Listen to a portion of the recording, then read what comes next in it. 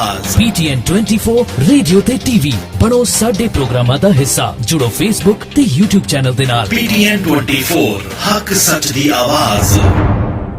बापू पैसे मिल गए सी ना टाइम सर? हाँ पुत्र, इधर तू पैसे पाए नाले मैनू मिल गए। बस बस इसी करके मैं अपरा ट्रेडिंग इंक वालियां ते भरोसा करदा। जी हाँ, अपरा ट्रेडिंग इनकॉर्पोरेट मनी एक्सचेंज। जे तुसी पैसे इंडिया भेजना या मंगवाना चाहते हो, वधिया डॉलरां दा रेट लेना चाहते हो, तां अज ही कॉल करो जगतार सिंह ढा हुणां नूं 9057943233 905 794 3233 416 731 7710 416 731 7710 6 रे Avenue Brampton.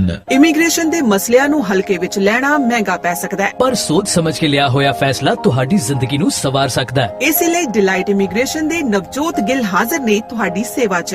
Study permit, student visa, visitor super visa, LMI family case, parent sponsorship ਤੇ ਰਿਫਿਊਜੀਜ਼ ਅਪੀਲਸ ਵੀ ਐਕਸੈਪਟ ਕਰਦੇ ਨੇ। Call Navjot Gill 6478643719 647 864 3719। Address 350 Rutherford road, south Brampton, unit 223। ਓਏ ਹੋਏ ਹੈ ਕਿ ਨਾ, ਮੈਂ ਕਿਹਾ ਮੈਂ ਮੋਣਿਓ ਗੱਡੀ ਦਾ ਟਾਇਰ ਤੇ ਗਿਆ ਨਾ, ਹੁਣ ਕੀ ਕਰੀਏ?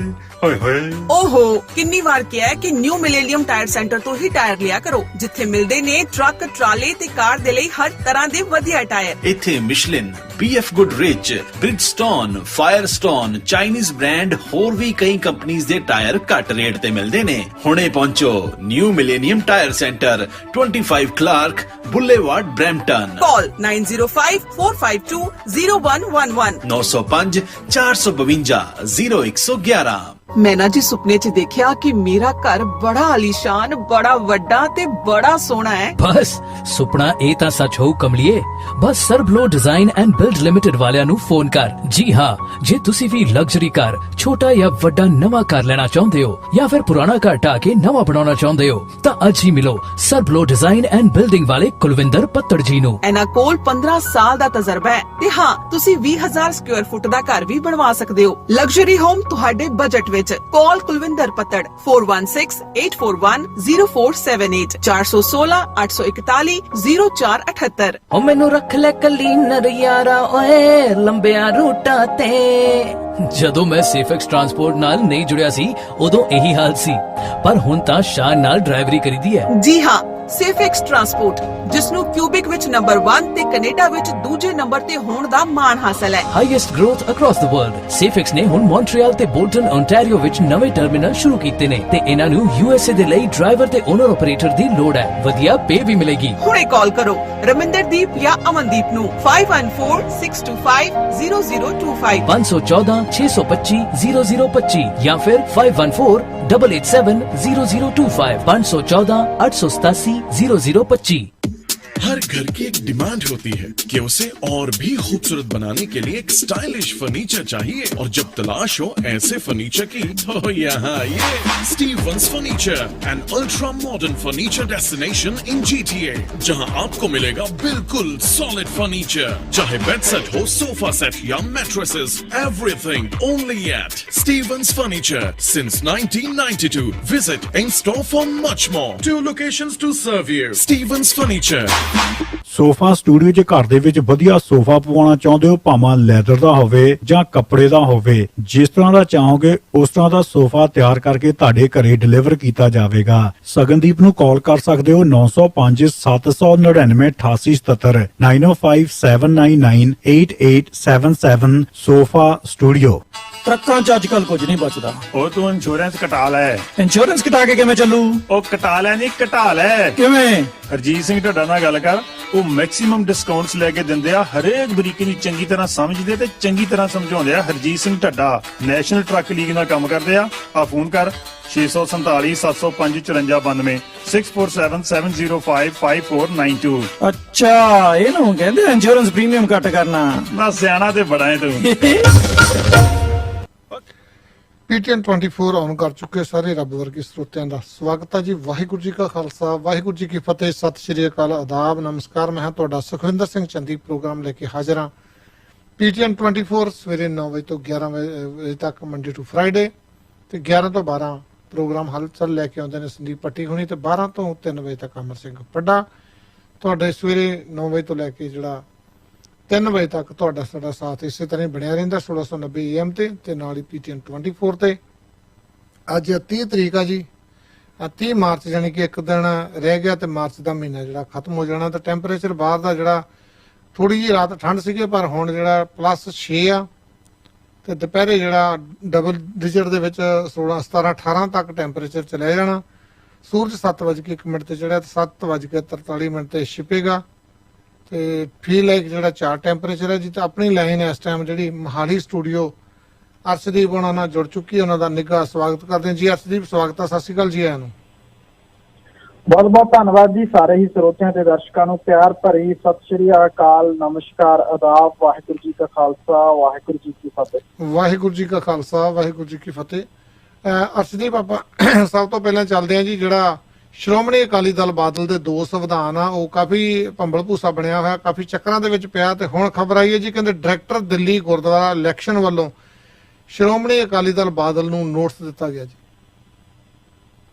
ਦੇਖੋ ਜੀ, ਦਿੱਲੀ ਸਿੱਖ ਗੁਰਦੁਆਰਾ ਮੈਨੇਜਮੈਂਟ ਕਮੇਟੀ ਦੀਆਂ ਚੋਣਾਂ ਅਪ੍ਰੈਲ ਦੇ ਵਿੱਚ ਹੋਣੀਆਂ ਨੇ ਤੇ ਜਿਹੜੀਆਂ ਦਿੱਲੀ ਕਮੇਟੀ ਦੀਆਂ ਚੋਣਾਂ ਨੇ ਦਿੱਲੀ ਸਰਕਾਰ ਵੱਲੋਂ ਕਰਵਾਈਆਂ ਜਾਂਦੀਆਂ ਨੇ ਕਿਉਂਕਿ ਇੱਕ ਸਟੇਟ ਦੇ ਵਿੱਚ ਮੈਂਬਰ ਚੁਣੇ ਜਾਣੇ ਨੇ ਤੇ ਇਸ ਕਰਕੇ ਦਿੱਲੀ ਸਰਕਾਰ ਕਰਵਾਉਂਦੀ ਹੈ। ਉਹਦੇ ਲਈ ਗੁਰਦੁਆਰਾ ਕਮਿਸ਼ਨ ਤੇ ਡਾਇਰੈਕਟਰ ਜਿਹੜਾ ਹੈਗਾ ਉਹ ਨਿਯੁਕਤ ਕੀਤਾ ਜਾਂਦਾ ਹੈਗਾ ਤੇ ਇਹਦੇ ਵਿੱਚ ਜਿਹੜਾ ਹੈ ਕਿ ਸ਼ੀਲਾ ਦੀਕਸ਼ਿਤ ਦੀ ਸਰਕਾਰ ਤੋਂ ਲੈ ਕੇ ਇਹ ਹੈ ਕਿ ਜਿਹੜੀਆਂ ਧਾਰਮਿਕ ਪਾਰਟੀਆਂ ਨੇ ਉਹੀ ਸਿਰਫ ਆਪਣੇ ਸਿੰਬਲ ਤੇ ਚੋਣ ਨਿਸ਼ਾਨ ਤੇ ਚੋਣ ਲੜ ਸਕਦੀਆਂ ਨੇ। ਜਿਹੜੀਆਂ ਨਿਰੋਲ ਧਾਰਮਿਕ ਪਾਰਟੀਆਂ ਹੋਣਗੀਆਂ ਦੂਜੀਆਂ ਪਾਰਟੀਆਂ ਚੋਣ ਜਿਹੜੀ ਉਹ ਨਹੀਂ ਲੜ ਸਕਦੀਆਂ।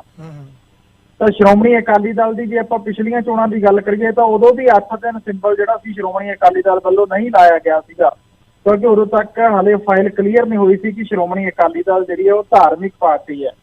ਉਹਦੇ ਬਾਰੇ ਅਕਾਲੀ ਦਲ ਵੱਲੋਂ ਜ਼ੋਰ ਅਜ਼ਮਾਇਸ਼ ਕੀਤੀ ਗਈ ਤੇ ਆਖਰਕਾਰ ਸਿੰਬਲ ਜਿਹੜਾ ਉਹ ਕਲੀਅਰ ਹੋਇਆ ਤੇ ਅਕਾਲੀ ਦਲ ਆਪਣੇ ਬਾਲਟੀ ਦੇ ਚੋਣ ਨਿਸ਼ਾਨ ਤੇ ਦੁਬਾਰਾ ਤੋਂ ਚੋਣ ਲੜਨ ਦੇ ਵਿੱਚ ਕਾਮਯਾਬ ਰਿਹਾ।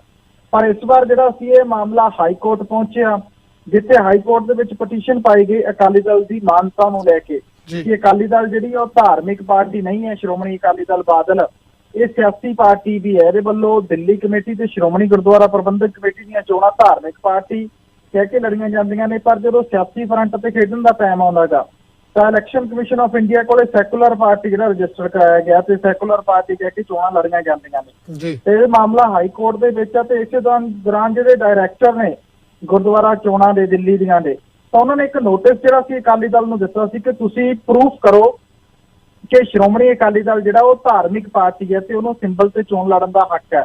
ਇਸੇ ਤਰ੍ਹਾਂ ਸ਼੍ਰੋਮਣੀ ਅਕਾਲੀ ਦਲ ਦਿੱਲੀ ਹੈ ਜਿਹੜੀ ਸਰਨੇ ਭਰਾਵਾਂ ਦੀ ਉਹਦੇ ਕੋਲੇ ਵੀ ਇਹੀ ਜਿਹੜਾ ਲੈਟਰ ਸੀ ਪਹਿਲਾਂ ਪਹੁੰਚਿਆ ਸੀ ਤਾਂ ਉਹਨਾਂ ਨੇ ਲਿਖ ਕੇ ਦਿੱਤਾ ਸੀ ਕਿ ਹਾਂ ਅਸੀਂ ਨਿਰੋਲ ਧਾਰਮਿਕ ਪਾਰਟੀ ਹੈ, ਅਸੀਂ ਸਿਆਸੀ ਚੋਣਾਂ ਦੇ ਵਿੱਚ ਹਿੱਸਾ ਜਿਹੜਾ ਹੈਗਾ ਉਹ ਨਹੀਂ ਲੈਂਦੇ।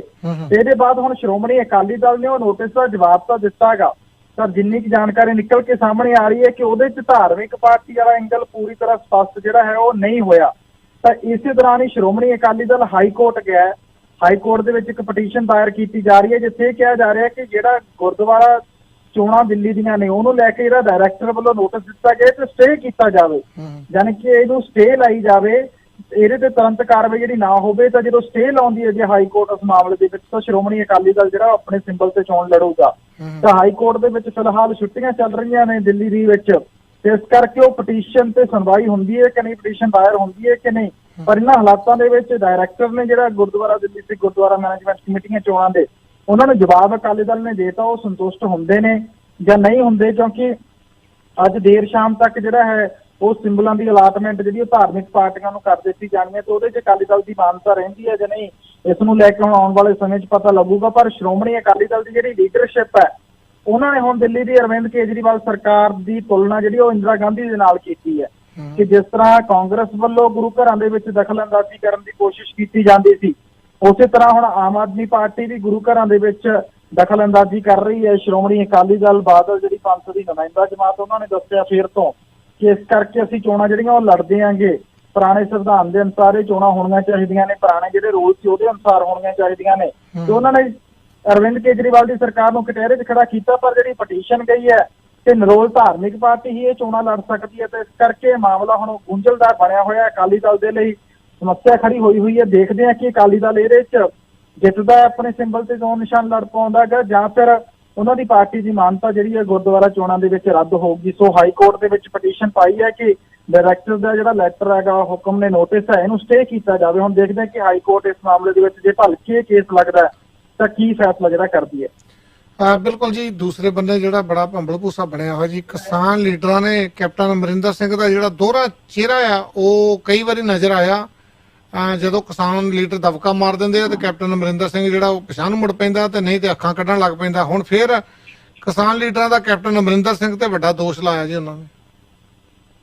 ਦੇਖੋ ਜੀ, ਪੰਜਾਬ ਦੇ ਵਿੱਚ ਹੋਵੇ, ਹਰਿਆਣਾ ਦੇ ਵਿੱਚ ਹੋਵੇ, ਵੈਸਟਰਨ ਯੂਪੀ, ਰਾਜਸਥਾਨ ਜਾਂ ਬਾਕੀ ਇਲਾਕੇ ਜਿਹੜਾ ਦਿੱਲੀ ਦੇ ਬਾਰਡਰ ਹੋਣ, ਉੱਥੇ ਕਿਸਾਨਾਂ ਦਾ ਅੰਦੋਲਨ ਜਿਹੜਾ ਉਹ ਲਗਾਤਾਰ ਚੱਲ ਰਿਹਾ ਹੈਗਾ। ਤੇ ਇਸ ਅੰਦੋਲਨ ਦੇ ਵਿੱਚ ਜੇ ਆਪਾਂ ਕਿਸਾਨ ਲੀਡਰਾਂ ਦੀ ਬਿਆਨਬਾਜ਼ੀ ਸੁਣੀਏ ਤਾਂ ਉਹ ਇਹੀ ਕਹਿੰਦੇ ਨੇ ਕਿ ਜਿਹੜੀਆਂ ਸਾਰੀਆਂ ਹੀ ਸਿਆਸੀ ਪਾਰਟੀਆਂ 'ਚ 19-21 ਦਾ ਫਰਕ ਹੀ ਹੈ। ਅਸੀਂ ਇਹਨਾਂ ਨੂੰ ਸਾਰੀਆਂ ਨੂੰ ਕਾਰਪੋਰੇਟ ਪੱਖੀ ਸਮਝਦੇ ਹਾਂ ਤੇ ਸਾਰੀਆਂ ਹੀ ਸਾਡੀਆਂ ਮਿੱਤਰ ਜਿਹੜੀਆਂ ਹੈਗੀਆਂ ਉਹ ਨਹੀਂ ਹੈਗੀਆਂ। ਕਿਸਾਨਾਂ ਵੱਲੋਂ ਲਗਾਤਾਰ ਜਿਹੜਾ ਹੈ ਇਸ ਮਾਮਲੇ ਦੇ ਵਿੱਚ ਦੋਸ਼ ਜਿਹੜੇ ਉਹ ਸਾਰੀਆਂ ਸਿਆਸੀ ਪਾਰਟੀਆਂ ਤੇ ਲਾਏ ਜਾ ਰਹੇ ਨੇ। ਤਾਂ ਹੁਣ ਬਰਨਾਲਾ ਦੇ ਵਿੱਚ ਵੀ ਜਿਹੜਾ ਰੇਲਵੇ ਸਟੇਸ਼ਨ ਤੇ ਲਗਾਤਾਰ ਪੱਕਾ ਮੋਰਚਾ 6 ਮਹੀਨਿਆਂ ਤੋਂ ਚੱਲ ਰਿਹਾ, ਜਿਹਦੇ 'ਚ ਔਰਤਾਂ ਬੀਬੀਆਂ ਵੀ ਵੱਧ ਚੜ ਕੇ ਸ਼ਮੂਲੀਅਤ ਕਰਦੀਆਂ ਨੇ, ਸਾਡੇ ਵੀਰ ਭਰਾ ਵੀ ਵੱਧ ਚੜ ਕੇ ਸ਼ਮੂਲੀਅਤ ਕਰਦੀ ਹੈ, ਭੈਣਾਂ ਮਾਤਾਵਾਂ ਵੱਲੋਂ ਵੱਧ ਚੜ ਕੇ ਸ਼ਮੂਲੀਅਤ ਕੀਤੀ ਜਾਂਦੀ ਹੈ। ਤਾਂ ਉੱਥੇ ਜਿਹੜੇ ਬੀਜੇਪੀ ਵਿਧਾਇਕ ਦੇ ਕੁੱਟਮਾਰ ਮਾਮਲੇ ਦੇ ਵਿੱਚ ਪਰਚੇ ਦਰਜ ਹੋਏ ਨੇ, ਤਾਂ ਉਸ ਨੂੰ ਲੈ ਕੇ ਵੀ ਕਿਹਾ ਜਾ ਰਿਹਾ ਹੈ ਕਿ ਪੰਜਾਬ ਸਰਕਾਰ ਨੇ ਜਿਹੜੇ ਪਰਚੇ ਦਰਜ ਕੀਤੇ ਨੇ ਇਹ ਸਰਾਸਰ ਗਲਤ ਨੇ, ਕਿਉਂਕਿ ਭਾਜਪਾ ਵੀ ਉਨਵੇਂ ਦੋਸ਼ੀ ਹੈ ਇਸ ਮਾਮਲੇ ਦੇ ਵਿੱਚ, ਕਿਉਂਕਿ ਭੜਕਾਉਣ ਵਾਲੀ ਤੇ ਟਕਰਾਅ ਵਾਲੀ ਸਥਿਤੀ ਜਿਹੜੀ ਉਹ ਪੈਦਾ ਕੀਤੀ ਗਈ। ਤੇ ਨਾਲੋਂ ਨਾਲ ਕੁਝ ਕਿਸਾਨਾਂ ਨੇ ਇਹ ਵੀ ਕੁਐਸਚਨ ਕੀਤਾ ਕਿ ਜਿਹੜੇ ਦਿੱਲੀ ਦੇ ਵਿੱਚ ਜਦੋਂ ਟੈਂਟ ਪਾੜੇ ਗਏ, ਆ ਕੇ ਮੋਰਚੇ ਤੇ ਹਮਲਾ ਕੀਤਾ ਗਿਆ, ਉਹਨਾਂ ਤੇ ਕਿੰਨੇ ਕੁ ਪਰਚੇ ਜਿਹੜੇ ਉਹ ਦਰਜ ਹੋਏ ਨੇ।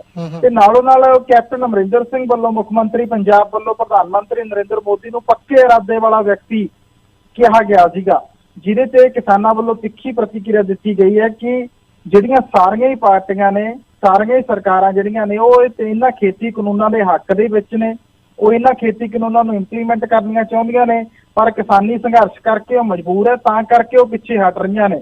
ਨਹੀਂ ਤਾਂ ਜਿਹੜਾ ਹੈ ਉਹਨਾਂ ਵੱਲੋਂ ਵੀ ਸਾਥ ਕੇਂਦਰ ਸਰਕਾਰ ਦਾ ਦਿੱਤਾ ਜਾਣਾ ਸੀਗਾ। ਤੇ ਇਹਨਾਂ ਹਾਲਾਤਾਂ ਦੇ ਵਿੱਚ ਹੁਣ ਸੰਯੁਕਤ ਕਿਸਾਨ ਮੋਰਚੇ ਦੇ ਸੱਦੇ ਤੇ ਜਿਹੜਾ ਪਿੰਡਾਂ ਦੇ ਵਿੱਚ 21 ਮੈਂਬਰੀਆਂ ਕਮੇਟੀਆਂ ਬਣਾਈਆਂ ਗਈਆਂ ਨੇ, ਜਿਹਦੇ 'ਚ ਉਹਨਾਂ ਨੇ ਸਾਫ਼ ਤੌਰ ਤੇ ਕਿਹਾ ਕਿ ਜਿਹੜੀ ਵੀ ਪਾਰਟੀ ਦੇ ਲੀਡਰ ਪਿੰਡਾਂ ਦੇ ਵਿੱਚ ਆਉਂਦੇ ਆ ਉਹਨਾਂ ਦੀ ਕਾਰਗੁਜ਼ਾਰੀ ਨੂੰ ਲੈ ਕੇ ਉਹਨਾਂ ਤੋਂ ਸਵਾਲ ਪੁੱਛੋ, ਖੇਤੀ ਕਾਨੂੰਨਾਂ ਨੂੰ ਲੈ ਕੇ ਸਵਾਲ ਪੁੱਛੋ, ਸਟੈਂਡ ਸਪਸ਼ਟ ਕਰਾਓ ਖੜ ਕੇ।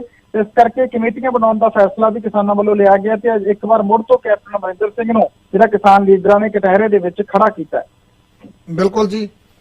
ਇਸ ਦੇ ਨਾਲ ਹੀ ਆਪਾਂ ਗੱਲਬਾਤ ਕਰਦੇ ਹਾਂ ਜੀ। ਜਿਹੜਾ ਅਕਾਲ ਤਖਤ ਦਾ ਕਾਰਜਕਾਰੀ ਜਥੇਦਾਰ ਗਿਆਨੀ ਹਰਪ੍ਰੀਤ ਸਿੰਘ ਕਈ ਵਾਰੀ ਤੋਂ ਬੋਲਦੇ ਆ ਤੇ ਕਈ ਵਾਰੀ ਉਹਨਾਂ ਨੇ ਮੂੰਹ ਦੇ ਵਿੱਚ ਘੁੰਗਲੀਆਂ ਪਾਈਆਂ ਹੁੰਦੀਆਂ। ਹੁਣ ਉਹਨਾਂ ਨੇ ਤਿੱਖੀ ਸ਼ਬਦਾਵਲੀ ਵਰਤੀ ਆ ਜੀ। ਭਾਰਤ ਨੂੰ ਨਾ ਹਿੰਦੁਸਤਾਨੀ ਕਿਹਾ ਤੇ ਕਹਿੰਦੇ ਭਾਜਪਾ ਦਾ ਮੁੱਖ ਧਰਮ ਲੋਕਾਂ 'ਚ ਵੰਡੀਆਂ ਪਾਉਣਾ। ਗਿਆਨੀ ਹਰਪ੍ਰੀਤ ਸਿੰਘ, ਕਿਉਂਕਿ ਜਦੋਂ ਉਹਨਾਂ ਦੇ ਆਕਾ ਨਾਰਾਜ਼ ਹੋ ਗਏ, ਆਕਾ ਦਾ ਤੋੜ ਵਿਛੋੜਾ ਹੋ ਗਿਆ, ਤੇ ਗਿਆਨੀ ਹਰਪ੍ਰੀਤ ਸਿੰਘ ਨੂੰ ਵੀ ਬੋਲਣ ਦਾ ਹੁਕਮ ਦਿੱਤਾ ਗਿਆ ਜੀ। ਦੇਖੋ ਜੀ, ਸ੍ਰੀ ਅਕਾਲ ਤਖਤ ਸਾਹਿਬ ਦੇ ਕਾਰਜਕਾਰੀ ਜਥੇਦਾਰ ਗਿਆਨੀ ਹਰਪ੍ਰੀਤ ਸਿੰਘ ਦੀ ਜੇ ਆਪਾਂ ਗੱਲ ਕਰੀਏ ਤਾਂ ਕਦੇ-ਕਦੇ ਬੋਲਦੇ ਨੇ, ਜਿਸ ਤਰ੍ਹਾਂ ਤੁਸੀਂ ਜ਼ਿਕਰ ਕੀਤਾ, ਪਰ ਕਿਸਾਨੀ ਸੰਘਰਸ਼ ਨੂੰ ਲੈ ਕੇ ਵੀ ਉਹਨਾਂ ਦਾ ਕੋਈ ਸਪਸ਼ਟ ਬਿਆਨ ਜਿਹੜਾ ਉਹ ਨਹੀਂ ਆਇਆ। ਉਹਨਾਂ ਨੇ ਇਹ ਕਿਹਾ ਕਿ ਇਹ ਕਿਸਾਨਾਂ ਦਾ ਮਸਲਾ ਹੈ, ਧਾਰਮਿਕ ਮਸਲਾ ਜਿਹੜਾ ਹੈ ਉਹ ਨਹੀਂ ਹੈਗਾ। ਤਾਂ ਉਹਦੇ ਬਾਅਦ ਇੱਕ ਕਦਮ ਪਿੱਛੇ ਮੁੜਨ ਦੀ ਸਲਾਹ ਵੀ ਉਹਨਾਂ ਨੇ ਇੱਕ ਵਾਰੀ ਦਿੱਤੀ ਸੀਗੀ, ਬਾਅਦ ਚ ਬੇਸ਼ੱਕ ਉਹ ਤੋਂ ਮੁਨਕਰ ਹੋ ਗਏ। ਤਾਂ ਹੁਣ ਜਿਹੜਾ ਹੋਲੇ ਮਹੱਲੇ ਦੇ ਸਮਾਗਮ ਸੀ, ਉੱਥੇ ਵੀ ਗਿਆਨੀ ਹਰਪ੍ਰੀਤ ਸਿੰਘ ਵੱਲੋਂ ਇਹੀ ਕਿਹਾ ਗਿਆ ਕਿ ਮੌਜੂਦਾ ਹਾਲਾਤਾਂ ਦੇ ਵਿੱਚ ਭਾਰਤ ਦਾ ਆਰਥਿਕ ਤੌਰ ਤੇ ਬਹੁਤ ਨੁਕਸਾਨ ਹੋ ਰਿਹਾ ਹੈ, ਧਰੁਵੀਕਰਨ ਦੀ ਸਿਆਸਤ ਜਿਹੜੀ ਉਹ ਕੀਤੀ ਜਾ ਰਹੀ ਹੈ। ਇਸ ਕਰਕੇ ਸਿੱਖ ਕਮਿਊਨਿਟੀ ਦੇ ਨੌਜਵਾਨਾਂ ਨੂੰ ਤੇ ਸਿੱਖ ਕਮਿਊਨਿਟੀ ਨੂੰ ਅਪੀਲ ਹੈ ਕਿ ਉਹ ਧਰਮ ਦੇ ਨੇੜੇ ਹੋਣ, ਕਿਉਂਕਿ ਧਰਮ ਦੇ ਨਾਲ ਸਹਿਜੇ ਇਹਨਾਂ ਸਾਰੀਆਂ ਸਮੱਸਿਆਵਾਂ ਦਾ ਜਿਹੜਾ ਹੈ ਟਕਰਾਅ ਦੇ ਰੂਪ ਦੇ ਵਿੱਚ ਮੁਕਾਬਲਾ ਜਿਹੜਾ ਉਹ ਕੀਤਾ ਜਾ ਸਕਦਾ ਗਾ, ਵਿਚਾਰਾਂ ਦੇ ਨਾਲ ਮੁਕਾਬਲਾ ਜਿਹੜਾ ਉਹ ਕੀਤਾ ਜਾ ਸਕਦਾ ਗਾ। ਤਾਂ ਇਹਨਾਂ ਹਾਲਾਤਾਂ ਦੇ ਵਿੱਚ ਹੁਣ ਦੁਬਾਰਾ ਤੋਂ ਉਹਨਾਂ ਨੇ ਅਗਲੇ ਦਿਨ ਫੇਰ ਜਿਹੜਾ ਬਿਆਨ ਦਿੱਤਾ ਗਾ, ਉਹਨਾਂ ਨੇ ਕਿਹਾ ਕਿ ਭਾਰਤੀ ਜਨਤਾ ਪਾਰਟੀ ਵੱਲੋਂ ਜਿਹੜੀ ਧਰੁਵੀਕਰਨ ਦੀ ਸਿਆਸਤ ਜਿਹੜੀ ਹੈ ਉਹ ਪੱਛਮੀ ਬੰਗਾਲ ਦੇ ਵਿੱਚ ਕੀਤੀ ਜਾ ਰਹੀ ਹੈਗੀ। ਤੇ ਸਾਫ਼ ਤੌਰ ਤੇ ਨਜ਼ਰ ਆ ਰਿਹਾ ਕਿ ਕਮਿਊਨਿਟੀਆਂ ਦੇ ਵਿੱਚ ਪਾੜੇ ਪਾਉਣ ਦੀ ਕੋਸ਼ਿਸ਼ ਜਿਹੜੀ ਉਹ ਕੀਤੀ ਜਾ ਰਹੀ ਹੈ। ਇਸ ਕਰਕੇ ਉਹਨਾਂ ਨੇ ਸਿੱਖ ਕਮਿਊਨਿਟੀ ਨੂੰ ਜਿਹੜਾ ਸੁਚੇਤ ਕੀਤਾ ਗਿਆ ਕਿ ਪੰਜਾਬ ਦੇ ਵਿੱਚ ਵੀ ਭਾਜਪਾ ਵੱਲੋਂ ਇਹ ਕੋਸ਼ਿਸ਼ ਜਿਹੜੀ ਉਹ ਕੀਤੀ ਜਾ ਸਕਦੀ ਹੈ, ਕਿਉਂਕਿ ਪੰਜਾਬ ਤੇ ਕੇਂਦਰ ਦੇ ਦਰਮਿਆਨ ਜਿਹੜੀ ਹੈ ਉਹ ਟਕਰਾਅ ਦੀ ਸਥਿਤੀ ਬਣੀ ਹੋਈ ਹੈ। ਇਸ ਸਮੇਂ ਕਿਸਾਨ ਧਰਨੇ ਤੇ ਬੈਠੇ ਨੇ, ਇਹਦੇ ਨਾਲ ਪੰਜਾਬ ਦਾ ਜਿਹੜਾ ਆਰਥਿਕ ਤੇ ਸਮਾਜਿਕ ਤੌਰ ਤੇ ਨੁਕਸਾਨ ਜ਼ਿਆਦਾ ਹੋ ਰਿਹਾ ਗਾ। ਇਸ ਕਰਕੇ ਕਿਸਾਨ ਅੰਦੋਲਨ ਨੂੰ ਵੀ ਸਮਝਦਾਰੀ ਦੇ ਨਾਲ ਅੱਗੇ ਚਲਾਉਣ ਦੀ ਲੋੜ ਹੈ। ਤੇ ਨਾਲੋਂ ਨਾਲ ਭਾਈਚਾਰਕ ਸਾਂਝ ਦੀ ਜਦੋਂ ਆਪਾਂ ਗੱਲ ਕਰਦੇ ਹਾਂ ਤਾਂ ਭਾਈਚਾਰਕ ਸਾਂਝ ਨਿਭਾਉਣ ਦੇ ਲਈ ਵੀ ਸਿੱਖ ਕਮਿਊਨਿਟੀ ਨੂੰ ਇੱਕ ਕਦਮ ਜਿਹੜਾ ਅੱਗੇ ਵਧਾਉਣਾ ਚਾਹੀਦਾ, ਤਾਂ ਕਿ ਭਾਜਪਾ ਆਪਣੇ ਇਰਾਦਿਆਂ ਦੇ ਵਿੱਚ ਪੰਜਾਬ 'ਚ ਕਾਮਯਾਬ ਨਾ ਹੋਵੇ, ਯਾਨੀ ਕਿ ਸਿੱਧੇ ਤੌਰ ਤੇ ਇੱਕ ਵਾਰ ਮੁੜ ਤੋਂ ਗਿਆਨੀ ਹਰਪ੍ਰੀਤ ਸਿੰਘ ਵੱਲੋਂ ਜਿਹੜਾ ਭਾਜਪਾ ਤੇ ਨਿਸ਼ਾਨਾ ਸਾਧਿਆ ਗਿਆ ਕਿ ਉਹ ਧਰੂਵੀਕਰਨ ਦੀ ਸਿਆਸਤ ਜਿਹੜੀ ਕਰਦੇ ਆ, ਕਿਉਂਕਿ ਆਪਾਂ ਇਹਦੇ 'ਚ ਕੋਈ ਅਤਕਥਨੀ ਤਾਂ ਹੈ ਨਹੀਂ। ਇਹ ਆਪਾਂ ਦੇਖਦੇ ਹਾਂ ਕਿ ਸਾਰੀਆਂ ਚੋਣਾਂ ਦੇ ਪ੍ਰਚਾਰ ਦੇ ਵਿੱਚ ਮੁੱਦੇ ਜਿਹੜੇ ਨੇ ਉਹ ਗਾਇਬ ਹੁੰਦੇ ਨੇ ਤੇ ਧਰਮ ਤੇ ਧਰੂਵੀਕਰਨ ਦੀ ਸਿਆਸਤ ਜਿਹੜੀ ਉਹ ਕੀਤੀ ਜਾਂਦੀ ਹੈ। ਤੇ ਜੇ ਆਪਾਂ ਪੰਜਾਬ ਦੇ ਐਂਗਲ ਤੋਂ ਗੱਲ ਕਰੀਏ ਤਾਂ ਪੰਜਾਬ ਦੇ ਵਿੱਚ ਵੀ ਇਹ ਕੋਸ਼ਿਸ਼ ਜਿਹੜੀ ਉਹ ਹੈ ਕਿ ਭਾਜਪਾ ਜਿਹੜੀ ਹੈ ਜਿਸ ਤਰ੍ਹਾਂ ਦਲਿਤ ਭਾਈਚਾਰੇ ਦੇ ਮੁੱਦੇ ਲਗਾਤਾਰ ਚੁੱਕ ਰਹੀ ਹੈ ਤੇ ਵਿਜੇ ਸਾਂਪਲਾ ਜਿਹੜੇ ਭਾਜਪਾ ਦੇ ਵੱਡੇ ਲੀਡਰ ਨੇ ਉਹਨਾਂ ਨੂੰ ਇੰਡੀਆ ਦਾ ਐਸਸੀ ਕਮਿਸ਼ਨ ਦਾ ਚੇਅਰਮੈਨ ਲਾਇਆ ਜਾਂਦਾ ਗਾ। ਸੋ ਤੋਂ ਲੱਗਦਾ ਹੈ ਕਿ ਜਿਹੜੀ ਦਲਿਤ ਵੋਟ ਹੈ ਤੇ ਸ਼ਹਿਰੀ ਵੋਟ ਨੂੰ ਆਪਣੇ ਹੱਥ 'ਚ ਕਰਨ ਦੇ ਲਈ ਭਾਜਪਾ ਵੱਲੋਂ ਕੋਸ਼ਿਸ਼ਾਂ ਜਿਹੜੀਆਂ ਉਹ ਲਗਾਤਾਰ ਕੀਤੀਆਂ ਜਾ ਰਹੀਆਂ ਨੇ। ਪਰ ਮਲੋਟ ਦੀ ਘਟਨਾ ਜਿਹੜੀ ਕਿ ਨਿੰਦਣਯੋਗ ਸੀ, ਪਰ ਉਸ ਘਟਨਾ ਤੋਂ ਬਾਅਦ ਵੀ ਭਾਜਪਾ ਨੇ ਜੋ ਬੰਦ ਦਾ ਸੱਦਾ ਦਿੱਤਾ, ਦੁਕਾਨਦਾਰਾਂ ਨੇ ਉਹਨਾਂ ਨੂੰ ਪ੍ਰਵਾਨ ਜਿਹੜਾ ਉਹ ਨਹੀਂ ਕੀਤਾ ਉਹ ਸੱਦੇ ਨੂੰ। ਦੁਕਾਨਦਾਰਾਂ ਨੇ ਇਹੀ ਕਿਹਾ ਕਿ ਠੀਕ ਹੈ ਘਟਨਾ ਨਿੰਦਣਯੋਗ ਸੀ, ਇਸ ਤਰ੍ਹਾਂ ਨਹੀਂ ਹੋਣਾ ਚਾਹੀਦਾ ਸੀ, ਚੁਣੇ ਹੋਏ ਵਿਧਾਇਕ ਦੇ ਨਾਲ ਵਿਰੋਧ ਹੋਰ ਤਰੀਕੇ ਨਾਲ ਹੋ ਸਕਦਾ ਸੀ, ਘਿਰਾਓ ਹੋ ਸਕਦਾ ਸੀਗਾ, ਪਰ ਨਿਰਵਸਤਰ ਕਰਨਾ ਜਿਹੜਾ ਗਲਤ ਸੀ। ਪਰ ਨਾਲੋਂ ਨਾਲ ਉਹਨਾਂ ਨੇ ਕਿਸਾਨਾਂ ਦੇ ਹੱਕ 'ਚ ਹਾਂ ਦਾ ਨਾਰਾ ਮਾਰਿਆ ਦੁਕਾਨਦਾਰਾਂ ਨੇ ਕਿ ਕਿਸਾਨ ਵੀ ਜਿਹੜੇ ਨੇ 4 ਮਹੀਨਿਆਂ ਤੋਂ ਦਿੱਲੀ ਬੈਠੇ ਨੇ, ਲਗਾਤਾਰ ਪ੍ਰਦਰਸ਼ਨ ਉੱਥੇ ਕਰ ਰਹੇ ਨੇ, 300 ਤੋਂ ਜ਼ਿਆਦਾ ਕਿਸਾਨ ਸ਼ਹੀਦ ਹੋ ਚੁੱਕੇ ਨੇ। ਤਾਂ ਪੰਜਾਬ ਭਾਜਪਾ ਦੇ ਲੀਡਰਾਂ ਦਾ ਹੱਕ ਬਣਦਾ ਕਿ ਉਹ ਕੇਂਦਰ ਸਰਕਾਰ ਦੇ ਨਾਲ ਗੱਲਬਾਤ ਕਰਨ ਤਾਂ ਜੋ ਕਿਸਾਨਾਂ ਦੀਆਂ ਮੰਗਾਂ ਵੱਲ ਧਿਆਨ ਦਿੱਤਾ ਜਾ ਸਕੇ, ਕਿਸਾਨਾਂ ਦੀਆਂ ਮੰਗਾਂ ਜਿਹੜੀਆਂ ਉਹ ਪੂਰੀਆਂ ਹੋਣ ਤਾਂ ਟਕਰਾਅ ਦੀ ਸਥਿਤੀ ਜਿਹੜੀ ਉਹ ਪੈਦਾ ਨਹੀਂ ਹੁੰਦੀ ਸੂਬੇ ਦੇ ਵਿੱਚ। ਤਾਂ ਉਸੇ ਤਰ੍ਹਾਂ ਦਾ ਇਸ਼ਾਰਾ ਜਿਹੜਾ ਗਿਆਨੀ ਹਰਪ੍ਰੀਤ ਸਿੰਘ ਵੱਲੋਂ ਕੀਤਾ ਗਿਆ। ਹਾਂ ਬਿਲਕੁਲ, ਵਾਕਿਆ ਗੱਲ ਸਹੀ ਹੈ ਜੀ। ਸ਼੍ਰੋਮਣੀ ਕਮੇਟੀ ਵੱਲੋਂ 912 ਕਰੋੜ ਰੁਪਏ ਦਾ ਬਜਟ ਪਾਸ।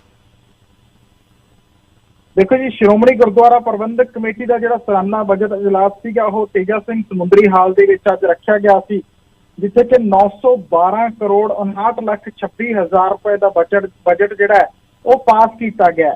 ਇਹ ਬਜਟ ਜਿਹੜਾ 40 ਕਰੋੜ 66 ਲੱਖ ਦੇ ਘਾਟੇ ਵਾਲਾ ਬਜਟ ਹੈਗਾ। ਇਸ ਮੌਕੇ ਜਿਹੜੇ ਸ਼੍ਰੋਮਣੀ ਕਮੇਟੀ ਦੇ ਜਨਰਲ ਸਕੱਤਰ ਨੇ ਐਡਵੋਕੇਟ ਭਗਵੰਤ ਸਿੰਘ ਸਿਆਲਕਾ, ਉਹਨਾਂ ਨੇ ਇਹ ਬਜਟ ਪੇਸ਼ ਕੀਤਾ ਗਾ, ਜਿਹਦੇ 'ਚ ਉਹਨਾਂ ਨੇ ਇਹ ਕਿਹਾ ਕਿ ਇਸ ਬਾਰੇ ਜਿਹੜੀ ਸ਼੍ਰੋਮਣੀ ਕਮੇਟੀ ਦੀ ਆਮਦਨ ਹੈ ਉਹ 871 ਕਰੋੜ 93 ਲੱਖ ਰੁਪਏ ਹੋਊਗੀ, ਕਿਉਂਕਿ ਕੋਵਿਡ-19 ਸੀਗਾ। ਕੋਵਿਡ-19 ਕਾਰਨ ਸੰਗਤਾਂ ਜਿਹੜੀਆਂ ਗੁਰੂ ਘਰਾਂ ਦੇ ਦਰਸ਼ਨ ਦਿਦਾਰੇ ਕਰਨ ਦੇ ਲਈ ਨਹੀਂ ਪਹੁੰਚ ਸਕੀਆਂ, ਇਸ ਕਰਕੇ ਸ਼੍ਰੋਮਣੀ ਗੁਰਦੁਆਰਾ ਪ੍ਰਬੰਧਕ ਕਮੇਟੀ ਦੀ ਆਮਦਨ ਦੇ ਉੱਪਰ ਵੀ ਜਿਹੜਾ ਅਸਰ ਹੈਗਾ ਉਹ ਇਸ ਵਾਰ ਕੋਵਿਡ-19 ਦਾ ਪਿਆ ਗਿਆ, ਇਸ ਕਰਕੇ ਘਾਟੇ ਦਾ ਬਜਟ ਜਿਹੜਾ ਪੇਸ਼ ਕੀਤਾ ਗਿਆ। ਇਸ ਤੋਂ ਇਲਾਵਾ ਸਾਹਿਬ ਸ੍ਰੀ ਗੁਰੂ ਤੇਗ ਬਹਾਦਰ ਜੀ ਦਾ ਜਿਹੜਾ 400 ਸਾਲਾ ਪ੍ਰਕਾਸ਼ ਪੁਰਬ ਸ਼ਤਾਬਦੀ ਹੈ ਉਹਦੇ ਲਈ ਵੀ 14 ਕਰੋੜ ਰੁਪਈਆ ਜਿਹੜਾ ਸ਼੍ਰੋਮਣੀ ਗੁਰਦੁਆਰਾ ਪ੍ਰਬੰਧਕ ਕਮੇਟੀ ਨੇ ਆਪਣੇ ਬਜਟ ਦੇ ਵਿੱਚ ਰੱਖਿਆ ਗਿਆ। ਇਸ ਤੋਂ ਇਲਾਵਾ ਜਦੋਂ ਇਜਲਾਸ ਦੀ ਗੱਲ ਆਉਂਦੀ ਹੈ ਉਹਦੇ ਵਿੱਚ ਮਤਾ ਪਾਸ ਕਰਕੇ ਖੇਤੀ ਕਾਨੂੰਨਾਂ ਦਾ ਵਿਰੋਧ ਵੀ ਕੀਤਾ ਗਿਆ ਤੇ ਸੰਘਰਸ਼ ਦੌਰਾਨ ਜਿਹੜੇ ਸ਼ਹੀਦ ਹੋਏ ਕਿਸਾਨ ਨੇ ਉਹਨਾਂ ਨੂੰ ਸ਼ਰਧਾਂਜਲੀ ਵੀ ਜਿਹੜੀ ਭੇਟ ਕੀਤੀ ਗਈ ਹੈ। ਨਾਲੋਂ ਨਾਲ ਕੇਂਦਰ ਸਰਕਾਰ ਤੋਂ ਮੰਗ ਕੀਤੀ ਗਈ ਹੈ ਕਿ ਉਹ ਤਿੰਨੇ ਖੇਤੀ ਕਾਨੂੰਨ ਜਿਹੜੇ ਉਹ ਰੱਦ ਕਰਨ। ਤਾਂ ਜਦੋਂ ਸ਼੍ਰੋਮਣੀ ਗੁਰਦੁਆਰਾ ਪ੍ਰਬੰਧਕ ਕਮੇਟੀ ਦਾ ਇੰਨਾ ਵੱਡਾ ਬਜਟ ਹੈ ਤਾਂ ਘਾਟੇ ਦੇ ਬਜਟ ਨੂੰ ਲੈ ਕੇ ਵੀ ਕਈ ਲੀਡਰਾਂ ਵੱਲੋਂ ਜਿਹੜੇ ਨੇ ਉਹ ਸਵਾਲ ਚੁੱਕੇ ਜਾ ਰਹੇ ਨੇ ਕਿ ਗੁਰੂ ਦੀ ਗੋਲਕ ਦਾ ਬਜਟ ਘਾਟੇ 'ਚ ਕਿਸ ਤਰ੍ਹਾਂ ਹੋ ਸਕਦਾ ਗਾ।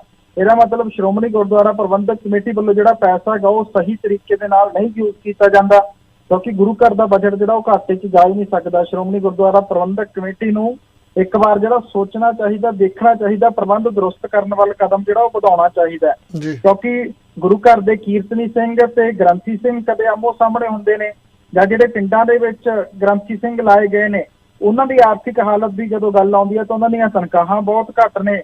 ਇੱਥੇ ਇੱਕ ਪਾਸੇ ਉਹ ਗ੍ਰੰਥੀ ਸਿੰਘ ਦੀ ਜ਼ਿੰਮੇਵਾਰੀ ਨਿਭਾਉਂਦੇ ਨੇ, ਨਾਲੋਂ ਨਾਲ ਗੁਰੂ ਘਰ ਦੀ ਸੁਰੱਖਿਆ ਦੀ ਜ਼ਿੰਮੇਵਾਰੀ ਵੀ ਉਸੇ ਗ੍ਰੰਥੀ ਸਿੰਘ ਦੀ ਹੁੰਦੀ ਹੈ ਕਿ ਉੱਥੇ ਜੇਕਰ ਕੋਈ ਚੋਰ ਵਗੈਰਾ ਆਉਂਦਾ ਜਾਂ ਜਿਸ ਤਰ੍ਹਾਂ ਬੇਅਦਬੀ ਦੀਆਂ ਘਟਨਾਵਾਂ, ਸਾਹਿਬ ਸ੍ਰੀ ਗੁਰੂ ਗ੍ਰੰਥ ਸਾਹਿਬ ਜੀ ਦੀ ਬੇਅਦਬੀ ਦੀਆਂ ਘਟਨਾਵਾਂ ਪਿਛਲੇ ਸਮੇਂ ਦੌਰਾਨ ਵਾਪਰੀਆਂ ਤਾਂ ਉਹਦੇ 'ਚ ਵੀ ਗ੍ਰੰਥੀ ਸਿੰਘ ਤੇ ਪਰਚਾ ਜਿਹੜਾ ਉਹ ਦਰਜ ਹੁੰਦਾ ਹੈਗਾ। ਇਸ ਕਰਕੇ ਉਹ ਮਸਲਾ ਵੀ ਵੱਡਾ ਸੀਗਾ, ਉਹਦੇ ਤੇ ਵੀ ਗੰਭੀਰਤਾ ਜਿਹੜੀ ਇਸ ਵਾਰ ਨਹੀਂ ਦਿਖਾਈ ਗਈ ਕਿ ਗ੍ਰੰਥੀ ਸਿੰਘਾਂ ਦੀ ਤਨਖਾਹ ਸਨਮਾਨਯੋਗ ਤਾਂ ਜ਼ਰੂਰ ਹੋਵੇ, ਕਿਉਂਕਿ ਸਭ ਤੋਂ ਇੰਪੋਰਟੈਂਟ ਪੋਸਟ ਹੈਗੀ ਉਹ ਸਿੱਖੀਜ਼ਮ ਦੇ ਵਿੱਚ ਜੇ ਆਪਾਂ ਮੰਨੀਏ ਤਾਂ, ਕਿਉਂਕਿ ਗੁਰਬਾਣੀ ਪਾਠ ਉਹਨਾਂ ਵੱਲੋਂ ਕੀਤਾ ਜਾਂਦਾ ਗਾ ਸਵੇਰੇ ਸ਼ਾਮ, ਜਿਹੜਾ ਹੈ ਸਾਰਾ ਪ੍ਰਬੰਧ ਉਹਨਾਂ ਦੇ ਹੱਥ ਦੇ ਵਿੱਚ ਹੁੰਦਾ। ਗੁਰੂ ਘਰਾਂ ਦੀ ਚੌਕੀਦਾਰ ਦੀ ਜ਼ਿੰਮੇਵਾਰੀ ਵੀ ਜਿਹੜੀ ਉਹਨਾਂ ਨੂੰ ਕਰਨੀ ਪੈਂਦੀ ਹੈਗੀ, ਤੇ ਇਸ ਕਰਕੇ ਸੁਰੱਖਿਆ ਦੇ ਪ੍ਰਬੰਧ ਵੀ ਸ਼੍ਰੋਮਣੀ ਕਮੇਟੀ ਵੱਲੋਂ ਅਲੱਗ ਤੋਂ ਜਿਹੜੇ ਉਹ ਨਹੀਂ ਕੀਤੇ ਜਾਂਦੇ। ਤੇ ਇਸ ਕਰਕੇ ਜਿਹੜਾ ਹੈ ਉਹਨਾਂ ਦੀ ਆਮਦਨ ਵਧਾਉਣ ਦੇ ਵੱਲ ਇਸ ਬਜਟ ਦੇ ਵਿੱਚ ਵੀ ਕੁਝ ਖਾਸ ਜਿਹੜਾ ਹੈ ਉਹ ਦਿਖਾਈ ਨਹੀਂ ਦਿੱਤਾ ਤੇ 40 ਕਰੋੜ 66 ਲੱਖ ਰੁਪਏ ਦੇ ਘਾਟੇ ਦਾ ਬਜਟ ਜਿਹੜਾ ਪੇਸ਼ ਕੀਤਾ ਗਿਆ। ਤੇ ਇਹਨੂੰ ਲੈ ਕੇ ਹੁਣ ਬਿਆਨਬਾਜ਼ੀ ਤੇ ਚਰਚਾਵਾਂ ਜਿਹੜੀਆਂ ਨੇ ਉਹ ਤੇਜ਼ ਹੋ ਗਈਆਂ ਨੇ। ਇੱਕ ਵਾਰ ਮੁੜ ਤੋਂ ਗੁਰੂ ਦੀ ਗੋਲਕ ਦਾ ਪੈਸਾ ਸਿਆਸੀ ਮੰਤਵਾਂ ਲਈ ਵਰਤਣ ਦੇ ਲਈ, ਭ੍ਰਿਸ਼ਟਾਚਾਰ, ਇਹ ਤਮਾਮ ਚੀਜ਼ਾਂ ਜਿਹੜੀਆਂ ਨੇ ਮੁੱਦੇ ਨੇ ਇਹ ਵਿਰੋਧੀ ਧਿਰ ਦੇ ਜਿਹੜੇ ਐਸਜੀਪੀਸੀ ਮੈਂਬਰ ਨੇ ਉਹਨਾਂ ਵੱਲੋਂ ਉਛਾਲੇ ਗਏ ਨੇ। ਬਿਲਕੁਲ ਜੀ, ਜਿਹੜੇ ਗੁਰੂ ਘਰ ਦੇ ਗ੍ਰੰਥੀ ਸਿੰਘ ਆ ਜੀ, ਉਹਨਾਂ ਨੂੰ ਤਾਂ ਐਵੇਂ ਹੀ ਸਮਝਿਆ ਜਾਂਦਾ ਵੀ ਤੁਸੀਂ ਕੀ ਐਵੇਂ ਬੜੀ ਅੱਤ ਮਚਾਈ ਆ, ਤੁਸੀਂ ਆਹ ਕਰਦੇ। ਉਹਨਾਂ ਦੇ ਧੀਆਂ ਪੁੱਤ ਬੱਚੇ ਉਹਨਾਂ ਨੇ ਵਿਆਹਣੇ ਹੁੰਦੇ ਆ। ਅੱਜ ਕੱਲ ਚਰਖਾ ਗਰੁੱਪਾਂ ਜਾਂ ਸਿੰਗਰਾਂ ਨੂੰ ਸੱਦਣ ਲਈ 5-5 ਲੱਖ ਰੁਪਇਆ ਦੇ ਦੇਣਾ, ਕਿਤੇ ਗ੍ਰੰਥੀ ਸਿੰਘ ਨੂੰ 5000 ਦੇਣਾ ਪੈ ਜਾਵੇ ਤਾਂ ਮੌਤ ਪੈ ਜਾਂਦੀ ਹੈ ਸਾਰਿਆਂ ਨੂੰ। ਚੱਲਦੇ ਜੀ ਆਪਾਂ ਪਹਿਲੀ ਕਾਲ ਤੇ, ਉਸ ਤੋਂ ਬਾਅਦ ਅਗਲੀ ਖਬਰ ਤੇ। ਹਾਂਜੀ 2156 ਸਵਾਗਤ ਹੈ ਜੀ। ਹਾਂਜੀ, ਸਤਿ ਸ਼੍ਰੀ ਅਕਾਲ ਜੀ। ਸਤਿ ਸ਼੍ਰੀ ਅਕਾਲ ਚੌਹਾਨ ਸਾਹਿਬ, ਸਵਾਗਤ ਹੈ ਜੀ। ਦੇਖੋ ਜੀ, ਬਾਦਲਾਂ ਨੂੰ ਤੇ ਸ਼੍ਰੋਮਣੀ ਕਮੇਟੀ ਨੂੰ ਸ਼ਾਬਾਸ਼ ਦੇਣੀ ਬਣਦੀ ਆ ਜੀ। ਜੇ ਉਹ ਸਾਡੇ ਗੁਰੂ ਨੂੰ ਉਹਨਾਂ ਨੇ ਕਰਜ਼ੇ ਥੱਲੇ ਰੋਕ ਦਿੱਤਾ, ਅਸੀਂ ਤਾਂ ਉੱਥੇ ਜਾ ਕੇ ਅਰਦਾਸ ਕਰੀ ਆ, ਗੁਰੂ ਜੀ ਸਾਡੇ ਕਰਜ਼ੇ ਲਾਓ ਜੀ। ਇਹਨੇ ਸਾਡਾ ਗੁਰੂ ਕਰਜ਼ਾਈ ਕਰ ਦਿੱਤਾ, ਰੱਬ ਨੂੰ ਕਰਜ਼ਾਈ ਕਰਤਾ, ਰੱਬ ਨੂੰ ਲੁੱਟ ਕੇ ਖਾ ਲਿਆ। ਅਸੀਂ ਤਾਂ ਉੱਥੇ ਭੇਜੋ ਧਰਮ ਦੀ ਰਾਖੀ ਕਰ ਲੈਣੀ, ਇਹ ਤਾਂ ਧਰਮ ਨੂੰ ਉਹ ਕਰਜ਼ਾਈ ਕਰੀ ਜਾਂਦੇ ਆ। ਇਹ ਬਹੁਤ ਮਾੜਾ ਕੰਮ ਆ ਜੀ। ਜਿੱਥੇ ਪੈਸਾ ਬਗੈਰ ਕੁਛ ਕੀਤੇ ਤੋਂ, ਕਿਸੇ ਨੂੰ ਬਗੈਰ ਤਨਖਾਹ ਦਿੱਤੇ ਤੋਂ ਜਾਂਦਾ ਹੋਵੇ, ਉਹ ਗੋਲਕ ਘਾਟੇ ਕਿੱਦਾਂ ਜਾ ਸਕਦੀ? ਇਹਦਾ ਮਤਲਬ ਇਹਨਾਂ ਦੀ ਜਿਹੜੀ ਮੈਨੇਜਮੈਂਟ ਆ ਇਹ ਚੱਟ ਰਹੀ ਆ ਗੋਲਕ ਨੂੰ, ਜਾਂ ਬਾਦਲ ਗੋਲਕ ਨੂੰ ਚੱਟ ਰਹੇ ਆ। ਹੁਣ ਜਿਹੜਾ ਆਹ ਉਹ ਕੇਜਰੀਵਾਲ ਦੀ ਸਰਕਾਰ ਨੇ, ਦਿੱਲੀ ਦੀ ਸਰਕਾਰ ਨੇ ਉੱਥੇ ਦੇ ਗੁਰਦੁਆਰਿਆਂ ਦਾ ਕੰਟਰੋਲ ਬਾਦਲ ਤੋਂ ਖੋਣ ਦੀ ਕੋਸ਼ਿਸ਼ ਕੀਤੀ ਆ। ਮੈਂ ਕਹਿੰਦਾ ਇਹ ਪੰਜਾਬ ਵਿੱਚ ਵੀ ਹੋ ਜਾਵੇ ਤਾਂ ਸਾਡਾ ਗੁਰੂ ਤਾਂ ਕਰਜ਼ਾਈ ਨਾ ਹੋਵੇ, ਚਲੋ ਅਸੀਂ ਤਾਂ ਕਰਜ਼ਾਈ ਹੋਣਾ। ਕਹਿੰਦੇ ਹੁੰਦੇ ਜਿਸ ਦਾ ਮਾਲਕ ਭੁੱਖਾ ਨੰਗਾ ਹੋਵੇ ਉਸ ਦਾ ਨਫ਼ਰ ਕਿੱਥੋਂ ਰੱਜ ਖਾਏ, ਗੁਰਬਾਣੀ ਕਹਿੰਦੀ ਆ। ਜੇ ਸਾਡਾ ਗੁਰੂ ਭੁੱਖਾ ਨੰਗਾ ਕਰਕੇ ਇਹਨਾਂ ਨੇ ਕਰਜ਼ਾਈ ਕਰ ਦਿੱਤਾ, ਅਸੀਂ ਕਿੱਥੋਂ ਰੱਜ ਕੇ ਖਾਵਾਂਗੇ? ਅਸੀਂ ਤਾਂ ਗੁਰੂ ਤੋਂ ਮੰਗਣ ਜਾਂਦੇ ਹਾਂ ਹਰ ਵੇਲੇ। ਇਹ ਬਹੁਤ ਮਾੜਾ ਕੰਮ ਆ, ਲੋਕਾਂ ਨੂੰ ਅੱਖਾਂ ਖੋਲਣੀਆਂ ਚਾਹੀਦੀਆਂ। ਉਹ 400 ਕਰੋੜ ਗੁਰੂ ਦੀ ਗੋਲਕ ਨੂੰ ਘਾਟਾ, ਔਰ ਇਹਨਾਂ ਨੇ ਕਿਸੇ ਨੂੰ ਕੀ ਲਾਣਾ? ਅਸੀਂ ਤਾਂ ਕਹਿੰਦੇ ਉਹ ਸਕੂਲ ਖੋਲਣ, ਗਰੀਬਾਂ ਨੂੰ ਦੇਣ। ਜਿਹੜਾ ਆਹ 9 ਲੱਖ ਕਰੋੜ ਦਾ ਬਜਟ ਆ, ਇਹ ਜਿਹੜੇ ਕਿਸਾਨ ਸ਼ਹੀਦ ਹੋਏ ਉਹਨਾਂ ਨੂੰ 1-1 ਕਰੋੜ ਦੇਣ। ਜੇ ਘਾਟੇ ਵਾਲੇ ਆ, ਇਹ ਆਪਣੇ ਘਰਾਂ ਦੇ ਵਿੱਚ ਪੈਸਾ ਬਾੜ ਕੇ ਗੁਰੂ ਦੀ ਗੋਲਕ ਨੂੰ, ਗੁਰੂ ਨੂੰ ਕਰਜ਼ਾਈ ਕਰੀ ਜਾਂਦੇ ਆ। ਅਸੀਂ ਤਾਂ ਉੱਥੇ ਰਾਖੀ ਲਈ ਬਿਠਾਏ ਹੋ ਆ। ਮੈਂ ਤਾਂ ਕਹਿੰਦਾ ਸੈਂਟਰ ਸਰਕਾਰ ਵੀ ਬਾਦਲਾਂ ਨੂੰ ਉੱਥੋਂ ਕੱਢੇ, ਸਾਡਾ ਗੁਰੂ ਦਾ ਕਰਜ਼ਾਈ ਨਾ ਹੋਵੇ। ਫਿਰ ਅਸੀਂ ਗੁਰੂ ਨੂੰ ਕਵਾਂਗੇ ਸਾਨੂੰ ਵੀ ਕੁਛ ਦੇ। ਜੇ ਸਾਡਾ ਗੁਰੂ ਕਰਜ਼ਾਈ ਹੋ ਗਿਆ, ਅਸੀਂ ਗੁਰੂ ਤੋਂ ਮੰਗਣ ਜੋਗੇ ਹੈ ਹੀ ਨਹੀਂ। ਗੁਰੂ ਨੇ ਕਹਿਣਾ ਮੈਂ ਤਾਂ ਆਪ ਕਰਜ਼ਾਈ ਆ, ਮੈਂ ਤੁਹਾਨੂੰ ਕਿੱਥੋਂ ਦੇਵਾਂ? ਤੇ ਇਹ ਬਹੁਤ ਮਾੜੀ ਗੱਲ ਆ ਜੀ, ਸ਼ਰਮ ਵਾਲੀ ਗੱਲ ਹੈ। ਇੱਕ ਮੈਂ ਹੋਰ ਗੱਲ ਕਰਨੀ ਆ ਜੀ, ਉਹ ਐਕਸਟਰਾ ਜਾਣਕਾਰੀ। ਪਹਿਲਾਂ ਤਾਂ ਕਹਿੰਦੇ ਸੀਗੇ ਜੀ 65 ਸਾਲ ਤੋਂ ਉੱਤੇ ਨਾ ਲਾਓ, ਉਹਨਾਂ ਨੂੰ ਬਲੱਡ ਕਲੌਟ ਹੁੰਦਾ, ਸੀਨੀਅਰ ਦੇ ਦਾ ਕੋਈ ਅਸਰ ਨਹੀਂ ਹੈਗਾ। ਹੁਣ ਇਹਨਾਂ ਨੇ ਗੌਰਮੈਂਟ ਨੇ ਆਪ ਅਨਾਉਂਸ ਕਰ ਦਿੱਤਾ 55 ਸਾਲ ਤੋਂ ਥੱਲੇ ਕੋਈ ਵੀ ਉਹਦੇ ਨਾਲ ਆਇਆ ਜਾਵੇ, ਬਲੱਡ ਕਲੌਟ ਬਣਦੇ ਆ। ਤੇ ਹੁਣ ਜਿਹੜੇ ਮੋਦੀ ਭਗਤ ਆ, ਉਹਨਾਂ ਦਾ ਕੀ ਬਣੂਗਾ? ਜਿਹੜੇ ਡੰਡੇ ਚੱਕੀ ਫਿਰਦੇ ਆ, ਲੋਕਾਂ ਨੂੰ ਗਾਲਾਂ ਕੱਢਦੇ ਫਿਰਦੇ ਆ ਵੀ ਮੋਦੀ ਨੇ ਸਾਡੇ ਤੇ ਮਿਹਰਬਾਨੀ ਕੀਤੀ, ਐਕਸਟਰਾ ਜਨਕਾ ਸਾਨੂੰ ਦੇ ਦਿੱਤਾ, ਤੇ ਗੌਰਮੈਂਟ ਇਹਨੂੰ ਬੰਦ ਕਰੀ ਜਾਂਦੀ ਆ। ਹੁਣ ਇਹਨਾਂ ਦਾ ਬਣੂਗਾ ਕਿ ਜਿੱਦਾਂ ਉਹ ਕਾਲੀਆ ਕਹਿੰਦਾ ਹਮਾਰਾ ਕਿਆ ਹੋਗਾ। ਮੈਂ ਹੁਣ ਇਹਨਾਂ ਤੋਂ ਜਵਾਬ ਪੁੱਛਦਾ, ਐਕਸਟਰਾ ਜਨਕਾ ਇਹ ਆਪਣੇ ਲਵਾਓਗੇ ਜਾਂ ਕਿਹਦੇ ਲਵਾਓਗੇ? 65 ਸਾਲ ਤੋਂ ਉੱਤੇ ਲੱਗ ਨਹੀਂ ਸਕਦਾ, 55 ਸਾਲ ਤੋਂ ਗੌਰਮੈਂਟ ਨੇ ਬੰਦ ਕਰਤਾ। ਹੁਣ ਕੀ ਬਣੂਗਾ ਇਹਨਾਂ ਦਾ? ਇਹ ਜਿਹੜੇ ਰੌਲਾ ਪਾਉਂਦੇ ਸੀਗੇ, ਇਹਨਾਂ ਨੂੰ ਥੋੜਾ ਜਿਹਾ ਪੁੱਛੋ ਹੁਣ ਮੋਦੀ ਦਾ ਧੰਨਵਾਦ ਕਰਨਾ ਜਾਂ ਉਹਨੂੰ ਕੀ ਕਰਨਾ ਚਾਹੀਦਾ? ਹੁਣ ਬਿਲਕੁਲ ਲੋਕਾਂ ਦੇ ਬਲੱਡ ਕਲੌਟ ਕਰੀ ਜਾਂਦਾ ਹੈ। ਹਾਂ ਬਿਲਕੁਲ ਜੀ, ਪੁੱਛ ਲੈਣੇ, ਪਤਾ ਨਹੀਂ ਵਿੱਚ ਗਊ ਮੂਤਰ ਪਾਇਆ ਅਰਸ਼ ਨੂੰ ਪੁੱਛ ਲੈਣੇ ਜੀ। ਅਰਸ਼ਦੀਪ ਦੇਖੋ ਜੀ, ਐਸਟਰਾਜੈਨੇਕਾ ਜਿਹੜੀ ਵੈਕਸੀਨ ਹੈਗੀ, ਜਿਹੜੀ ਭਾਰਤ ਦੇ ਵਿੱਚ ਜਿਹੜੀ ਲਾਈ ਜਾ ਰਹੀ ਹੈ, ਉਹ ਇੰਡੀਅਨ ਦੀ ਜਿਹੜੀ ਆਪਣੀ ਵੈਕਸੀਨ ਤਿਆਰ ਕੀਤੀ ਹੈਗੀ ਉਹ ਲਾਈ ਜਾ ਰਹੀ ਹੈ। ਐਸਟਰਾਜੈਨੇਕਾ ਦੀ ਵੈਕਸੀਨ ਜਿਹੜੀ ਹੈ ਇੰਡੀਆ ਦੇ ਵਿੱਚ ਹਾਲੇ ਬਹੁਤੀ ਨਹੀਂ ਲਾਈ ਜਾ ਰਹੀ ਲੋਕਾਂ ਦੇ। ਤਾਂ ਉਹ ਜਦੋਂ ਬਣਦੀ ਇੰਡੀਆ ਦੇ ਵਿੱਚ ਤਾਂ ਐਕਸਪੋਰਟ ਜਿਹੜੀ ਉਹ ਕੀਤੀ ਜਾਂਦੀ ਹੈਗੀ, ਉਹਦੇ ਚ ਇੰਡੀਅਨ ਗਵਰਨਮੈਂਟ ਦਾ ਕੰਟਰੋਲ ਆ। ਜਿਸ ਤਰ੍ਹਾਂ ਯੂਰਪੀਅਨ ਯੂਨੀਅਨ ਦਾ ਜਿਹੜਾ ਕੰਟਰੋਲ ਆ, ਜਿਹੜੀਆਂ ਕੈਨੇਡਾ ਨੂੰ 2 ਵੈਕਸੀਨਾਂ ਮਿਲੀਆਂ ਨੇ, ਤਾਂ ਉਸ ਮਾਮਲੇ ਦੇ ਵਿੱਚ ਐਸਟਰਾਜੈਨਿਕ ਦਾ 2 ਮਿਲੀਅਨ ਡੋਜ਼ਸ ਦਾ ਜਿਹੜਾ ਹੈ ਕੰਟਰੈਕਟ ਆ ਉਹ ਇੰਡੀਅਨ ਗਵਰਨਮੈਂਟ ਦੇ ਨਾਲ ਹੋਇਆਗਾ, ਜਿਹਦੇ ਚ 5 ਲੱਖ ਡੋਜ਼ਾਂ ਜਿਹੜੀਆਂ ਉਹ ਭੇਜੀਆਂ ਜਾ ਚੁੱਕੀਆਂ ਨੇ। ਤੇ ਐਸਟਰਾਜੈਨਿਕਾ ਵੈਕਸੀਨ ਨੂੰ ਲੈ ਕੇ ਚਰਚਾਵਾਂ ਜਿਹੜੀਆਂ ਉਹ ਲਗਾਤਾਰ ਜਾਰੀ ਨੇ ਕਿ ਉਹ ਉਸ ਹਿਸਾਬ ਦੇ ਨਾਲ ਕਾਰਗਰ ਨਹੀਂ ਹੈਗੀ ਜਿਸ ਹਿਸਾਬ ਦੇ ਨਾਲ ਦੂਜੀਆਂ ਵੈਕਸੀਨਾਂ ਕਾਰਗਰ ਹੈ। ਉਹਦੇ ਬਾਅਦ ਗਵਰਨਮੈਂਟ ਨੇ ਫੈਸਲਾ ਕੀਤਾ ਸੀ ਕਿ ਅਸੀਂ ਯੰਗ ਲੋਕਾਂ ਦੇ ਇਹ ਲਾਵਾਂਗੇ, ਬਾਕੀ ਜਿਹੜੀਆਂ ਨੇ ਉਹ ਦੂਜਿਆਂ ਦੇ ਲਾਈਆਂ ਜਾਣਗੀਆਂ। ਇਸ ਕਰਕੇ ਗਵਰਨਮੈਂਟ ਨੇ ਜਿਹੜਾ ਫੈਸਲਾ ਕਰਨਾਗਾ, ਪਰ ਇੰਡੀਅਨ ਲੋਕਾਂ ਦੇ ਵਿੱਚ ਜ਼ਿਆਦਾਤਰ ਉਹ ਵੈਕਸੀਨ ਲਾਈ ਜਾ ਰਹੀ ਹੈ ਜਿਹੜੀ ਇੰਡੀਆ ਨੇ ਖੁਦ ਬਣਾਈ ਹੈਗੀ, ਤੇ ਉਹ ਵੈਕਸੀਨ ਜਿਹੜੀ ਹੈ ਉਹ ਲੋਕਾਂ ਦੇ ਵੱਧ ਤੋਂ ਵੱਧ ਜਿਹੜੀ ਉਹ ਲਾਈ ਜਾ ਰਹੀ ਹੈ। ਐਸਟਰਾਜੈਨੇਕਾ ਵੈਕਸੀਨ ਜ਼ਿਆਦਾ ਯੂਜ਼ ਜਿਹੜਾ ਉਹ ਇੰਡੀਆ ਦੇ ਵਿੱਚ ਨਹੀਂ ਕੀਤਾ ਜਾ ਰਿਹਾ ਫਿਲਹਾਲ। ਹਾਂ ਬਿਲਕੁਲ ਜੀ, ਆਪਾਂ ਵੀ ਲੋਕਲ ਖਬਰਾਂ ਦੇ ਵਿੱਚ ਗੱਲਬਾਤ ਸਾਂਝੀ ਕਰਾਂਗੇ। ਖੇਤੀ ਕਾਨੂੰਨਾਂ ਤੇ ਸੁਪਰੀਮ ਕੋਰਟ ਵੱਲੋਂ ਬਣਾਈ 3 ਮੈਂਬਰੀ ਮਾਰ ਕਮੇਟੀ ਨੇ ਰਿਪੋਰਟ ਜਿਹੜੀ ਸੌਂਪ ਦਿੱਤੀ ਹੈ ਜੀ। ਦੇਖੋ ਜੀ, ਖੇਤੀ ਕਾਨੂੰਨਾਂ ਨੂੰ ਲੈ ਕੇ ਜਿਹੜੀ ਸੁਪਰੀਮ ਕੋਰਟ ਵੱਲੋਂ ਜਦੋਂ ਰੋਕ ਲਾਈ ਗਈ ਖੇਤੀ ਕਾਨੂੰਨਾਂ ਤੇ, ਤਾਂ ਉਹਦੇ ਬਾਅਦ 3 ਮੈਂਬਰੀ ਕਮੇਟੀ ਬਣਾਈ ਤਾਂ 4 ਮੈਂਬਰੀ ਸੀ, ਪਰ ਭੁਪਿੰਦਰ ਸਿੰਘ ਮਾਨ ਜਿਹੜੇ ਕਮੇਟੀ ਦੇ ਮੈਂਬਰ ਸੀ ਉਹਨਾਂ ਨੇ ਕਮੇਟੀ ਜਿਹੜੀ ਉਹ ਜੁਆਇਨ ਨਹੀਂ ਕੀਤੀ ਸੀ। ਇਹਦੇ ਬਾਅਦ ਜਿਹੜੇ ਅਨੰਤ ਘਨਵੰਤ ਤੇ ਅਸ਼ੋਕ ਗੁਲਾਟੀ ਤੇ ਪ੍ਰਮੋਦ ਕੁਮਾਰ ਜੋਸ਼ੀ ਜਿਹੜੇ ਸੀ ਉਹ ਇਸ ਕਮੇਟੀ ਦਾ ਹਿੱਸਾ ਬਣੇ ਸੀ, ਤੇ ਉਹਨਾਂ ਤੇ ਦੋਸ਼ ਲੱਗੇ ਕਿ ਉਹ ਚੰਗੀਆਂ ਪੋਲੀਟੀਕਲ ਪੋਸਟਾਂ ਤੇ ਰਹੇ ਨੇ, ਸਰਕਾਰਾਂ ਦੇ ਨੇੜੇ ਰਹੇ ਨੇ, ਤੇ ਇਸ ਕਰਕੇ ਉਹ ਕਿਸਾਨਾਂ ਦੇ ਪੱਖ ਦੀ ਗੱਲ ਜਿਹੜੀ ਉਹ ਨਹੀਂ ਕਰ ਸਕਦੇ।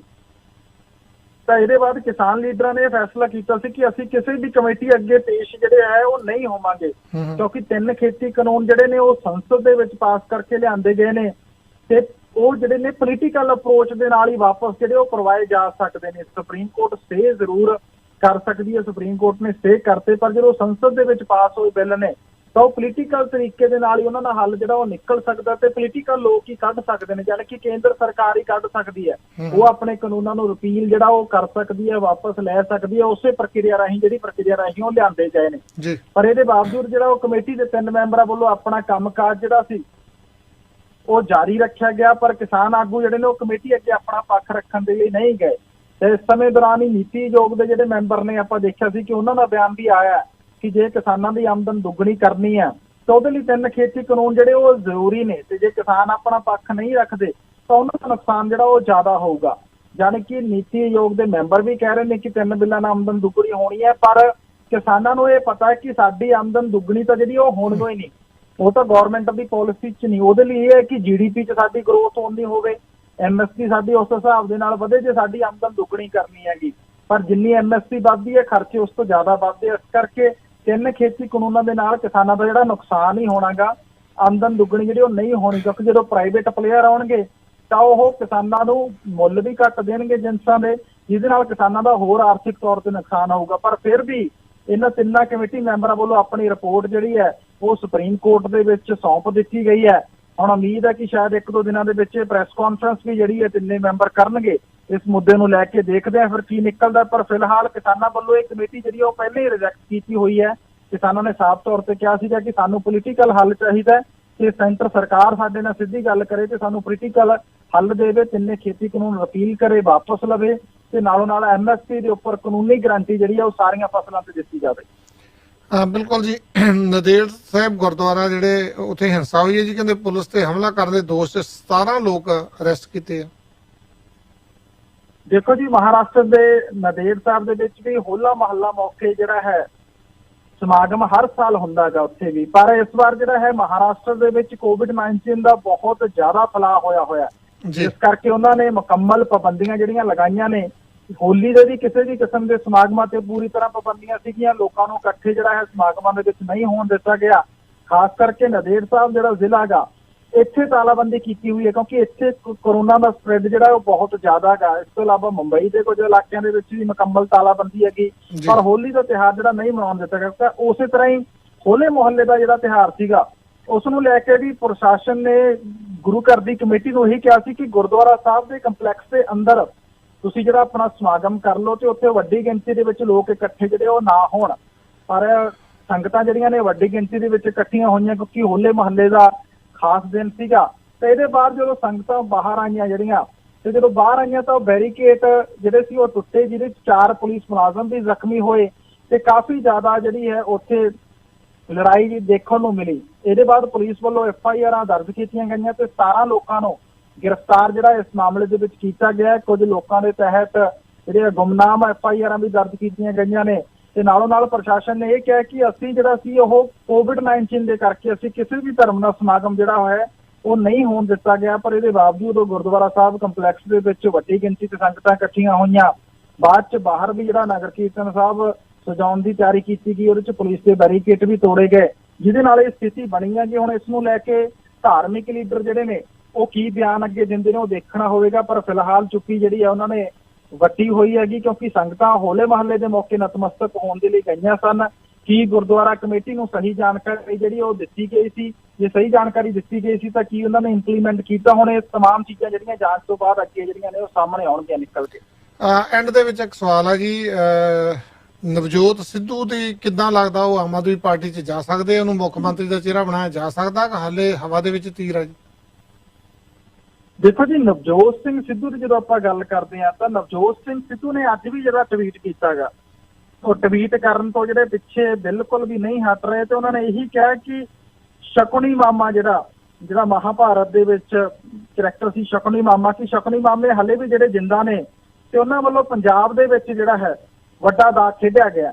ਜਾਣੀ ਕਿ ਉਹਨਾਂ ਨੇ ਇੱਕ ਵਾਰ ਮੁੜ ਤੋਂ ਆਪਣੇ ਟਵੀਟ ਦੇ ਵਿੱਚ ਹੁਣ ਸ਼ਕੁਨੀ ਮਾਮਾ ਕਿਹਨੂੰ ਕਿਹਾ, ਇਹ ਤਾਂ ਜਿਹਨੂੰ ਕਿਹਾ ਉਹਨੂੰ ਭਲੀ ਭਾਂਤੀ ਪਤਾ ਹੋਊਗਾ, ਪਰ ਉਹਨਾਂ ਨੇ ਇਹ ਵੀ ਕਿਹਾ ਕਿ ਪੰਜਾਬ 'ਚ ਵੱਡਾ ਦਾਅ ਜਿਹੜਾ ਖੇਡਿਆ ਗਿਆ, ਯਾਨੀ ਕਿ ਨਵਜੋਤ ਸਿੰਘ ਸਿੱਧੂ ਨੂੰ ਜਿਸ ਤਰ੍ਹਾਂ ਸਾਈਡਲਾਈਨ ਕੀਤਾ ਗਿਆ, ਉਹਦੇ ਬਾਅਦ ਲੱਗਦਾ ਕਿ ਸਿੱਧੂ ਸਾਹਿਬ ਹੁਣ ਸਰਗਰਮ ਨੇ ਤੇ ਸਿੱਧੇ ਤੌਰ ਤੇ ਟਵੀਟ ਜਿਹੜੇ ਉਹ ਕਰਨ ਲੱਗੇ ਨੇ। ਜਿਸ ਹਿਸਾਬ ਦੇ ਨਾਲ ਸਿੱਧੇ ਤੌਰ ਤੇ ਉਹ ਟਵੀਟ ਕਰਨ ਲੱਗੇ ਨੇ, ਇਹਦੇ ਤੋਂ ਇਹੀ ਲੱਗਦਾ ਕਿ ਉਹਨਾਂ ਦਾ ਕਾਂਗਰਸ 'ਚ ਰਹਿਣਾ ਮੁਸ਼ਕਲ ਤਾਂ ਹੈ, ਪਰ ਜਿਹੜੀ ਹਾਈ ਕਮਾਂਡ ਹੈਗੀ ਉਹ ਸ਼ਾਇਦ ਉਹਨਾਂ ਨੂੰ ਮਨਾਉਣ ਦੇ ਵਿੱਚ ਫਿਲਹਾਲ ਲੱਗੀ ਹੋਈ ਹੈ ਕਿ ਕੋਈ ਗੱਲ ਨਹੀਂ, ਤੁਹਾਡੇ ਦਿਨ ਵੀ ਆਉਣਗੇ ਤੇ ਕਾਂਗਰਸ ਦੇ ਦਿਨ ਵੀ ਸ਼ਾਇਦ ਮੁੜ ਕੇ ਆਉਣਗੇ, ਕਿਉਂਕਿ ਫਿਲਹਾਲ ਕਾਂਗਰਸ ਕੋਲੇ ਕੋਈ ਵੱਡਾ ਲੀਡਰ ਨਹੀਂ ਹੈ। ਆਪਾਂ ਅਕਸਰ ਹੀ ਚਰਚਾ ਕਰਦੇ ਹਾਂ ਕਿ ਜੇ ਪ੍ਰਧਾਨ ਮੰਤਰੀ ਮੋਦੀ ਜਿੱਤ ਰਹੇ ਨੇ, ਇਹਦਾ ਮਤਲਬ ਇਹ ਨਹੀਂ ਕਿ ਉਹ ਕੰਮ ਬਹੁਤ ਵਧੀਆ ਕਰ ਰਹੇ ਆ, ਇਹਦਾ ਮਤਲਬ ਇਹ ਹੈ ਕਿ ਸਾਹਮਣੇ ਜਿਹੜਾ ਹੈ ਉਹ ਲੀਡਰ ਉਹਨੇ ਵੱਡੇ ਕੱਦ ਦਾ ਜਿਹੜਾ ਹੈ ਉਹ ਨਹੀਂ ਓਪੋਜੀਸ਼ਨ ਪਾਰਟੀ ਲਿਆ ਪਾ ਰਹੀ, ਕਿਉਂਕਿ ਭਾਰਤ ਦੇ ਵਿੱਚ ਲੀਡਰ ਵਿਸ਼ੇਸ਼ ਸਿਆਸਤ ਜਿਹੜੀ ਹੈ ਉਹ ਲਾਜ਼ਮੀ ਤੌਰ ਤੇ ਹੁੰਦੀ ਹੈਗੀ। ਇੱਕ ਲੀਡਰ ਦਾ ਚਿਹਰਾ ਸਾਹਮਣੇ ਰੱਖ ਕੇ ਜਿਹੜੇ ਲੋਕ ਵੋਟ ਦਿੰਦੇ ਨੇ ਕਿ ਨਰਿੰਦਰ ਮੋਦੀ ਦੇ ਮੁਕਾਬਲੇ ਓਪੋਜੀਸ਼ਨ ਪਾਰਟੀ ਖਾਸ ਕਰ ਕਾਂਗਰਸ ਤੇ ਬਾਕੀ ਪਾਰਟੀਆਂ ਜਿਹੜੀਆਂ ਵੱਡਾ ਲੀਡਰ ਨੂੰ ਪ੍ਰਧਾਨ ਮੰਤਰੀ ਦੇ ਤੌਰ ਤੇ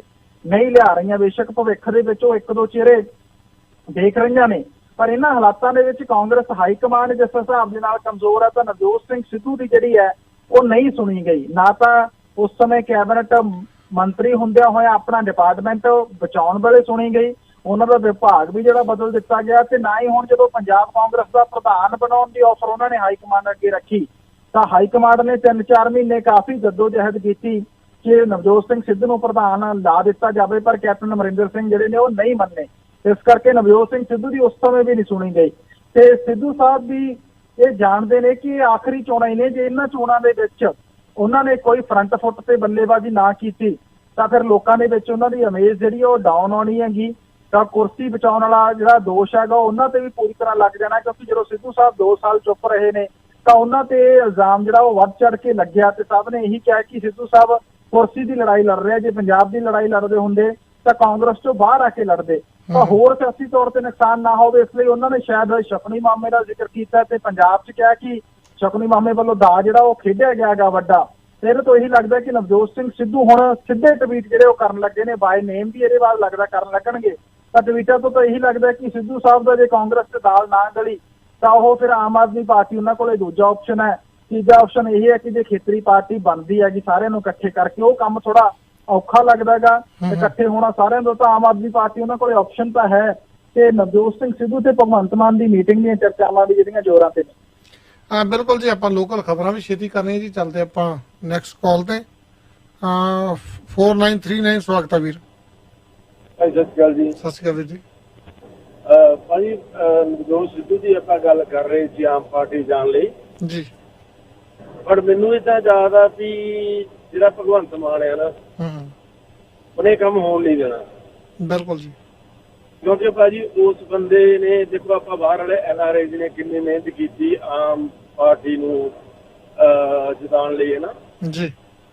ਉਸ ਬੰਦੇ ਨੇ ਜਦੋਂ ਤੋਂ ਛੋਟੇਪੁਰ ਨੂੰ ਹੱਥ ਪਾਇਆ, ਦੇਖੋ ਬੜਾ ਮੈਂ ਗੁਰਦਾਸਪੁਰ ਤੋਂ ਬਿਲੋਂਗ ਕਰਦਾ ਮੈਂ ਵੀ ਜੀ, ਉਹ ਜਿਹੜਾ ਛੋਟੇਪੁਰਾ ਬਹੁਤ ਇੱਕ ਵਧੀਆ ਇਨਸਾਨ ਆ। ਜਦੋਂ ਤੋਂ ਉਹਨੇ ਨਖੇੜਿਆ ਉਸ ਤੋਂ ਬਾਅਦ ਖਹਿਰੇ ਮਗਰ ਚੜ ਗਿਆ।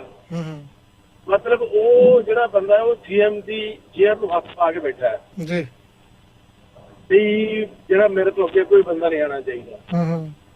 ਤੇ ਮੈਨੂੰ ਇਦਾਂ ਜ਼ਿਆਦਾ ਵੀ ਜੇ ਉਹ ਜਾਣਾ ਵੀ ਚਾਹਵੇ ਉਹਨੇ ਉੱਧਰ ਜਾਣ ਨਹੀਂ ਦੇਣਾ ਜੀ, ਕਦੀ ਵੀ ਨਹੀਂ ਜਾਣ ਦੇਗਾ। ਪਰ ਛੋਟੇਪੁਰ ਸਾਹਿਬ ਵੀਰ ਜੀ, ਜੇ ਤੁਸੀਂ ਗੁਰਦਾਸਪੁਰ ਤੋਂ ਆ, ਛੋਟੇਪੁਰ ਸਾਹਿਬ ਨੂੰ ਮੈਂ ਲਿਆਂਦਾ ਸੀਗਾ 2-3 ਮਹੀਨੇ ਹੋ ਗਿਆ, ਕੋਈ ਖੁੱਲ ਕੇ ਨਹੀਂ ਬੋਲੇ, ਉਹ ਕਿਸੇ ਦੇ ਵਿਰੋਧ ਚ ਨਹੀਂ ਬੋਲੇ, ਨਾ ਭਗਵੰਤ ਮਾਨ ਦੇ ਨਾ ਅਰਵਿੰਦ ਕੇਜਰੀਵਾਲ ਦੇ, ਸ਼ਾਇਦ ਉਹ ਵੀ ਕਿਸੇ ਦਾਅ ਤੇ ਬੈਠੇ ਆ, ਬੜੇ ਕੁਆਇਟ ਆ। ਪਹਿਲੇ ਦੇਖੋ ਜਦੋਂ ਉਹਨੇ ਭਗਵੰਤ ਮਾਨ ਨੇ ਇਹ ਕੀਤਾ ਨਾ ਉੱਤੇ ਦੋਸ਼ ਲਾਇਆ 2 ਲੱਖ ਦਾ, ਉਹਨੂੰ ਕਿੰਨਾ ਬੋਲਿਆ ਉਹਨੇ ਹਨਾ ਜੀ। ਅੱਜ ਉਹਨੂੰ ਮਨਾਉਣ ਵੀ ਗਏ ਨੇ ਵੀ ਵਾਪਸ ਆ ਜਾ, ਫਿਰ ਉਹ ਕਹਿੰਦਾ ਕਿ ਮੇਰੀ ਇੰਨੀ ਮਿੱਟੀ ਪੁੱਟੀ ਗਈ, ਹੁਣ ਮੈਂ ਨਹੀਂ, ਉਹ ਕਹਿੰਦੇ ਦੋਸ਼ ਸਾਬਤ ਕਰੋ ਜਾਂ ਮਾਫੀ ਮੰਗੋ, ਪਰ ਪ੍ਰੋਬਲਮ ਤਾਂ ਹੁਣ ਦੀ ਗੱਲ ਕਰਦੇ ਆਪਾਂ। ਹੁਣ ਚੁੱਪ ਆ, ਕਿਸਾਨਾਂ ਦਾ ਐਡਾ ਵੱਡਾ ਸੰਘਰਸ਼ ਚੱਲ ਰਿਹਾ, ਇੰਨੇ ਬੰਦੇ ਸ਼ਹੀਦ ਹੋ ਗਏ, ਆਲਮੋਸਟ 300 ਦੇ ਲਗਭਗ, ਪਰ ਉਹ ਪਤਾ ਹੀ ਨਹੀਂ ਕਿੱਥੇ ਚੁੱਪ ਆ ਜੀ, ਬਿਲਕੁਲ ਚੁੱਪ ਕਰਕੇ ਬੈਠੇ ਆ। ਤੇਰੇ ਜਾਂ ਤਾਂ ਉਹ ਬੰਦਾ ਰਾਜਨੀਤੀ ਤੋਂ ਪਿੱਛੇ ਹਟ ਗਿਆ ਕਿਤੇ ਕਿ ਮੈਂ ਇਸ ਪਾਸੇ ਨਹੀਂ ਕਰਨਾ ਯਾਰ, ਪਿੱਛੇ ਘਰ ਬੈ ਜੋਰ ਮਾਰਨਾ ਨਾ। ਪਰ ਮੇਰੇ ਹਿਸਾਬ ਨਾਲ ਚਲੋ ਉਹਨੂੰ ਵੀ ਤੁਸੀਂ ਛੱਡ ਦਿਓ, ਬਟ ਕਹਿੰਦਾ ਮਤਲਬ ਭਗਵੰਤ ਮਾਨ ਜਦੋਂ ਤੱਕ ਆਪਣੀ ਇਸ ਕੁਰਸੀ ਦੀ ਲਾਲਚ ਨੂੰ ਨਹੀਂ ਛੱਡਦਾ, ਮੈਨੂੰ ਜ਼ਿਆਦਾਤਰ ਕਿ ਆਮ ਪਾਰਟੀ ਜਿਹੜੀ ਹੈ ਪੰਜਾਬ ਵਿੱਚ ਇੰਪੋਸੀਬਲ ਹੈ, ਇਹਦਾ ਕੋਈ ਉਹਦੇ ਹੋਣਾ। ਬਿਲਕੁਲ ਜੀ, ਧੰਨਵਾਦ ਵੀਰ ਜੀ। ਕਿਉਂਕਿ ਜਿਹੜਾ ਭਗਵੰਤ ਮਾਨ ਹੋਣੀ ਆ ਉਹ ਮੁੱਖ ਮੰਤਰੀ ਦੇ ਚਿਹਰੇ ਨਹੀਂ ਬਣ ਸਕਦੇ, ਵਧੀਆ ਇਨਸਾਨ ਹੋ ਸਕਦੇ ਆ, ਸੰਗਰੂਰ ਵਾਲਿਆਂ ਲਈ ਚੰਗੇ MP ਹੋ ਸਕਦੇ ਆ, ਉੱਥੇ ਕੰਮ ਕਰਦੇ, ਪਰ ਸ਼ਕਲੋਂ ਸੂਰਤੋਂ ਵੀ ਥੋੜੇ ਬੰਦੇ ਦੀ ਪਰਸਨੈਲਿਟੀ ਹੋਣੀ ਚਾਹੀਦੀ ਆ ਤੇ ਉਹਦੇ ਚ ਗੁਣ ਵੀ ਹੋਣੇ ਚਾਹੀਦੇ ਆ। ਚਲੋ ਠੀਕ ਹੈ, ਉਹ ਬੁਲਾਰਾ ਵਧੀਆ, ਆਪਾਂ ਇਸ ਤਰ੍ਹਾਂ ਜਿੱਦਾਂ ਪਾਰਲੀਮੈਂਟ ਚ ਗੁਣ ਦਾ ਵਧੀਆ ਬੁਲਾਰਾ ਹੈ। ਹਾਂਜੀ ਹਾਂਜੀ, ਪਰ ਉਹਦਾ ਫਰਜ਼ ਬਣਦਾ ਹੈ। ਹੀ ਇਜ਼ ਪੇਇੰਗ ਫॉर दैट, ਹੈ ਨਾ। ਬਿਲਕੁਲ ਜੀ, ਧੰਨਵਾਦ ਜੀ। ਮੇਰੇ ਵਿਚਾਰ ਸੀ। ਧੰਨਵਾਦ ਜੀ, ਧੰਨਵਾਦ। ਬਿਲਕੁਲ ਜੀ, ਅੱਜ ਆਪਾਂ ਜਿਹੜਾ ਓਪਨ ਟਾਕ ਸ਼ੋ ਰੱਖਾਂਗੇ ਲੋਕਲ ਖਬਰਾਂ ਤੋਂ ਬਾਅਦ। ਸ਼੍ਰੋਮਣੀ ਕਮੇਟੀ ਤੇ ਵੀ ਗੱਲਬਾਤ ਕਰਾਂਗੇ ਵੀ ਤੁਸੀਂ ਸ਼੍ਰੋਮਣੀ ਕਮੇਟੀ ਨੂੰ ਕਿਸ ਤਰ੍ਹਾਂ ਸਮਝਦੇ ਹੋ, ਘਾਟੇ ਦੇ ਵਿੱਚ ਕਿੱਦਾਂ ਜਾਣ ਲੱਗ ਪਈ, ਪੈਸਾ ਕਿੱਥੇ ਜਾ ਰਿਹਾ, ਸਾਰੀਆਂ ਗੱਲਾਂ ਬਾਤਾਂ ਅੱਜ ਕਰਾਂਗੇ। ਆਪਾਂ ਚੱਲਦੇ ਨੈਕਸਟ ਕਾਲ ਤੇ। ਹਾਂਜੀ 2498, ਸਵਾਗਤ ਹੈ ਜੀ। ਹਾਂਜੀ ਵੀਰ ਜੀ, ਵਾਹਿਗੁਰੂ ਖਾਲਸਾ ਵਾਹਿਗੁਰੂ ਫਤਿਹ। ਵਾਹਿਗੁਰੂ ਜੀ ਖਾਲਸਾ ਵਾਹਿਗੁਰੂ ਜੀ ਫਤਿਹ ਜੀ। ਉਹ ਵੀਰ ਜੀ, ਤੁਸੀਂ ਚਲੋ ਸ਼੍ਰੋਮਣੀ ਕਮੇਟੀ ਦੀ ਕੀ ਗੱਲ ਛੇੜਨੀ ਆ, ਉਹ ਤਾਂ ਜਦ ਤੱਕ ਬਾਦਲਾਂ ਨੇ ਰਹਿਣਾ, ਜਦ ਤੱਕ ਉਹ ਜਿਹਦੇ ਘਾਟੇ ਜਾਣੀ ਕਦੇ ਵੱਧਦੇ ਜਾਣੀ, ਉਹ ਤਾਂ ਹੁੰਦੀ ਰਹਿਣੀ। ਉਹਦਾ ਭਾਈ ਰਣਜੀਤ ਸਿੰਘ ਹੁਣਾਂ ਦੀਆਂ ਤੁਸੀਂ ਜੀ ਵੀਡੀਓ ਸੁਣ ਲਓ ਸਾਰੀਆਂ, ਜਿਹੜਾ ਕਰਦਾ ਜਿਹੜਾ ਰਿਹਾ ਆ ਜੀ ਨਰੰਗਾਰੀ ਵਾਲੇ ਕੇਸ ਵਾਲਾ ਬੰਦਾ, ਉਹਦੀਆਂ ਸਾਰੀਆਂ ਵੀਡੀਓ ਸੁਣ ਲਓ। ਉਹਨੇ ਉਹ ਜਦੋਂ ਕਰਦਾ ਜਦ ਉਹਨੇ ਸਾਰਾ ਚਿੱਠਾ ਇਹਨਾਂ ਦਾ ਲਿਆ ਕੇ ਲੋਕਾਂ ਸਾਹਮਣੇ ਰੱਖਿਆ ਸੀ। ਪਰ ਵੀਰ ਜੀ, ਲੋਕ ਜਿਹੜੇ ਆ ਉਹ ਮਜਬੂਰ ਆ, ਉਹ ਵਿਚਾਰੇ ਡਰਦੇ ਕਿਸੇ ਹਲ ਨਹੀਂ ਬੋਲਦੇ। ਹੁਣ ਡੱਲੇ ਦੀ ਕੱਲ ਮੈਂ ਕੋਈ ਸੁਣਦਾ ਸੀ, ਸੰਗਰੂਰ ਜਿਹੜੀ ਇਹਨਾਂ ਦੀ ਰੈਲੀ ਹੋਈ ਆ, ਬਹੁਤੇ ਬੰਦਿਆਂ ਨੇ ਇਹ ਰੌਲਾ ਪਾਇਆ ਜੀ ਇਹਨਾਂ ਦਾ ਮੁੱਦਾ ਕੀ ਆ, ਸਾਰੇ ਲੋਕ ਇਹੀ ਕਹੀ ਜਾਂਦੇ। ਹੁਣ ਉਹਨਾਂ ਨੇ ਉਹ ਕੱਲ ਉਹ ਬੰਦੇ ਨੇ ਬਿਲਕੁਲ ਖੋਲ ਕੇ ਦੱਸਿਆ, ਤੁਸੀਂ ਏਦਾਂ ਕਰੋ, ਸਾਰੇ ਜਿੰਨੇ ਵੀ ਤੁਹਾਡੇ ਪਤਵੰਤ ਸੱਜਣ ਸੁਣਨ ਵਾਲੇ ਜਿਹੜੇ ਕਹਿੰਦੇ ਨਾ ਵੀ ਉਹ ਕਾਨੂੰਨ ਗਲਤ ਆ, ਉਹ ਕੱਲ ਡੱਲੇਵਾਲ ਦੀ ਜਿਹੜੀ ਕੱਲ ਦੀ ਸਪੀਚ ਉਹਦੀ ਸੰਗਰੂਰ ਏਰੀਆ ਵਿੱਚ ਜਿਹੜੀ ਉਹਨਾਂ ਨੇ ਕੀਤੀ ਆ ਰੈਲੀ ਪੰਚਾਇਤ ਵਾਲੀ, ਉਹਦੇ ਵਿੱਚ ਉਹਨੇ ਸਾਫ਼ ਦੱਸਿਆ ਵੀ ਕਦੋਂ ਤੋਂ ਭਾਈ ਤੁਹਾਡੇ ਤੇ ਲਾਗੂ ਹੋਇਆ ਕਾਨੂੰਨ। 1994 ਚ ਰਾਓ ਦੀ ਕਹਿੰਦਾ ਉਦੋਂ ਸਰਕਾਰ ਸੀ ਜਦੋਂ ਇਹ ਤੁਹਾਡੇ ਕਾਨੂੰਨ ਲਾਗੂ ਇਹਨਾਂ ਨੇ ਸਾਈਨ ਕੀਤੇ ਆ। ਹੁਣ ਫੇਰ ਨਹੀਂ ਸਮਝ ਆਉਂਦੀ ਲੋਕਾਂ ਨੂੰ ਵੀ ਲੋਕ ਕਿਉਂ ਨਹੀਂ ਇਹਨਾਂ ਦੇ ਮਗਰ ਲੱਗ ਰਹੇ, ਇਹ ਰੱਬ ਜਾਣਦਾ। ਪਰ ਇਹ ਜ਼ਰੂਰ ਲੋਕਾਂ ਨੂੰ ਇੱਕ ਸਮਝਾਇਆ। ਹੁਣ ਉਹਨਾਂ ਨੇ ਕਾਪੀ ਵੀ ਕੱਢੀ ਹੈ, ਜਿਹੜਾ ਉਹਨਾਂ ਦਾ ਆਪਣਾ ਕਹੀ ਜਾਂਦਾ ਆ ਜੀ ਇਹਨਾਂ ਨੇ ਕੋਈ ਸਾਨੂੰ ਕਾਲਾ ਦੱਸਿਆ ਨਹੀਂ ਕਾਨੂੰਨ ਚ, ਮੈਂ ਕੀ ਕਰਤਾ ਉਮਰ ਸਾਹਿਬ ਇਹ ਕਹੀ ਜਾਂਦੇ ਆ। ਉਹਨਾਂ ਨੇ ਕੱਲ ਇੱਕ ਕਾਪੀ ਵੀ ਕਹਿੰਦੇ, ਇੱਕ ਬੁੱਕ ਵੀ ਕਹਿੰਦੇ ਛਾਪ ਦੀ, ਕੱਲ ਉਹਨਾਂ ਨੇ ਮੇਰਾ ਖਿਆਲ ਆ ਉਹ ਵੀ ਦਿਖਾ ਲੈਂਦਾ ਸੀ ਅੱਜ ਉਹ ਵੀ ਅਸੀਂ ਇੱਕ ਬੁੱਕ ਛਾਪ ਦਿੱਤੀ ਹੈ। ਉਹ ਬੁੱਕ ਪਰ ਸਾਰਾ ਦੱਸਦਾ ਵੀ ਕਾਲਾ ਕਾਨੂੰਨ ਕਿੱਦਾਂ ਹੈ ਤੁਹਾਡਾ ਭਾਈ, ਜੇ ਹੁਣ ਤੂੰ ਹੁਣ ਆਪ ਪੜ੍ਹਨੀ ਫੇਰ ਸਾਨੂੰ ਦੱਸੀ। ਉਹ ਵੀ ਸੇਮ ਸਾਨੂੰ ਇਹ ਅੰਗਰੇਜ਼ਾਂ ਵਾਲੀ ਪਾਲਿਸੀ ਸਾਡੇ ਤੇ ਵਰਤੀ ਜਾ ਰਹੀ ਆ ਹੌਲੀ ਹੌਲੀ ਕਰਕੇ। ਸੇਮ ਜ਼ਿਮੀਦਾਰਾਂ ਨੇ ਉਦਾਂ ਨਹੀਂ ਕਹਿੰਦਾ ਮਰਨਾ, ਉਹ ਕਹਿੰਦੇ ਇਹਨਾਂ ਨੇ ਆਪਣੇ ਆਪ ਹੀ ਮਰ ਜਾਣਾ, ਜਦੋਂ ਇਹਨਾਂ ਕੋਲ ਬਚਣਾ ਹੀ ਕੁਛ ਨਹੀਂ, ਕਹਿੰਦੇ ਮਰਨਾ ਹੀ ਹੈ। ਉਹ ਕਹਿੰਦੇ ਪ੍ਰਾਈਵੇਟ ਮੰਡੀ ਦੀ ਜਾਂਦੀ ਕਿੱਦਾਂ ਹੈ ਪ੍ਰਾਈਵੇਟ ਮੰਡੀ, ਜਦੋਂ ਪ੍ਰਾਈਵੇਟ ਮੰਡੀ ਬਰੋਬਰ ਕਹਿੰਦੇ ਬਾਹਰ ਜਾ ਕੇ ਤੁਸੀਂ ਵੇਚ ਸਕਦੇ ਆ, ਤਾਂ ਸਰਕਾਰੀ ਕਹਿੰਦਾ ਆਪੇ ਖਤਮ ਹੋ ਜਾਂਦੀ, ਬਾਹਰਲਿਆਂ ਨੇ ਵੱਧ ਪੈਸੇ ਦੇਣੇ ਆ। ਜਦੋਂ ਬਾਹਰਲਿਆਂ ਚੜਾਈ ਹੋ ਗਈ ਸਰਕਾਰੀ ਚੱਕੀ ਜਾਣੀ, ਕਹਿੰਦਾ ਆਪੇ ਬੰਦ ਹੋ ਗਈ। ਕਹਿੰਦਾ ਹੋਰ ਕਿੱਦਾਂ ਹੋਣੀ ਬੰਦ, ਕਹਿੰਦਾ ਕਿੱਦਾਂ ਹੁੰਦੀ ਹੈ, ਕਹਿੰਦੇ ਸਰਕਾਰੀ ਮੰਡੀ ਨੂੰ ਇਹ ਕਿੱਦਾਂ ਕਹੀ ਜਾਂਦੇ ਆ। ਇਹ ਡੱਲੇਵਾਲ ਸਾਨੂੰ ਜ਼ਰੂਰ ਰੱਖਣਾ, ਇੱਥੇ ਲੈ ਕੇ ਆਉਂਦਾ ਆਪਣੀ ਚੇਅਰ ਤੇ। ਉਹ ਇੱਕ ਲੋਕਾਂ ਨੂੰ ਜ਼ਰੂਰ ਬਾਹਰਲੀਆਂ ਸਾਡੇ ਮੋਦੀ ਭਗਤਾਂ ਨੂੰ, ਸਾਡੇ ਰਾਮਚੰਦਰ ਦੇ ਮਹਾਂਪੁਰਸ਼ਾਂ ਨੂੰ, ਜਿੰਨੇ ਵੀ ਹੈਗੇ ਨਾ ਸਾਰਿਆਂ ਨੂੰ ਇੱਕ ਵਾਰੀ ਚਾਨਣਾ ਪਾ ਜਾਣ ਵੀ ਜੀ ਇਸ ਹਿਸਾਬ ਨਾਲ ਕਾਲੇ ਕਾਨੂੰਨ ਹੈ ਜਿਹੜੇ ਤੁਸੀਂ ਕਹਿੰਦੇ ਕਾਲੇ ਕਾਨੂੰਨ ਕਿੱਦਾਂ ਸਾਨੂੰ ਸਮਝਾਇਆ ਜਾਵੇ। ਡੱਲੇਵਾਲ ਸਾਹਿਬ ਜ਼ਰੂਰ ਲੈ ਕੇ ਆਵੇ। ਜ਼ਰੂਰ ਆਪਾਂ ਕਰਦੇ, ਕੱਲ ਨੂੰ ਟਰਾਈ ਕਰਦੇ। ਧੰਨਵਾਦ ਵੀਰ ਜੀ। ਅਰਸ਼ਦੀਪ ਕੁਛ ਕਹਿਣਾ ਚਾਹੋਗੇ ਤੁਸੀਂ?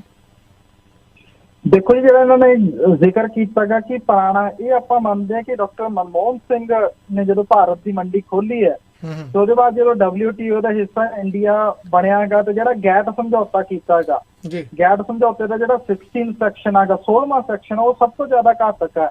ਕਿਉਂਕਿ ਉਹਦੇ ਵਿੱਚ ਹੀ ਜਿਹੜਾ ਕਿਸਾਨਾਂ ਨੂੰ ਲੈ ਕੇ ਪੁਆਇੰਟ ਆਊਟ ਕੀਤਾ ਗਿਆ ਕਿ ਸਬਸਿਡੀਆਂ ਜਿਹੜੀਆਂ ਤੁਸੀਂ ਬੰਦ ਕਰੋ, MSP ਜਿਹੜੀ ਤੁਸੀਂ ਬੰਦ ਕਰੋ, ਕਿਸੇ ਵੀ ਕਿਸਮ ਦੀ ਸਬਸਿਡੀ ਨਹੀਂ ਦੇਣੀ, ਤੁਸੀਂ MSP ਨਹੀਂ ਦੇਣੀ, ਤੇ ਇੰਡੀਆ ਨੂੰ ਪ੍ਰਾਈਵੇਟ ਮੰਡੀ ਦੇ ਤੌਰ ਤੇ ਖੋਲੋ। ਤਾਂ ਇਹ ਹੈ ਤਾਂ ਉਸੇ ਸਮਝੌਤੇ ਤੋਂ ਚੱਲਿਆ, ਪੁਰਾਣਾ ਆ ਰਿਹਾ। ਇੰਡੀਆ ਡਿਲੇ ਇਹਨੂੰ ਲਗਾਤਾਰ ਕਰ ਰਿਹਾ ਕਿਉਂਕਿ ਮੈਜੋਰਟੀ ਦੇ ਵਿੱਚ ਸਰਕਾਰ ਜਿਹੜੀ ਉਹ ਨਹੀਂ ਆਈ। ਤਾਂ ਹੁਣ ਜੇ ਮੈਜੋਰਟੀ ਦੇ ਵਿੱਚ ਸਰਕਾਰ ਪੂਰੀ ਤਰ੍ਹਾਂ ਆਈ ਹੈਗੀ ਤਾਂ ਉਹ ਸਰਕਾਰ ਵੱਲੋਂ ਇਹਨਾਂ ਨੂੰ ਇੰਪਲੀਮੈਂਟ ਕੀਤਾ ਗਿਆ ਗਾ, ਤੇ ਜਦੋਂ ਇੰਪਲੀਮੈਂਟ ਕੀਤਾ ਗਿਆ ਤੇ ਤਾਂ ਸਿੱਧਾ ਹਿਸਾਬ ਹੈਗਾ ਪ੍ਰਾਈਵੇਟ ਵਪਾਰੀ ਦਾ ਕਿ ਜਦੋਂ ਪ੍ਰਾਈਵੇਟ ਵਪਾਰੀ ਆਊਗਾ ਤਾਂ ਉਹ ਆਪਣਾ ਪ੍ਰੋਫਿਟ ਦੇਖੂਗਾ, ਕਿਉਂਕਿ ਉਹ ਪਬਲਿਕ ਸੈਕਟਰ ਨਹੀਂ, ਉਹ ਪ੍ਰਾਈਵੇਟ ਸੈਕਟਰ ਹੈਗਾ ਜੀ। ਤਾਂ ਜਦੋਂ ਪ੍ਰਾਈਵੇਟ ਵਪਾਰੀ ਆਊਗਾ ਨੰਬਰ 1 ਤੇ ਉਹ ਪ੍ਰੋਫਿਟ ਦੇਖੂਗਾ, ਨੰਬਰ 2 ਤੇ ਜਦੋਂ ਪ੍ਰਾਈਵੇਟ ਵਪਾਰੀ ਆਊਗਾ ਤਾਂ ਪ੍ਰਾਈਵੇਟ ਵਪਾਰੀ ਹਮੇਸ਼ਾ ਆਪਣਾ ਕੰਪੀਟੀਟਰ ਮਾਰਦਾਗਾ, ਤੇ ਇੱਥੇ ਕੰਪੀਟੀਟਰ ਜਿਹੜੀ ਉਹ ਸਰਕਾਰ ਹੈ, ਤੇ ਸਰਕਾਰ ਜਿਹੜੀ ਉਹ ਪਿੱਛੇ ਖਿੱਚਣ ਨੂੰ ਤਿਆਰ ਆ ਹੱਥ ਤੇ। ਜਦੋਂ ਪ੍ਰਾਈਵੇਟ ਵਪਾਰੀ ਆਊਗਾ ਤੇ ਜਿਹਦੇ ਟੈਕਸ 1% ਹੈ, ਦੂਜੇ ਪਾਸੇ ਟੈਕਸ 6% ਹੈ, ਤਾਂ ਪ੍ਰਾਈਵੇਟ ਵਪਾਰੀ ਜੇ 5% ਟੈਕਸ ਵਾਲਾ ਪੈਸਾ MSP ਤੋਂ ਜ਼ਿਆਦਾ ਕਿਸਾਨਾਂ ਨੂੰ ਦੇਊਗਾ ਤਾਂ ਸਰਕਾਰ ਕੋਲੇ ਵੇਚਣ ਤੋਂ ਕਿਸਾਨ ਜਿਹੜੇ ਨੇ ਉਹ ਪਿੱਛੇ ਹਟਣਗੇ। ਤੇ ਜਦੋਂ ਗਵਰਨਮੈਂਟ ਤੋਂ ਵਿਕਣੋਂ ਹਟੂਗੀ ਤੇ ਸਰਕਾਰ ਤਾਂ ਪਹਿਲਾਂ ਹੀ FCI ਨੂੰ ਭੰਗ ਕਰਨ ਨੂੰ ਫਿਰਦੀ ਹੈ, ਤਾਂ ਉਹ ਹੱਥ ਜਿਹੜੇ ਉਹ ਪਿੱਛੇ ਖਿੱਚ ਲੈਣਗੇ। ਤਾਂ ਇਹਨਾਂ ਹਾਲਾਤਾਂ ਦੇ ਵਿੱਚ ਪ੍ਰਾਈਵੇਟ ਵਪਾਰੀ ਆਪਣਾ ਪ੍ਰੋਫਿਟ ਦੇਖ ਕੇ ਖਰੀਦੂਗਾ, ਜਦੋਂ ਪ੍ਰੋਫਿਟ ਦੇਖ ਕੇ ਖਰੀਦੂਗਾ ਤਾਂ ਕਿਸਾਨਾਂ ਨੂੰ MSP ਜਿਹੜੀ ਉਹ ਨਹੀਂ ਮਿਲਣੀ। ਇਸ ਕਰਕੇ ਤਾਂ ਸਿੱਧਾ ਤੇ ਸਪਸ਼ਟ ਵਪਾਰ ਦਾ ਨਿਯਮ ਆ ਕਿ ਜਦੋਂ ਪਬਲਿਕ ਸੈਕਟਰ ਇਨਵੋਲਵ ਨਹੀਂ ਹੈਗਾ, ਪ੍ਰਾਈਵੇਟ ਸੈਕਟਰ ਇਨਵੋਲਵ ਹੈ, ਪ੍ਰਾਈਵੇਟ ਸੈਕਟਰ ਦੀਆਂ ਤਨਖਾਹਾਂ ਵੀ ਨੇ ਮੁਲਾਜ਼ਮਾਂ ਦੀਆਂ ਤੇ ਪ੍ਰੋਫਿਟ ਵੀ ਹੈ, ਤਾਂ ਉਹਨਾਂ ਹਾਲਾਤਾਂ ਦੇ ਵਿੱਚ ਉਹ ਕਿਸਾਨਾਂ ਨੂੰ ਪੂਰੀ MSP ਕਿਸ ਹਿਸਾਬ ਦੇ ਨਾਲ ਦੇਊਗਾ, ਜਿਹੜਾ ਕਿ ਵਪਾਰ ਦੇ ਨਿਯਮ ਦੀ ਉਲਟ ਹੈ।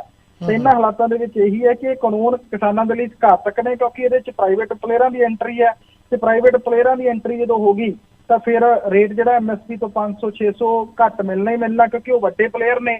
ਉਹ ਏਕਾ ਵੀ ਕਰਨਗੇ, ਜਿਵੇਂ ਉਹ ਨਰਮਾ ਕਪਾਹ ਖਰੀਦਣ ਵੇਲੇ ਕਰਦੇ ਨੇ ਕਿ ਏਕਾ ਕਰ ਲਓ, ਨਰਮਾ ਕਪਾਹ ਆਏਗਾ, ਜੇ ਇਹ 5 ਦਿਨ ਦੇ 4 ਦਿਨ ਦੇ ਵਿੱਚ ਨਾ ਵਿਕਿਆ ਤਾਂ ਇਹ ਕਾਲਾ ਪੈਣ ਲੱਗ ਜਾਣਾਗਾ, ਤੇ ਜਦੋਂ ਕਾਲਾ ਪੈਣ ਲੱਗ ਜਾਣਾ ਕਿਸਾਨਾਂ ਨੂੰ ਪਤਾ ਕਿ ਬਾਅਦ 'ਚ ਇਹਦਾ ਰੇਟ ਨਹੀਂ ਮਿਲਣਾ, ਇਸ ਕਰਕੇ ਉਹਨੇ ਵੇਚ ਕੇ ਜਾਣਾ, ਤੇ ਉਸੇ ਤਰ੍ਹਾਂ ਜਿਹੜਾ ਬਾਕੀ ਫਸਲਾਂ ਤੇ ਹੋਊਗਾ।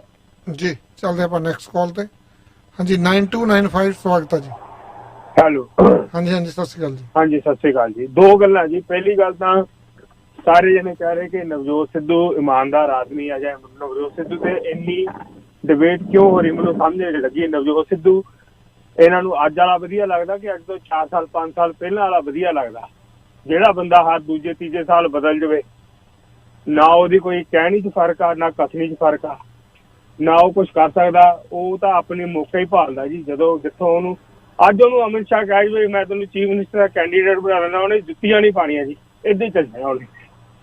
ਦੂਜੀ ਗੱਲ ਜਿਹੜੀ ਤੁਸੀਂ MSP ਦੀ ਕਰ ਰਹੇ ਆ, ਜਾਂ ਕਿਸਾਨਾਂ ਦੀ ਕਿਸਾਨੀ ਖੇਤੀ ਕਾਨੂੰਨਾਂ ਦੀ ਜਿਹੜੇ 3 ਪ੍ਰੋਕਿਉਰਮੈਂਟ ਬਿੱਲ ਜਾਂ ਮੰਡੀ ਬਿੱਲ MSP ਬਿੱਲ ਆਏ ਆ, ਇਹ ਤਾਂ ਮਨਮੋਹਨ ਸਿੰਘ ਨੇ ਸ਼ੁਰੂ ਕੀਤਾ ਸੀ ਜੀ। ਤੁਸੀਂ ਕਾਂਗਰਸ ਦੇ ਜਿੰਨੇ ਵੀ ਪੁਰਾਣੇ ਮੈਨੀਫੈਸਟੋ ਕੱਢ ਕੇ ਦੇਖ ਲਓ, ਐਤਕੀ ਦਾ ਵੀ ਮੈਨੀਫੈਸਟੋ ਕੱਢ ਕੇ ਦੇਖ ਲਓ, ਸਾਰਿਆਂ ਲਿਖਿਆ ਹੋਇਆ। ਔਰ ਪੰਜਾਬ ਦਾ ਜਿਹੜਾ ਹੈਗਾ ਬਿੱਲ, ਉਹਦੇ ਵਿੱਚ ਤਾਂ ਪ੍ਰੋਵੀਜ਼ਨ ਇਹ ਵੀ ਹੈ ਕਿ ਜੇ ਕਿਸਾਨ ਪ੍ਰਾਈਵੇਟ ਜਿਹੜੇ ਹੈਗੇ ਆ ਕੰਟਰੈਕਟ ਫਾਰਮਿੰਗ ਦੇ ਕਾਨੂੰਨ ਤੋੜਦਾ ਤਾਂ 5 ਸਾਲ ਦੀ ਸਜ਼ਾ ਵੀ ਦਿੱਤੀ ਹੋਈ ਹੈ। ਔਰ ਉਹਦੇ ਤੇ ਤਾਂ ਕਿਸੇ ਕਿਸਾਨ ਨੂੰ ਕਿਸੇ ਤਰ੍ਹਾਂ ਦੀ ਪ੍ਰੋਬਲਮ ਨਹੀਂ ਹੈਗੀ ਜੀ। ਇਹ ਜਿਹੜਾ ਐਜੀਟੇਸ਼ਨ ਚੱਲ ਰਿਹਾ, ਇਹ ਕਾਂਗਰਸ ਸਪਾਂਸਰ ਚੱਲ ਰਿਹਾ, ਕਿਉਂਕਿ ਕਾਂਗਰਸ ਨੂੰ ਕਿਸੇ ਪਾਸਿਓਂ ਕੋਈ ਰਾਹ ਨਹੀਂ ਦਿੰਦਾ ਹੈਗਾ। ਹੁਣ ਜਿਹੜਾ ਪਰਸੋਂ ਹਮਲਾ ਹੋਇਆ, ਇਹ ਵੀ ਤਾਂ ਕਾਂਗਰਸ ਨੇ ਕਰਾਇਆ, ਕਿਉਂਕਿ ਕਾਂਗਰਸ ਆਪਣੇ 84 ਦੇ ਪਾਪ ਧੋਣਾ ਚਾਹੁੰਦੀ ਆ। ਔਰ ਬੜੇ ਸਕਸੈਸਫੁਲੀ ਆਪਣੇ ਸੂਝਵਾਨ ਜਿੰਨੇ ਤੁਹਾਡੇ ਵਰਗੇ ਸੱਜਣ ਹੈਗੇ, ਉਹਨਾਂ ਦੇ ਥਰੂ ਉਹਨੇ ਧੋਤੇ। ਇਸ ਵੇਲੇ ਕਾਂਗਰਸ ਦੀ 84 ਦੀ ਕੋਈ ਗੱਲ ਨਹੀਂ ਕਰ ਰਹੀ। ਕਾਂਗਰਸ ਨੇ 84 ਦੇ ਵਿੱਚ ਕੱਢ ਕੇ ਸਿੱਖ ਮਾਰੇ, ਕੋਈ ਇਨਸਾਫ ਨਹੀਂ ਦਿੱਤਾ, CBI ਨੂੰ ਰੋਕ ਕੇ ਰੱਖਿਆ। ਔਰ ਅੱਜ ਕਾਂਗਰਸ ਨੂੰ ਸਾਰਿਆਂ ਨੇ ਬਰੀ ਕੀਤਾ ਹੋਇਆ। ਕਾਂਗਰਸ ਦੇ ਜੇ ਤਾਂ MLA ਕੁੱਟਣੇ ਸੀਗੇ, ਸਭ ਤੋਂ ਪਹਿਲਾਂ ਜੇ ਕੁੱਟਣ ਦੀ ਗੱਲ ਬਣਦੀ ਸੀ ਤਾਂ ਕਾਂਗਰਸ ਦੇ MLA ਕੁੱਟਣ ਦੀ ਗੱਲ ਬਣਦੀ ਸੀ। 84 ਤੋਂ ਬਾਅਦ ਉਹ ਪੰਜਾਬ 'ਚ ਵੜ ਕਿੱਦਾਂ ਗਏ। ਔਰ ਅਸੀਂ ਬੇਅੰਤ ਸਿੰਘ ਨੂੰ ਚੀਫ ਮਿਨਿਸਟਰ ਬਣਾਤਾ, ਉਸ ਤੋਂ ਬਾਅਦ ਕੈਪਟਨ ਅਮਰਿੰਦਰ ਸਿੰਘ ਨੂੰ ਚੀਫ ਮਿਨਿਸਟਰ ਬਣਾਤਾ, ਉਹਨਾਂ ਨੂੰ ਤਾਂ ਕਿਸੇ ਨੇ ਕੁੱਟਿਆ ਨਹੀਂ। ਔਰ ਅੱਜ ਕਾਂਗਰਸੀ ਕੁੱਟੀ ਜਾਂਦੇ ਸਾਰਿਆਂ ਨੂੰ, ਔਰ ਉਹਨਾਂ ਦੀ ਵਾਹ ਕਰੀ ਜਾਂਦੇ ਆਪਾਂ। ਇਹ ਜਿਹੜੀਆਂ ਕੌਮਾਂ ਆਪਣੇ ਇਤਿਹਾਸ ਭੁੱਲ ਜਾਂਦੀਆਂ ਨਾ, ਵੀ ਜਿਹਨਾਂ ਨੇ ਸਾਨੂੰ ਮਾਰਿਆ, ਕੱਢ ਕੇ 10,000 ਸਿੱਖ ਮਾਰੇ, ਉਹਨਾਂ ਨੂੰ ਤਾਂ ਅਸੀਂ ਕੁੱਟਦੇ ਨਹੀਂ। ਔਰ ਸਕਸੈਸਫੁਲੀ ਉਹਨੇ ਆਪਣੇ ਸਾਰੇ ਇਲਜ਼ਾਮ ਲਾ ਕੇ ਆਪਣੇ ਸਿਰੋਂ ਤੇ ਦੂਸਰਿਆਂ ਦੇ ਸਿਰ ਤੇ ਪਾ ਦਿੱਤੇ ਆ। ਔਰ ਉਹਦੇ ਵਿੱਚ ਕਿਤੇ ਨਾ ਕਿਤੇ ਅਸੀਂ ਵੀ ਜ਼ਿੰਮੇਵਾਰ ਹੈਗੇ ਆ। ਸਾਨੂੰ ਵੀ ਕੁਐਸਚਨ ਨਹੀਂ ਪੁੱਛਣੇ ਆਉਂਦੇ, ਇਸੇ ਕਰਕੇ ਸਾਨੂੰ ਇਨਸਾਫ ਨਹੀਂ ਮਿਲਦਾ। ਅਸੀਂ ਉਹਨਾਂ ਤੋਂ ਇਨਸਾਫ ਦੀ ਮੰਗ ਕਰਦੇ ਜਿਹਨਾਂ ਨੇ ਸਾਡੇ ਤੇ ਤਸ਼ੱਦਦ ਕੀਤੀ। ਕਾਂਗਰਸ ਨੇ ਸਾਨੂੰ ਇੰਨਾ ਕੁ ਧਰੋਹ ਕੀਤਾ ਸਾਡੇ ਨਾਲ, ਅਸੀਂ ਉਹਨੂੰ ਹੀ ਆਪਣੇ ਸਿਰ ਤੇ ਬਿਠਾਇਆ ਹੋਇਆ, ਔਰ ਉਹਦੇ ਤੋਂ ਇਨਸਾਫ ਮੰਗਦੇ। ਕਿੱਥੋਂ ਦੇ ਦੇਣਾ ਕਾਂਗਰਸ ਨੇ ਇਨਸਾਫ ਜੀ ਸਾਨੂੰ? ਕਾਂਗਰਸ ਨੇ ਤਾਂ ਸਾਡਾ ਸਭ ਤੋਂ ਜ਼ਿਆਦਾ ਘਾਣ ਕੀਤਾ। ਔਰ ਖੇਤੀ ਦੇ ਜਿੰਨਾ ਵੀ ਕਿਸਾਨਾਂ ਦਾ, ਜਿੱਦਾਂ ਹੁਣ MSP ਆ, ਹੁਣ ਦਾਲਾਂ ਵੀ MSP 'ਚ ਕਰਤੀਆਂ ਇਹਨਾਂ ਨੇ। ਕਾਂਗਰਸ ਨੇ ਕਦੋਂ MSP ਦੇ ਵਿੱਚ ਦਾਲਾਂ ਕੀਤੀਆਂ ਜੀ? ਕਾਂਗਰਸ ਨੂੰ ਤਾਂ ਸਵਾਮੀਨਾਥਨ ਕਮਿਸ਼ਨ 8 ਸਾਲ ਨਹੀਂ ਲਾਗੂ ਹੋਇਆ, ਔਰ ਅੱਜ ਸਵਾਮੀਨਾਥਨ ਕਮਿਸ਼ਨ ਦੀ ਗੱਲ ਕਰਦੇ ਪਏ ਆ। ਇਹ ਸਾਰੀਆਂ ਚੀਜ਼ਾਂ ਦੇ ਦੋਖੀ ਕਾਂਗਰਸ ਹੀ ਆ ਜੀ। ਔਰ ਕਾਂਗਰਸ ਪੰਜਾਬ ਦੇ ਵਿੱਚ ਸਕਸੈਸਫੁਲੀ ਆਪਣੇ ਆਪ ਨੂੰ ਡਿਫੈਂਡ ਕਰਨ ਦੇ ਵਿੱਚ ਕਾਮਯਾਬ ਹੋਈ, ਔਰ ਉਹਦੇ ਵਿੱਚ ਕਿਤੇ ਨਾ ਕਿਤੇ ਗਲਤੀ ਸਾਡੀ ਹੋਈ ਹੈ ਜੀ। ਧੰਨਵਾਦ ਜੀ।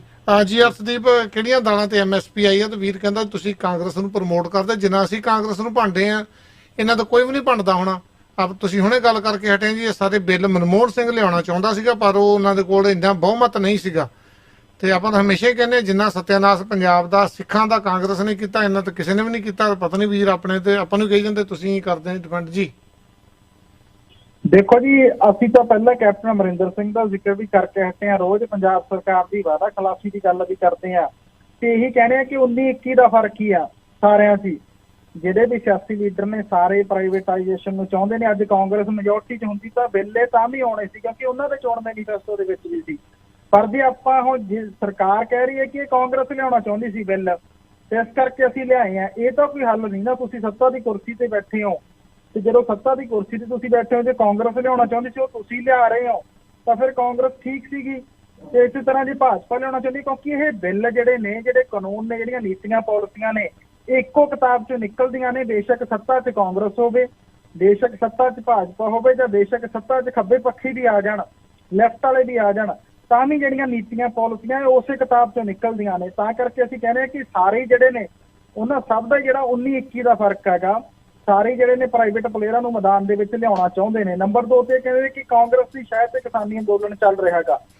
ਕਿਸਾਨਾਂ ਨੇ ਵਾਰ-ਵਾਰ ਸਾਫ਼ ਤੌਰ ਤੇ ਕਿਹਾ ਕਿ ਸਾਡੇ ਲਈ ਸਾਰੇ ਇੱਕੋ ਜਿਹੇ ਨੇ, ਸਾਰੇ ਹੀ ਸਾਡੇ ਦੁਸ਼ਮਣ ਨੇ। ਬੇਸ਼ੱਕ ਅਰਵਿੰਦ ਕੇਜਰੀਵਾਲ ਹੈ, ਬੇਸ਼ੱਕ ਕਾਂਗਰਸ ਪਾਰਟੀ ਹੈ, ਬੇਸ਼ੱਕ ਭਾਜਪਾ ਗੀ, ਸਾਰੇ ਜਿਹੜੇ ਨੇ ਉਹ ਪ੍ਰਾਈਵੇਟ ਪਲੇਅਰਾਂ ਨੂੰ ਲਿਆਉਣੇ ਚਾਹੁੰਦੇ ਨੇ ਤੇ ਸਾਰੇ ਇਹਨਾਂ ਬਿੱਲਾਂ ਦੇ ਫੇਵਰ ਦੇ ਵਿੱਚ ਨੇ। ਲੋਕ ਲੜ ਰਹੇ ਨੇ ਬਿਨਾਂ ਕਿਸੇ ਸਿਆਸੀ ਧਿਰ ਦੀ ਸ਼ਹਿ ਤੋਂ, ਬਿਨਾਂ ਕਿਸੇ ਸਿਆਸੀ ਧਿਰ ਨੂੰ ਸੌਫਟ ਕਾਰਨਰ ਦੇ ਕੇ।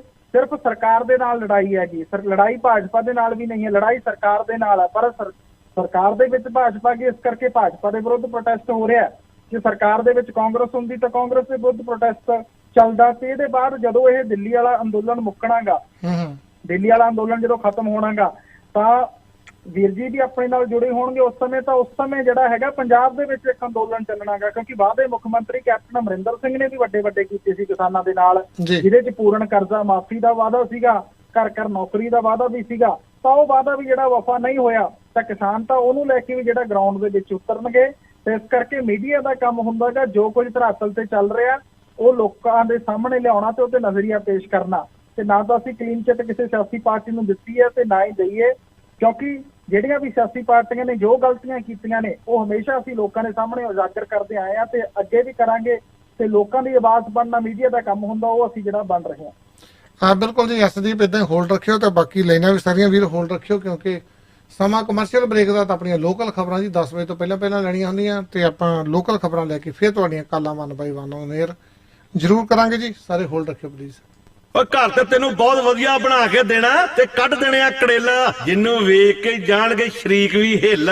ਸ਼ਰੀਕਾਂ ਦੇ ਕੱਢਦੇ ਕੜੇਲ ਕਿਤੇ ਆਪਣਾ ਘਰ ਨਾ ਜਾਵੇ ਹਿੱਲ। ਧਿਆਨ ਰੱਖੀ ਘਰ ਦੇ ਵਿੱਚ ਪਲੰਬਿੰਗ ਐਂਡ ਇਲੈਕਟ੍ਰੀਕਲ ਦਾ ਸਮਾਨ ਹੋਵੇ ਨੰਬਰ 1। ਓਏ GTA plumbing and electric supply Brampton ਵਿੱਚ ਸਟੋਰ ਆ ਨੰਬਰ 1। ਅੱਛਾ, ਉਹੀ ਜੀਟੀਏ ਵਾਲੇ ਜਿੱਥੋਂ ਕੰਟਰੈਕਟਰਸ ਲਈ ਘਰ ਦੇ ਵਿੱਚ ਪਲੰਬਿੰਗ ਤੇ ਇਲੈਕਟ੍ਰੀਕਲ ਦਾ ਸਾਰਾ ਸਮਾਨ ਡਿਸਕਾਊਂਟ ਤੇ ਮਿਲਦਾ। ਵਾਸ਼ਰੂਮ ਲਈ ਵੈਨਿਟੀਜ਼, ਟੈਪਸ, ਸਪੌਟਲਾਈਟਸ ਤੇ ਰੇਂਜ ਹੁੱਡਸ ਮਿਲਦੇ ਆ। ਫਿਰ ਕਾਹਨੂੰ ਕਰਨੀ ਹੈ ਦੇਰ, ਅੱਜ ਹੀ ਪਹੁੰਚੋ 241 ਕਲੈਰੈਂਸ ਸਟਰੀਟ ਬਰੈਂਪਟਨ ਤੇ ਸੰਪਰਕ ਕਰੋ 905 792 0036 905 792 0036। ਕੀ ਤੁਸੀਂ ਓਨਰ ਆਪਰੇਟਰ ਬਣਨਾ ਚਾਹੁੰਦੇ ਹੋ, ਟਰੱਕ ਪਾਉਣ ਬਾਰੇ ਸੋਚ ਰਹੇ ਹੋ ਜਾਂ ਡਰਾਈਵਰੀ ਕਰਨੀ ਹੈ ਤਾਂ ਅੱਜ ਹੀ ਸੰਪਰਕ ਕਰੋ ਰੋਇਲ ਕ੍ਰੋਨ ਐਕਸਪ੍ਰੈਸ ਤੇ ਪ੍ਰੀਤ ਕਾਲੋ ਹੁਰਾਂ ਦੇ ਨਾਲ 6472106000 647 210 6000। प्रॉपर्टी रेट होवे उत्ते या थल्ले, रॉयल लीपेज वाले हरपाल भल्ला हमेशा कराउंदे ने बल्ले बल्ले। ਇਹਨਾਂ ਕੋਲ ਰੈਜ਼ੀਡੈਂਸ਼ੀਅਲ, ਕਮਰਸ਼ੀਅਲ ਇਨਵੈਸਟਮੈਂਟ, ਲੀਜ਼ ਤੇ ਪ੍ਰੀ ਕੰਸਟਰਕਸ਼ਨ ਪ੍ਰੋਜੈਕਟ ਹਮੇਸ਼ਾ ਅਵੇਲੇਬਲ ਰਹਿੰਦੇ ਨੇ। ਇਹ ਫ੍ਰੀ ਹੋਮ ਐਵੋਲੂਸ਼ਨ ਵੀ ਕਰਦੇ ਨੇ। ਨਵੇਂ ਰੀਅਲਟਰਸ ਜੇ ਇਹਨਾਂ ਨੂੰ ਜੁਆਇਨ ਕਰਨਾ ਚਾਹਣ ਤਾਂ ਐਡਵਾਈਸ ਲੈ ਸਕਦੇ ਨੇ। Top realtor ਰॉयल ਲੀਪੇਜ, call Harpal Palla 4165602400 416 560 2400। ਆਹਾ, ਛੁੱਟੀ ਦਾ ਦਿਨ ਹੋਵੇ ਤੇ Niagara Falls, CN towers, Quebec City ਘੁੰਮਣ ਜਾਣ ਦਾ ਮਨ ਹੈ, ਪਰ ਇੰਨੀ ਡਰਾਈਵ ਕੌਣ ਕਰੇ? ਜੀ ਐਲਓ ਨੰਬਰ ਤੇ ਹੁਣੇ ਬੁਕਿੰਗ ਕਰੋ। Best Canadian ride service Toronto ਤੋਂ ਮੌਂਟਰੀਅਲ ਤੇ ਮਾਨਸ਼ੀਅਲ ਤੋਂ ਟੋਰਾਂਟੋ, ਜਿੱਥੇ ਵੀ ਘੁੰਮਣ ਦਾ ਮਨ ਹੋਵੇ ਬਸ ਇੱਕ ਕਾਲ ਤੇ ਹਾਜ਼ਰ ਤੇ ਸੋਨੇ ਤੇ ਸੁਹਾਗਾ ਪਾਰਸਲਸ ਵੀ ਡਿਲੀਵਰ ਕਰਦੇ ਨੇ ਹਰ ਰੋਜ਼ ਮਾਰਨਿੰਗ, ਆਫਟਰਨੂਨ ਐਂਡ ਈਵਨਿੰਗ, ਸਵੇਰੇ ਦੁਪਹਿਰ ਸ਼ਾਮ 24 ਘੰਟੇ ਸਰਵਿਸ। ਕਾਲ 5145606613। ਜਦੋਂ ਸਵਾਦ ਖਾਣੇ ਦੀ ਕ੍ਰੇਵਿੰਗ ਹੋਵੇ ਤਾਂ ਇੱਕੋ ਨਾਮ ਯਾਦ ਆਵੇ, ਬਾਬਾ ਢਾਬਾ, ਜਿੱਥੇ ਮਿਲਦੀ ਏ ਖਾਣੇ ਦੀ ਹਿਊਜ ਵੈਰਾਈਟੀ। ਇਹ 2 ਲੋਕੇਸ਼ਨਸ ਤੋਂ ਸਰਵ ਕਰਦੇ ਨੇ। ਤਾਜ਼ਾ ਤੇ ਸਵਾਦਲਾ ਖਾਣਾ ਖਾਣ ਲਈ ਜ਼ਰੂਰ ਆਓ। Baba Dhaba restaurant 255 Rutherford Road, South Brampton. Service 2 location. Call Mahavir Bhat 9054994314 905 499 4314। ਵਾਹ ਜੀ, ਤੁਹਾਡਾ ਘਰ ਤਾਂ ਬਹੁਤ ਸੋਹਣਾ ਹੈ। ਸੋਹਣਾ ਕਿਉਂ ਨਾ ਹੋਵੇ, ਇੰਨੀ ਮਿਹਨਤ ਕੀਤੀ ਹੈ ਲੱਭਣ ਚ, ਇੰਨੀਆਂ ਟੱਕਰਾਂ ਮਾਰੀਆਂ ਨੇ। ਹੁਣ ਟੱਕਰਾਂ ਮਾਰਨ ਦੀ ਕੋਈ ਲੋੜ ਨਹੀਂ, ਕਿਉਂਕਿ ਤੁਹਾਡੇ ਲਈ ਮਿਹਨਤ ਕਰਦੇ ਨੇ ਰੀਮੈਕਸ ਰਿਐਲਿਟੀ ਦੇ ਪੰਕਜ ਸਪਰਾ ਜੀ। ਇਹ ਤੁਹਾਡੇ ਸੁਪਨਿਆਂ ਦਾ ਘਰ ਲੱਭਣ ਚ ਤੁਹਾਡੀ ਮਦਦ ਕਰਨਗੇ, ਉਹ ਵੀ ਅਫੋਰਡੇਬਲ ਪ੍ਰਾਈਸਸ ਦੇ ਵਿੱਚ। ਘਰ ਵੇਚਣਾ ਜਾਂ ਖਰੀਦਣਾ ਚਾਹੁੰਦੇ ਹੋ ਤੇ ਅੱਜ ਹੀ ਮਿਲੋ ਰੀਮੈਕਸ ਰਿਐਲਿਟੀ ਸਰਵਿਸ ਇਨਕੋਰਪੋਰੇਸ਼ਨ ਦੇ ਪੰਕਜ ਸਪਰਾ ਨੂੰ। Call 4167222385 416 722 2385। Key to happiness is finding the right home। ਗੱਲ ਸੁਣੋ, ਇੰਜ ਵੇਲੇ ਬਹਿ ਕੇ ਕਿਵੇਂ ਗੁਜ਼ਾਰਾ ਚੱਲੇਗਾ? ਮੈਨੂੰ ਆਪ ਨਹੀਂ ਸਮਝ ਆ ਰਹੀ ਕਿੱਥੇ ਪਤਾ ਕਰਾਂ ਕੰਮ ਦਾ। ਕੱਲ ਭਾਈ ਸਾਹਿਬ ਦੱਸਦਾ ਰਹੇ ਸੀ ਵੀ jobsinGTA.com ਵਾਲੇ ਫੁੱਲ ਟਾਈਮ ਜੌਬ ਦਵਾ ਦਿੰਦੇ ਨੇ। ਲੈ ਮੈਂ ਫਿਰ ਅੱਜ ਹੀ ਜਾਣਾ। ਜੀ ਹਾਂ, ਜੇ ਤੁਸੀਂ ਟੋਰਾਂਟੋ, ਮਿਸੀਸਾਗਾ, ਬ੍ਰੈਂਪਟਨ, ਵੁੱਡਬ੍ਰਿਜ ਜਾਂ ਕੈਂਬਰਿਜ ਦੇ ਏਰੀਆ 'ਚ ਜੌਬ ਕਰਨ ਦੇ ਚਾਹਵਾਨ ਹੋ ਤਾਂ ਅੱਜ ਹੀ ਰਜਿਸਟ੍ਰੇਸ਼ਨ ਕਰਵਾਓ www.jobsingta.com ਤੇ। ਇੱਥੇ ਨੇ ਹਜ਼ਾਰਾਂ ਦੇ ਹਿਸਾਬ ਨਾਲ ਜੌਬਸ। ਤੁਸੀਂ ਨਵੇਂ ਹੋ ਜਾਂ ਕੋਈ ਵੀ ਕੈਟੇਗਰੀ ਹੋਵੇ, ਜ਼ਿਆਦਾ ਜਾਣਕਾਰੀ ਲਈ ਅੱਜ ਹੀ ਕਾਲ ਕਰੋ 4162130092 416-213-0092 और 9056140300। 905-614-0300। क्या बात भाई, गड्डी ਤਾਂ ਨਵੀਂ ਕਢਾਈ ਲੱਗਦੀ। ਉਹ ਨਾ ਉਹ ਆ ਬਸ ਰਿਪੇਅਰ ਕਰਾਈ ਆ। ਉਹ ਕਿੱਥੋਂ? ਪੀਲ ਆਟੋ ਕਲੀਜਨ ਵਾਲਿਆਂ ਕੋਲੋਂ। ਜੀ ਹਾਂ, ਜੇ ਤੁਸੀਂ ਵੀ ਗੱਡੀ ਦੀ ਰਿਪੇਅਰ, ਡੈਂਟਿੰਗ, ਪੇਂਟਿੰਗ ਕਰਾਉਣੀ ਹੋਵੇ, GTA ਵਿੱਚ ਕੋਈ ਵੀ ਐਕਸੀਡੈਂਟ ਹੋਵੇ ਤਾਂ ਗੱਡੀ ਨੂੰ ਰਿਪੇਅਰ ਕਰਦੇ ਨੇ। ਹਰ ਇੱਕ ਇੰਸ਼ੋਰੈਂਸ ਕੰਪਨੀ ਦੇ ਨਾਲ ਇਹਨਾਂ ਦਾ ਟਾਈ ਅਪ ਹੈ। ਹੁਣ ਗੱਡੀ ਦੀ no more tension, ਕਿਉਂਕਿ ਬਸ ਅੱਜ ਹੀ ਆਓ Peel auto collision, 14 Hill Road, Brampton. Call Darbara Singh 9054591300। 905-409-1300। ਬਸ ਤੂੰ ਹੁਣ ਤਿਆਰੀ ਖਿੱਚ, ਛੇਤੀ ਇੱਥੇ ਆਉਣ ਦੀ। ਅੱਛਾ, ਨਾਲੇ ਕਹਿੰਦੇ ਬੜਾ ਹੀ ਔਖਾ ਹੈ। ਉਹ ਬ੍ਰੈਂਪਟਨ ਇਮੀਗ੍ਰੇਸ਼ਨ ਕੰਸਲਟੈਂਸੀ ਦੇ ਹੁੰਦਿਆਂ ਕੋਈ ਔਖਾ ਨਹੀਂ। Brampton immigration consultancy for student visa, visitor visa, LMI refugees case appeals, family case sponsorship. Call Sandeep Singh 6477862012 647 786 2012। ਘਰ ਦੀ ਚਾਰ ਦੀਵਾਰੀ, ਸੁਪਨਿਆਂ ਦੀ ਫੁਲਵਾੜੀ, ਅਸੀਂ ਬਣਾਂਗੇ ਤੁਹਾਡੇ ਸੁਪਨਿਆਂ ਦੇ ਹਾਣੀ। ਬੇਸਮੈਂਟ, ਬਾਥਰੂਮ, ਕਿਚਨ, ਘਰ ਦੀ ਹਰ ਤਰ੍ਹਾਂ ਦੀ ਰੈਨੋਵੇਸ਼ਨ ਅਤੇ ਇਲੈਕਟ੍ਰਿਕ ਕੰਮ ਕਰਵਾਉਣ ਦੇ ਲਈ ਸੰਪਰਕ ਕਰੋ ਹਰਦਿਆਲ ਸਿੰਘ ਚੀਤਾ ਦੇ ਨਾਲ 6474098915 647 409 9915।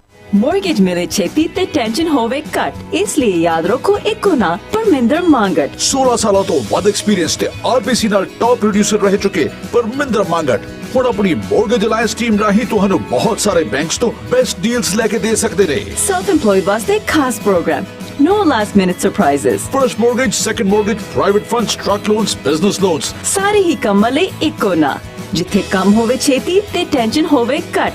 ਪਰਮਿੰਦਰ ਮੰਗਟ 6472859119 ਜਾਨੀ 647 285 9119। Parminder Mangat with Mortgage Alliance. Broker license number 10530। Break ਤੋਂ ਬਾਅਦ ਇੱਕ ਵਾਰੀ ਫੇਰ ਸਾਰਿਆਂ ਦਾ ਸਵਾਗਤ ਹੈ ਜੀ। ਲੋਕਲ ਖਬਰਾਂ ਲੈ ਕੇ ਆਪਾਂ ਤੁਹਾਡੇ ਨਾਲ ਜੁੜ ਚੁੱਕੇ ਹਾਂ ਤੇ ਲੋਕਲ ਖਬਰਾਂ ਨੂੰ ਤੁਹਾਡੇ ਤੱਕ ਪਹੁੰਚਾਉਣ ਲਈ ਸਾਥ ਦੇ ਰਹੇ ਜੀ ਸਾਡਾ ਪੰਕਜ ਸਪਰਾ ਹੋਣੀ। ਤੁਸੀਂ ਬੈਸਟ ਕੁਆਲਿਟੀ ਦੇ ਵਿੱਚ ਘਰ ਖਰੀਦਣਾ ਜੀ, ਕਿਸੇ ਵੀ ਜਗ੍ਹਾ ਦੇ ਉੱਤੇ ਜਾਂ ਘਰ ਵੇਚਣਾ। ਬਰੈਂਪਟਨ ਦੇ ਵਿੱਚ ਉਹਨਾਂ ਨੂੰ 3 ਘਰਾਂ ਦੀ ਲੋੜ ਆ, ਕੈਲਡਨ ਦੇ ਵਿੱਚ ਵੀ, ਵੁੱਡ ਸਟਾਕ ਦੇ ਵਿੱਚ ਵੀ ਉਹਨਾਂ ਦੇ ਕੋਲ ਘਰ ਹੈਗੇ ਆ।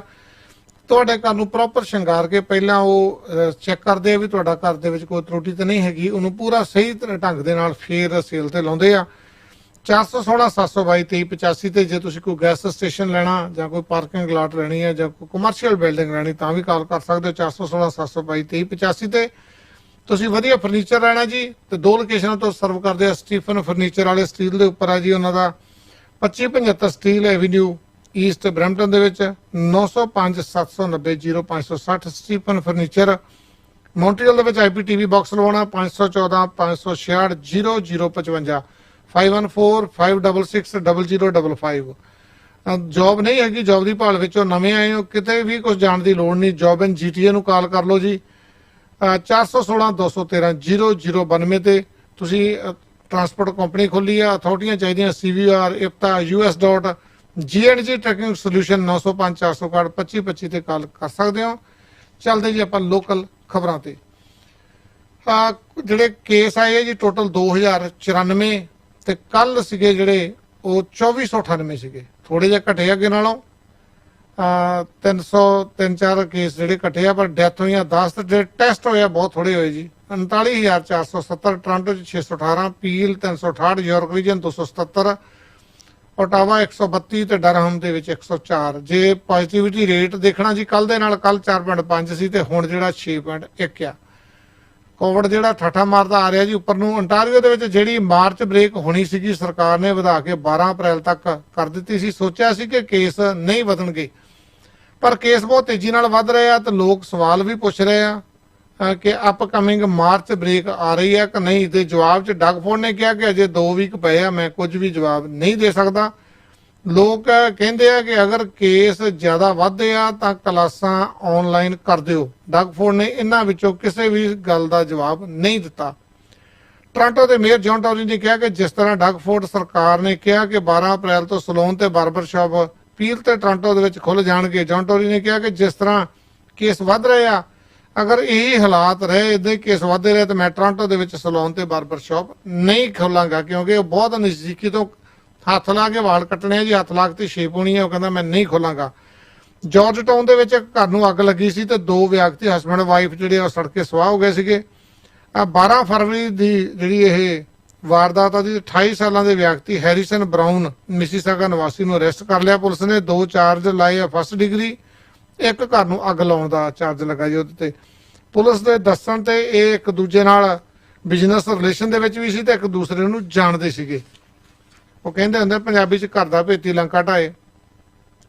NACI ਯਾਨੀ ਕਿ ਕੈਨੇਡਾ ਨੈਸ਼ਨਲ ਐਡਵਾਈਜ਼ਰੀ ਕਮੇਟੀ ਨੇ ਰਿਕਮੈਂਡ ਤੇ ਸਸਪੈਂਡ ਕਰ ਦਿੱਤਾ ਕਿ 55 ਸਾਲਾਂ ਜਾਂ ਘੱਟ ਉਮਰ ਵਾਲਾ ਵਿਅਕਤੀ ਐਸਟਰਾਜੈਨਕਾ ਦੀ ਵੈਕਸੀਨ ਨਾ ਲਗਵਾਏ। ਇਸ ਦਾ ਕਾਰਨ ਡਿਊ ਟੂ ਸੇਫਟੀ ਕੰਸਰਨ ਹੈ ਜੀ। ਤੇ ਪ੍ਰਿੰਸ ਐਡਵਰਡ ਆਈਲੈਂਡ ਨੇ ਵੀ 18 ਤੋਂ 29 ਸਾਲ ਦੀ ਉਮਰ ਵਾਲਿਆਂ ਨੂੰ ਛੋਟ ਦੇਣੇ ਜਿਹੜੇ ਉਹ ਸਸਪੈਂਡ ਕਰ ਦਿੱਤੇ ਆ। ਪਰ ਡਗ ਫੋਰਡ ਹੋਣੀ ਗੱਲ ਕਹਿ ਰਹੇ ਸੀ ਜੀ 60 ਸਾਲ ਤੋਂ ਥੱਲੇ ਵਾਲਿਆਂ ਨੂੰ ਜਿਹੜੀ ਐਸਟਰਾਜੈਨਕਾ ਨਹੀਂ ਦਿੱਤੀ, ਵੈਕਸੀਨ ਨਹੀਂ ਦਿੱਤੀ ਜਾਊਗੀ। ਪਰ ਜਿਹੜੀ NACI ਕਮੇਟੀ ਆ ਉਹ ਕਹਿ ਰਹੀ ਹੈ ਜੀ 55 ਸਾਲ ਤੋਂ। ਪਤਾ ਨਹੀਂ ਸ਼ਾਇਦ ਡਗ ਫੋਰਡ ਹੋਣੀ ਡਾਕਟਰਾਂ ਨਾਲ ਸਲਾਹ ਨਹੀਂ ਕਰਦੇ, ਇਦਾਂ ਦੇ ਬਿਆਨ ਨਹੀਂ ਦੇਣੇ ਚਾਹੀਦੇ ਜੀ। ਮਿਨਿਸਟਰੀ ਜਿਹੜੀ ਆ ontario ਦੇ ਹੈਲਥ ਮਿਨਿਸਟਰ ਆ ਕ੍ਰਿਸਟੀਨ ਐਲੀਅਟ ਨੇ ਵੀ ਕੈਮਰੇ ਦੇ ਸਾਹਮਣੇ ਐਸਟਰਾਜੈਨਕਾ ਦੀ ਪਹਿਲੀ ਡੋਜ਼ ਲਈ ਆ। ਤਾਂ ਉਹ ਕਹਿੰਦੀ ਹੈ ਬਹੁਤ ਜ਼ਰੂਰੀ ਹੈ ਕਿ ਵੈਕਸੀਨ ਲੈਣੀ, ਜਿੰਨੀ ਜਲਦੀ ਵੈਕਸੀਨ ਲਵਾਂਗੇ ਉਤਨੀ ਜਲਦੀ ਕਹਿੰਦੇ ontario ਬੈਕ ਟੂ ਨਾਰਮਲ ਆ ਜਾਵੇਗਾ। ਕਿੰਗਸਟਨ ਦੇ ਵਿੱਚ ਇੱਕ 3 ਸਾਲਾ ਬੱਚਾ ਮਿਸਿੰਗ ਹੈ ਜੀ ਤੇ ਪੁਲਿਸ ਉਸ ਦੀ ਭਾਲ ਕਰ ਰਹੀ ਹੈ। ਅਜੇ ਤੱਕ ਬੱਚੇ ਬਾਰੇ ਕੋਈ ਉਗਸੁਕ ਨਹੀਂ ਮਿਲੀ। ਬੱਚੇ ਦੀ ਹਾਈਟ 3 ਫੁੱਟ 5 ਇੰਚ ਆ, 45 ਪਾਉਂਡ ਭਾਰ ਆ ਤੇ ਲੌਂਗ ਬਰਾਊਨ ਹੇਅਰ ਆ ਉਹਦੇ।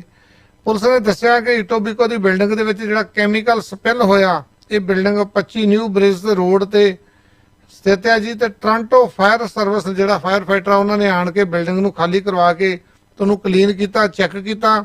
ਕਹਿੰਦੇ ਅਮੋਨੀਆ ਲੀਕ ਕਰ ਰਿਹਾ, ਜਿਹੜਾ ਕੋਈ ਖਤਰਨਾਕ ਨਹੀਂ ਗਾ, ਇੱਕ ਪਬਲਿਕ ਥ੍ਰੈਟ ਨਹੀਂ ਹੈਗਾ।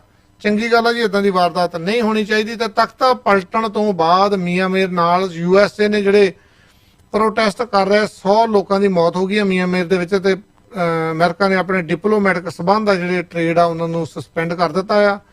ਕਹਿੰਦੇ ਪਹਿਲਾਂ ਜਿੰਨਾ ਚਿਰ ਕੰਟਰੀ ਨਹੀਂ ਸੁਧਰਦਾ ਅਤਿਆਚਾਰ ਹੋ ਰਹੀ ਆ, ਜਿਹੜੀ ਹਿਊਮਨ ਰਾਈਟਸ ਦੀ ਵਾਇਓਲੇਸ਼ਨ ਹੋ ਰਹੀ ਆ, ਇਸ ਕਰਕੇ ਉਹਨਾਂ ਨੇ ਆਪਣਾ ਜਿੰਨਾ ਵੀ ਬਿਜ਼ਨਸ ਆ ਉਹਦੇ ਨਾਲ ਸਸਪੈਂਡ ਕਰ ਦਿੱਤਾ।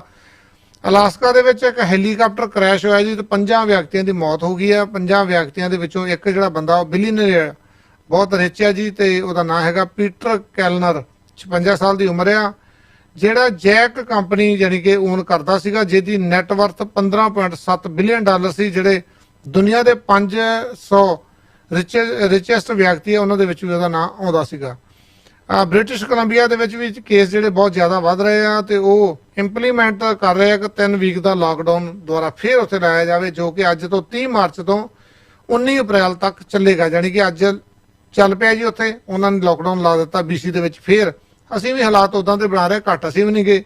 ਉਹ ਕਹਿੰਦੇ ਹੁੰਦੇ ਤਾਏ ਦੀ ਧੀ ਚੱਲੀ ਤੇ ਮੈਂ ਕਿਉਂ ਰਵਾਂ ਕੱਲੀ। ਉਹ ਹੁਣ ਅਸੀਂ ਵੀ ਉਹਨਾਂ ਦੇ ਪਿੱਛੇ ਚੱਲਣੇ ਆ ਜੀ, ਤੱਕ ਚੱਲੇਗਾ। ਇਹਦੇ ਵਿੱਚ ਇੰਡੋਰ ਰੈਸਟੋਰੈਂਟ, ਗਰੁੱਪ ਫਿਟਨੈਸ ਤੇ ਵਰਸ਼ਿਪ ਧਾਰਮਿਕ ਅਦਾਰੇ ਉਹ ਬੰਦ ਰਹਿਣਗੇ। ਪਿਛਲੇ 3 ਦਿਨਾਂ 'ਚ 2518 ਕੇਸ ਆਏ ਆ।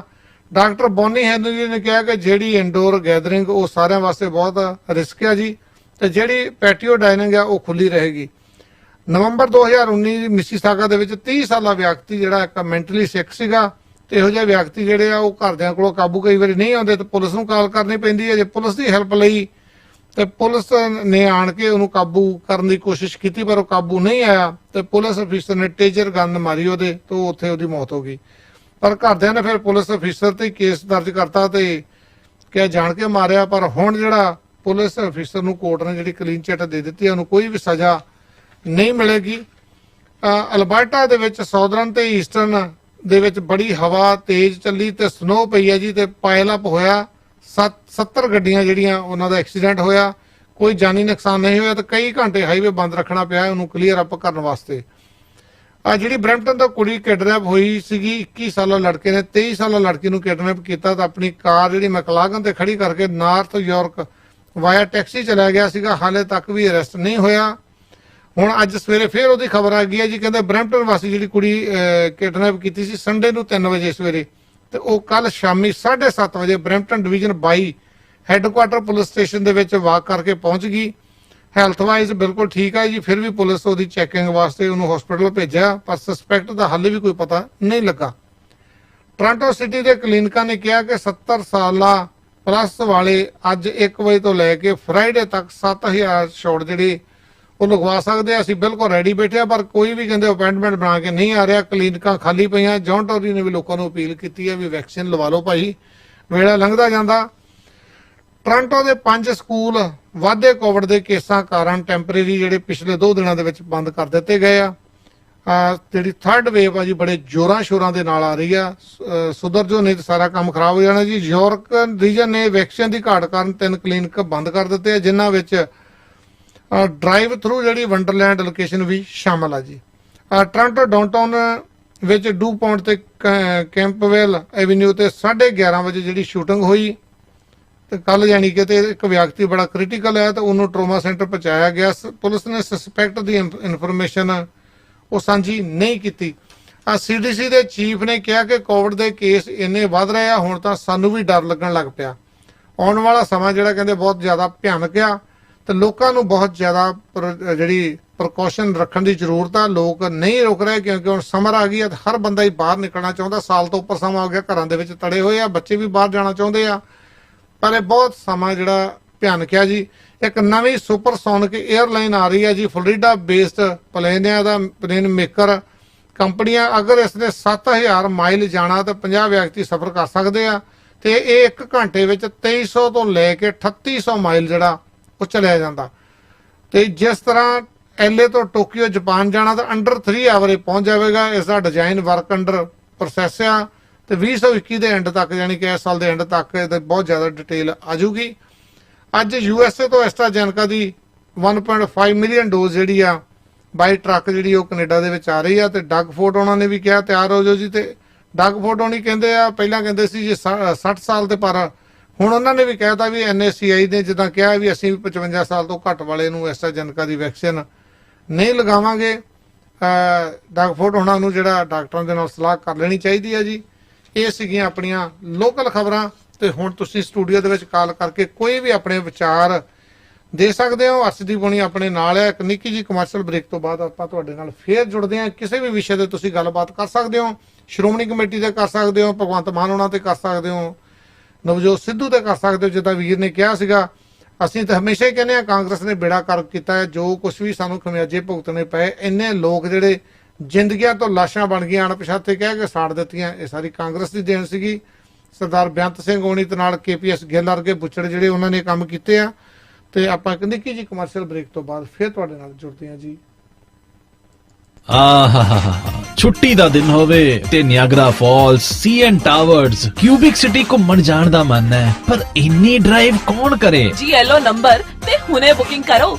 Best Canadian ride service Toronto ਤੋਂ ਮੌਂਟਰੀਅਲ ਤੇ ਮੌਂਟਰੀਅਲ ਤੋਂ ਟੋਰਾਂਟੋ, ਜਿੱਥੇ ਵੀ ਘੁੰਮਣ ਦਾ ਮਨ ਹੋਵੇ ਬਸ ਇੱਕ ਕਾਲ ਤੇ ਹਾਜ਼ਰ ਤੇ ਸੋਨੇ ਤੇ ਸੁਹਾਗਾ ਪਾਰਸਲਸ ਵੀ ਡਿਲੀਵਰ ਕਰਦੇ ਨੇ ਹਰ ਰੋਜ਼ ਮਾਰਨਿੰਗ, ਆਫਟਰਨੂਨ ਐਂਡ ਈਵਨਿੰਗ, ਸਵੇਰੇ ਦੁਪਹਿਰ ਸ਼ਾਮ 24 ਘੰਟੇ ਸਰਵਿਸ। ਕਾਲ 5145606613। ਵਾਹ ਜੀ, ਤੁਹਾਡਾ ਘਰ ਤਾਂ ਬਹੁਤ ਸੋਹਣਾ ਹੈ। ਸੋਹਣਾ ਕਿਉਂ ਨਾ ਹੋਵੇ, ਇੰਨੀ ਮਿਹਨਤ ਕੀਤੀ ਹੈ ਲੱਭਣ ਚ, ਇੰਨੀਆਂ ਟੱਕਰਾਂ ਮਾਰੀਆਂ ਨੇ। ਹੁਣ ਟੱਕਰਾਂ ਮਾਰਨ ਦੀ ਕੋਈ ਲੋੜ ਨਹੀਂ, ਕਿਉਂਕਿ ਤੁਹਾਡੇ ਲਈ ਮਿਹਨਤ ਕਰਦੇ ਨੇ ਰੀਮੈਕਸ ਰਿਐਲਿਟੀ ਦੇ ਪੰਕਜ ਸਪਰਾ ਜੀ। ਇਹ ਤੁਹਾਡੇ ਸੁਪਨਿਆਂ ਦਾ ਘਰ ਲੱਭਣ ਚ ਤੁਹਾਡੀ ਮਦਦ ਕਰਨਗੇ, ਉਹ ਵੀ ਅਫੋਰਡੇਬਲ ਪ੍ਰਾਈਸਸ ਦੇ ਵਿੱਚ। ਘਰ ਵੇਚਣਾ ਜਾਂ ਖਰੀਦਣਾ ਚਾਹੁੰਦੇ ਹੋ ਤੇ ਅੱਜ ਹੀ ਮਿਲੋ ਰੀਮੈਕਸ ਰਿਐਲਿਟੀ ਸਰਵਿਸ ਇਨਕੋਰਪੋਰੇਸ਼ਨ ਦੇ ਪੰਕਜ ਸਪਰਾ ਨੂੰ। Call 4167222385 416 722 2385। Key to happiness is finding the right home. ਬਾਪੂ ਪੈਸੇ ਮਿਲ ਗਏ ਸੀ ਨਾ ਟਾਈਮ ਸਰ? ਹਾਂ ਪੁੱਤਰ, ਇੱਧਰ ਤੂੰ ਪੈਸੇ ਪਾਏ ਨਾਲੇ ਮੈਨੂੰ ਮਿਲ ਗਏ। ਬਸ ਇਸੇ ਕਰਕੇ ਮੈਂ ਅਪਰਾ ਟ੍ਰੇਡਿੰਗ ਇੰਕ ਵਾਲਿਆਂ ਤੇ ਭਰੋਸਾ ਕਰਦਾ। ਜੀ ਹਾਂ,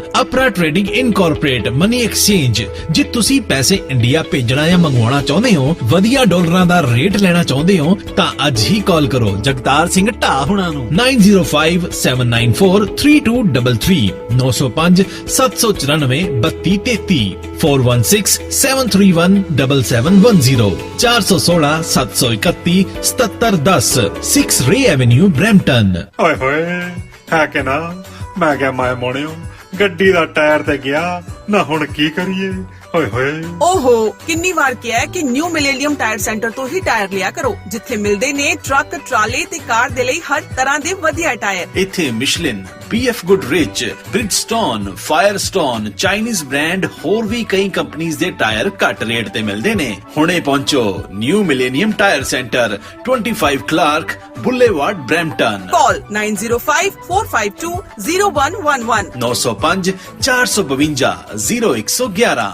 ਮੈਂ ਨਾ ਜੀ ਸੁਪਨੇ 'ਚ ਦੇਖਿਆ ਕਿ ਮੇਰਾ ਘਰ ਬੜਾ ਆਲੀਸ਼ਾਨ, ਬੜਾ ਵੱਡਾ ਤੇ ਬੜਾ ਸੋਹਣਾ ਹੈ। ਬਸ ਸੁਪਨਾ ਇਹ ਤਾਂ ਸੱਚ ਹੋਊ ਕਮਲੀਏ। ਬਸ Sarbloh design and build limited ਵਾਲਿਆਂ ਨੂੰ ਫੋਨ ਕਰ। ਜੀ ਹਾਂ, ਜੇ ਤੁਸੀਂ ਵੀ ਲਗਜ਼ਰੀ ਕਾਰ, ਛੋਟਾ ਜਾਂ ਵੱਡਾ ਨਵਾਂ ਕਾਰ ਲੈਣਾ ਚਾਹੁੰਦੇ ਹੋ ਜਾਂ ਫਿਰ ਪੁਰਾਣਾ ਘਰ ਢਾ ਕੇ ਨਵਾਂ ਬਣਾਉਣਾ ਚਾਹੁੰਦੇ ਹੋ, ਤਾਂ ਅੱਜ ਹੀ ਮਿਲੋ ਸਰਬਲੋ ਡਿਜ਼ਾਈਨ ਐਂਡ ਬਿਲਡਿੰਗ ਵਾਲੇ ਕੁਲਵਿੰਦਰ ਪੱਤੜ ਜੀ ਨੂੰ। ਇਹਨਾਂ ਕੋਲ 15 ਸਾਲ ਦਾ ਤਜਰਬਾ ਹੈ ਤੇ ਹਾਂ, ਤੁਸੀਂ 20,000 ਸਕੁਅਰ ਫੁੱਟ ਦਾ ਘਰ ਵੀ ਬਣਵਾ ਸਕਦੇ ਹੋ। ਲਗਜ਼ਰੀ ਹੋਮ ਤੁਹਾਡੇ ਬਜਟ ਵਿੱਚ। ਕਾਲ ਕੁਲਵਿੰਦਰ ਪੱਤੜ 4168410478 416 841 0478। ਇਮੀਗ੍ਰੇਸ਼ਨ ਦੇ ਮਸਲਿਆਂ ਨੂੰ ਹਲਕੇ ਵਿੱਚ ਲੈਣਾ ਮਹਿੰਗਾ ਪੈ ਸਕਦਾ ਹੈ, ਪਰ ਸੋਚ ਸਮਝ ਕੇ ਲਿਆ ਹੋਇਆ ਫੈਸਲਾ ਤੁਹਾਡੀ ਜ਼ਿੰਦਗੀ ਨੂੰ ਸਵਾਰ ਸਕਦਾ ਹੈ। ਇਸੇ ਲਈ ਡਿਲਾਈਟ ਇਮੀਗ੍ਰੇਸ਼ਨ ਦੇ ਨਵਜੋਤ ਗਿੱਲ ਹਾਜ਼ਰ ਨੇ ਤੁਹਾਡੀ ਸੇਵਾ 'ਚ। Study permit, student visa, visitor super visa, LMI family case, parent sponsorship ਤੇ ਰਿਫਿਊਜੀਜ਼ ਅਪੀਲਸ ਵੀ ਐਕਸੈਪਟ ਕਰਦੇ ਨੇ। Call Navjot Gill 6478643719 647 864 3719। Address 350 Rutherford Road, South Brampton, unit 223। ਓ ਮੈਨੂੰ ਰੱਖ ਲੈ ਕੱਲੀ ਨਰਿਆਰਾ ਓਏ ਲੰਬਿਆਂ ਰੂਟਾਂ ਤੇ। ਜਦੋਂ ਮੈਂ ਸੇਫਐਕਸ ਟਰਾਂਸਪੋਰਟ ਨਾਲ ਨਹੀਂ ਜੁੜਿਆ ਸੀ, ਉਦੋਂ ਇਹੀ ਹਾਲ ਸੀ, ਪਰ ਹੁਣ ਤਾਂ ਸ਼ਾਨ ਨਾਲ ਡਰਾਈਵਰੀ ਕਰੀਦੀ ਹੈ। ਜੀ ਹਾਂ, ਸੇਫਐਕਸ ਟਰਾਂਸਪੋਰਟ, ਜਿਸ ਨੂੰ ਕਿਊਬਿਕ ਵਿੱਚ ਨੰਬਰ 1 ਤੇ ਕੈਨੇਡਾ ਵਿੱਚ ਦੂਜੇ ਨੰਬਰ ਤੇ ਹੋਣ ਦਾ ਮਾਣ ਹਾਸਲ ਹੈ। Highest growth across the world. Safex ਨੇ ਹੁਣ ਮੌਂਟਰੀਅਲ ਤੇ ਬੋਲਟਨ, ਓਨਟਾਰੀਓ ਵਿੱਚ ਨਵੇਂ ਟਰਮੀਨਲ ਸ਼ੁਰੂ ਕੀਤੇ ਨੇ ਤੇ ਇਹਨਾਂ ਨੂੰ USA ਦੇ ਲਈ ਡਰਾਈਵਰ ਤੇ ਓਨਰ ਆਪਰੇਟਰ ਦੀ ਲੋੜ ਹੈ। ਵਧੀਆ ਪੇ ਵੀ ਮਿਲੇਗੀ। ਹੁਣੇ ਕਾਲ ਕਰੋ ਰਮਿੰਦਰਦੀਪ ਜਾਂ ਅਮਨਦੀਪ ਨੂੰ 5146250025 514 625 0025 ਜਾਂ ਫਿਰ 5148870025 514 887 0025। हर घर की एक डिमांड होती है कि उसे और भी खूबसूरत बनाने के लिए एक स्टाइलिश फर्नीचर चाहिए, और जब तलाश हो ऐसे फर्नीचर की, तो यहाँ ये Stevens furniture, an ultra modern furniture destination in GTA, जहाँ आपको मिलेगा बिल्कुल सॉलिड फर्नीचर, चाहे बेड सेट हो, सोफा सेट या mattresses, everything only at Stevens furniture since 1992. Visit in store for much more. 2 locations to serve you. Stevens Furniture. Sofa studio 'ਚ ਘਰ ਦੇ ਵਿੱਚ ਵਧੀਆ ਸੋਫਾ ਪਵਾਉਣਾ ਚਾਹੁੰਦੇ ਹੋ, ਭਾਵੇਂ ਲੈਦਰ ਦਾ ਹੋਵੇ ਜਾਂ ਕੱਪੜੇ ਦਾ ਹੋਵੇ, ਜਿਸ ਤਰ੍ਹਾਂ ਦਾ ਚਾਹੋਗੇ ਉਸ ਤਰ੍ਹਾਂ ਦਾ ਸੋਫਾ ਤਿਆਰ ਕਰਕੇ ਤੁਹਾਡੇ ਘਰੇ ਡਿਲੀਵਰ ਕੀਤਾ ਜਾਵੇਗਾ। ਸਗਨਦੀਪ ਨੂੰ ਕਾਲ ਕਰ ਸਕਦੇ ਹੋ 905 799 8877 9057998877। Sofa studio. ਟਰੱਕਾਂ 'ਚ ਅੱਜ ਕੱਲ ਕੁਝ ਨਹੀਂ ਬਚਦਾ। ਉਹ ਤੂੰ ਇੰਸ਼ੋਰੈਂਸ ਕਟਾ ਲੈ। ਇੰਸ਼ੋਰੈਂਸ ਕਟਾ ਕੇ ਕਿਵੇਂ ਚੱਲੂ? ਉਹ ਕਟਾ ਲੈ ਨਹੀਂ, ਘਟਾ ਲੈ। ਕਿਵੇਂ? ਹਰਜੀਤ ਸਿੰਘ ਢੱਡਾ ਨਾਲ ਗੱਲ ਕਰ, ਉਹ ਮੈਕਸਿਮਮ ਡਿਸਕਾਊਂਟਸ ਲੈ ਕੇ ਦਿੰਦੇ ਆ, ਹਰੇਕ ਬਰੀਕੀ ਨੂੰ ਚੰਗੀ ਤਰ੍ਹਾਂ ਸਮਝਦੇ ਤੇ ਚੰਗੀ ਤਰ੍ਹਾਂ ਸਮਝਾਉਂਦੇ ਆ। Harjit Singh Dhadda national truck league ਨਾਲ ਕੰਮ ਕਰਦੇ ਆ ਫੋਨ ਕਰ 647 705 5492 6477055492। ਅੱਛਾ, ਇਹਨੂੰ ਕਹਿੰਦੇ ਇੰਸ਼ੋਰੈਂਸ ਪ੍ਰੀਮੀਅਮ ਕੱਟ ਕਰਨਾ। ਬਸ ਸਿਆਣਾ ਤੇ ਬੜਾ ਹੈ ਤੂੰ। ਓ ਘਰ ਤੇ ਤੈਨੂੰ ਬਹੁਤ ਵਧੀਆ ਬਣਾ ਕੇ ਦੇਣਾ ਤੇ ਕੱਢ ਦੇਣੇ ਆ ਕੜੇਲ, ਜਿੰਨੂੰ ਵੇਖ ਕੇ ਜਾਣਗੇ ਸ਼ਰੀਕ ਵੀ ਹਿੱਲ। ਸ਼ਰੀਕਾਂ ਦੇ ਕੱਢਦੇ ਕੜੈਲ ਕਿਤੇ ਆਪਣਾ ਘਰ ਨਾ ਜਾਵੇ ਹਿੱਲ। ਧਿਆਨ ਰੱਖੀ, ਘਰ ਦੇ ਵਿੱਚ ਪਲੰਬਿੰਗ ਐਂਡ ਇਲੈਕਟ੍ਰੀਕਲ ਦਾ ਸਮਾਨ ਹੋਵੇ ਨੰਬਰ 1। ਓਏ GTA plumbing and electric supply Brampton ਵਿੱਚ ਸਟੋਰ ਆ ਨੰਬਰ 1। ਅੱਛਾ, ਉਹੀ GTA ਵਾਲੇ ਜਿੱਥੋਂ ਕੰਟਰੈਕਟਰਸ ਲਈ ਘਰ ਦੇ ਵਿੱਚ ਪਲੰਬਿੰਗ ਤੇ ਇਲੈਕਟ੍ਰੀਕਲ ਦਾ ਸਾਰਾ ਸਮਾਨ ਡਿਸਕਾਊਂਟ ਤੇ ਮਿਲਦਾ। ਵਾਸ਼ਰੂਮ ਲਈ ਵੈਨਿਟੀਜ਼, ਟੈਪਸ, ਸਪੌਟਲਾਈਟਸ ਤੇ ਰੇਂਜ ਹੂਡਸ ਮਿਲਦੇ ਆ। ਫਿਰ ਕਾਹਨੂੰ ਕਰਨੀ ਹੈ ਦੇਰ, ਅੱਜ ਹੀ ਪਹੁੰਚੋ 241 ਕਲੈਰੈਂਸ ਸਟਰੀਟ ਬਰੈਂਪਟਨ ਤੇ ਸੰਪਰਕ ਕਰੋ 905 792 0036 905 792 0036। ਗੱਲ ਸੁਣੋ, ਇੰਜ ਵੇਲੇ ਬਹਿ ਕੇ ਕਿਵੇਂ ਗੁਜ਼ਾਰਾ ਚੱਲੇਗਾ? ਮੈਨੂੰ ਆਪ ਨਹੀਂ ਸਮਝ ਆ ਰਹੀ ਕਿੱਥੇ ਪਤਾ ਕਰਾਂ ਕੰਮ ਦਾ। ਕੱਲ ਭਾਈ ਸਾਹਿਬ ਦੱਸਦਾ ਰਹੇ ਸੀ ਵੀ jobsingta.com ਵਾਲੇ ਫੁੱਲ ਟਾਈਮ ਜੌਬ ਦਵਾ ਦਿੰਦੇ ਨੇ। ਲੈ ਮੈਂ ਫਿਰ ਅੱਜ ਹੀ ਜਾਣਾ। ਜੀ ਹਾਂ, ਜੇ ਤੁਸੀਂ ਟੋਰਾਂਟੋ, ਮਿਸੀਸਾਗਾ, ਬ੍ਰੈਂਪਟਨ, ਵੁੱਡਬ੍ਰਿਜ ਜਾਂ ਕੈਂਬਰਿਜ ਦੇ ਏਰੀਆ 'ਚ ਜੌਬ ਕਰਨ ਦੇ ਚਾਹਵਾਨ ਹੋ ਤਾਂ ਅੱਜ ਹੀ ਰਜਿਸਟ੍ਰੇਸ਼ਨ ਕਰਵਾਓ www.jobsingta.com ਤੇ। ਇੱਥੇ ਨੇ ਹਜ਼ਾਰਾਂ ਦੇ ਹਿਸਾਬ ਨਾਲ ਜੌਬਸ। ਤੁਸੀਂ ਨਵੇਂ ਹੋ ਜਾਂ ਕੋਈ ਵੀ ਕੈਟੇਗਰੀ ਹੋਵੇ, ਜ਼ਿਆਦਾ ਜਾਣਕਾਰੀ ਲਈ ਅੱਜ ਹੀ ਕਾਲ ਕਰੋ 4162130092 416 213 0092 और 9056140300 905 614 0300। ਬਿਲਕੁਲ ਜੀ, ਬ੍ਰੇਕ ਤੋਂ ਬਾਅਦ ਇੱਕ ਵਾਰੀ ਫਿਰ ਸਾਰਿਆਂ ਦਾ ਸਵਾਗਤ ਹੈ ਜੀ। ਆਪਾਂ ਚੱਲਦੇ ਹਾਂ ਨੈਕਸਟ ਕਾਲ ਤੇ। ਵਿਚਾਰ ਤੁਹਾਡੇ, ਤੁਸੀਂ ਵਿਚਾਰ ਦੇ ਸਕਦੇ ਹੋ। ਜਿਸ ਤਰ੍ਹਾਂ ਆਪਣਾ ਸ਼੍ਰੋਮਣੀ ਕਮੇਟੀ ਦੀ ਵੀ ਗੱਲਬਾਤ ਕੀਤੀ ਸੀਗੀ, ਅਕਾਲੀ ਦਲ ਬਾਦਲ ਦਾ ਕੀ ਬਣੂਗਾ, ਕਿਉਂਕਿ ਜੇ ਚੋਣ ਕਮਿਸ਼ਨ ਨੇ ਰੋਕ ਲਾ ਦਿੱਤੀ ਹੈ ਤਾਂ ਸ਼ਾਇਦ ਸ਼੍ਰੋਮਣੀ ਕਮੇਟੀ ਦੀਆਂ ਚੋਣਾਂ ਨਾ ਲੜ ਸਕਣ ਦਿੱਲੀ ਦੇ ਵਿੱਚ, ਤੇ ਬੜਾ ਵੱਡਾ ਮੁੱਦਾ ਖੜਾ ਹੋ ਜਾਣਾ। ਸ਼ਾਇਦ ਮੁੜ ਕੇ ਪੰਜਾਬ ਦੀਆਂ ਚੋਣਾਂ ਤੇ ਵੀ ਪੰਗਾ ਪੈ ਜੂ, ਕਿਉਂਕਿ ਦੋ ਸੰਵਿਧਾਨ ਇੱਕ ਪਾਰਟੀ ਦੇ ਹੋਣੇ। ਤੁਸੀਂ ਕਿਹੜੇ ਨਜ਼ਰੀਏ ਨਾਲ ਦੇਖਦੇ ਆ ਜੀ? ਚੱਲਦੇ ਆਪਾਂ ਪਹਿਲੀ ਕਾਲ ਤੇ। ਹਾਂਜੀ 26 ਤੇ ਹੀ ਸਵਾਗਤ ਹੈ ਜੀ। ਵੀਰ ਜੀ, ਮੈਂ ਸ਼੍ਰੋਮਣੀ ਕਮੇਟੀ ਬਾਰੇ ਕੋਈ ਗੱਲ ਨਹੀਂ ਕਰਨੀ, ਮੈਂ ਤਾਂ ਜ਼ਿਮੀਂਦਾਰਾਂ ਦੀ ਗੱਲ ਕਰੂੰਗਾ। ਜੀ ਜੀ, ਕਰੋ ਜੀ। ਜੀ ਸ਼੍ਰੋਮਣੀ ਕਮੇਟੀ ਤਾਂ ਨਾਲ ਗੱਲ ਕਰੀਏ, ਕਿਉਂਕਿ ਵੀਰ ਜੀ ਉਹ ਸਾਰੇ ਉਹਨਾਂ ਦੇ ਬੰਦੇ ਆ। ਜਦੋਂ ਵੀ ਹੁਣ ਕੱਲ ਪਰਸੋਂ ਦੀ ਵੀਡੀਓ ਇੱਕ ਹੋਰ ਵਾਇਰਲ ਹੋ ਰਹੀ ਆ, ਪਤਾ ਨਹੀਂ ਕਿਹੜਾ ਜਥਾ ਆ, ਮੈਂ ਤਾਂ ਨਾਂ ਨਹੀਂ ਜਾਣਦਾ। ਉਹਨਾਂ ਨੇ ਉਹ ਹੁਣ ਫੇਰ ਉਹ ਵਿਚਾਰੇ ਗਿਆਨੀ ਕੁੱਟ ਦਿੱਤੇ ਆ, ਜਿਹੜੇ ਕਿਤੇ ਪਾਠ ਕਰਨ ਗਏ ਸੀਗੇ। ਉਹ ਐਵੇਂ ਗਰੀਬ ਬੰਦਿਆਂ ਨੂੰ ਕੁੱਟੀ ਜਾਂਦੇ ਆ। ਸਰਕਾਰ ਕਮੇਟੀ ਵਾਲੇ, ਹਾਂਜੀ, ਉਹ ਇਹਨਾਂ ਨੇ ਜਾ ਕੇ ਲੈਣ ਤਾਂ ਪੰਗਾ। ਪਤਾ ਉੱਥੋਂ ਮੋਰੋਂ ਨਸਾਂ ਭੱਜਦੀਆਂ ਆ, ਤਾਂ ਕਰਕੇ ਉਧਰ ਨੂੰ ਕੋਈ ਜਾਂਦਾ ਨਹੀਂ। ਖਾਦੀ ਪੀਤੀ ਜੇ ਲਾ ਢਾਲ ਲੈ ਕੇ ਪੈਂਦੇ ਜੀ। ਉਹ ਵੀ ਤੁਸੀਂ ਦੇਖਿਆ, ਉਹ ਕਿੰਨੀ ਉਹਦੀ ਵੀਡੀਓ ਵਾਇਰਲ ਹੋਈ ਸੀ। ਸਭ ਉੱਥੇ ਨਸ਼ੇ ਨੁਸ਼ੇ ਕਰਨ ਡਏ ਆ।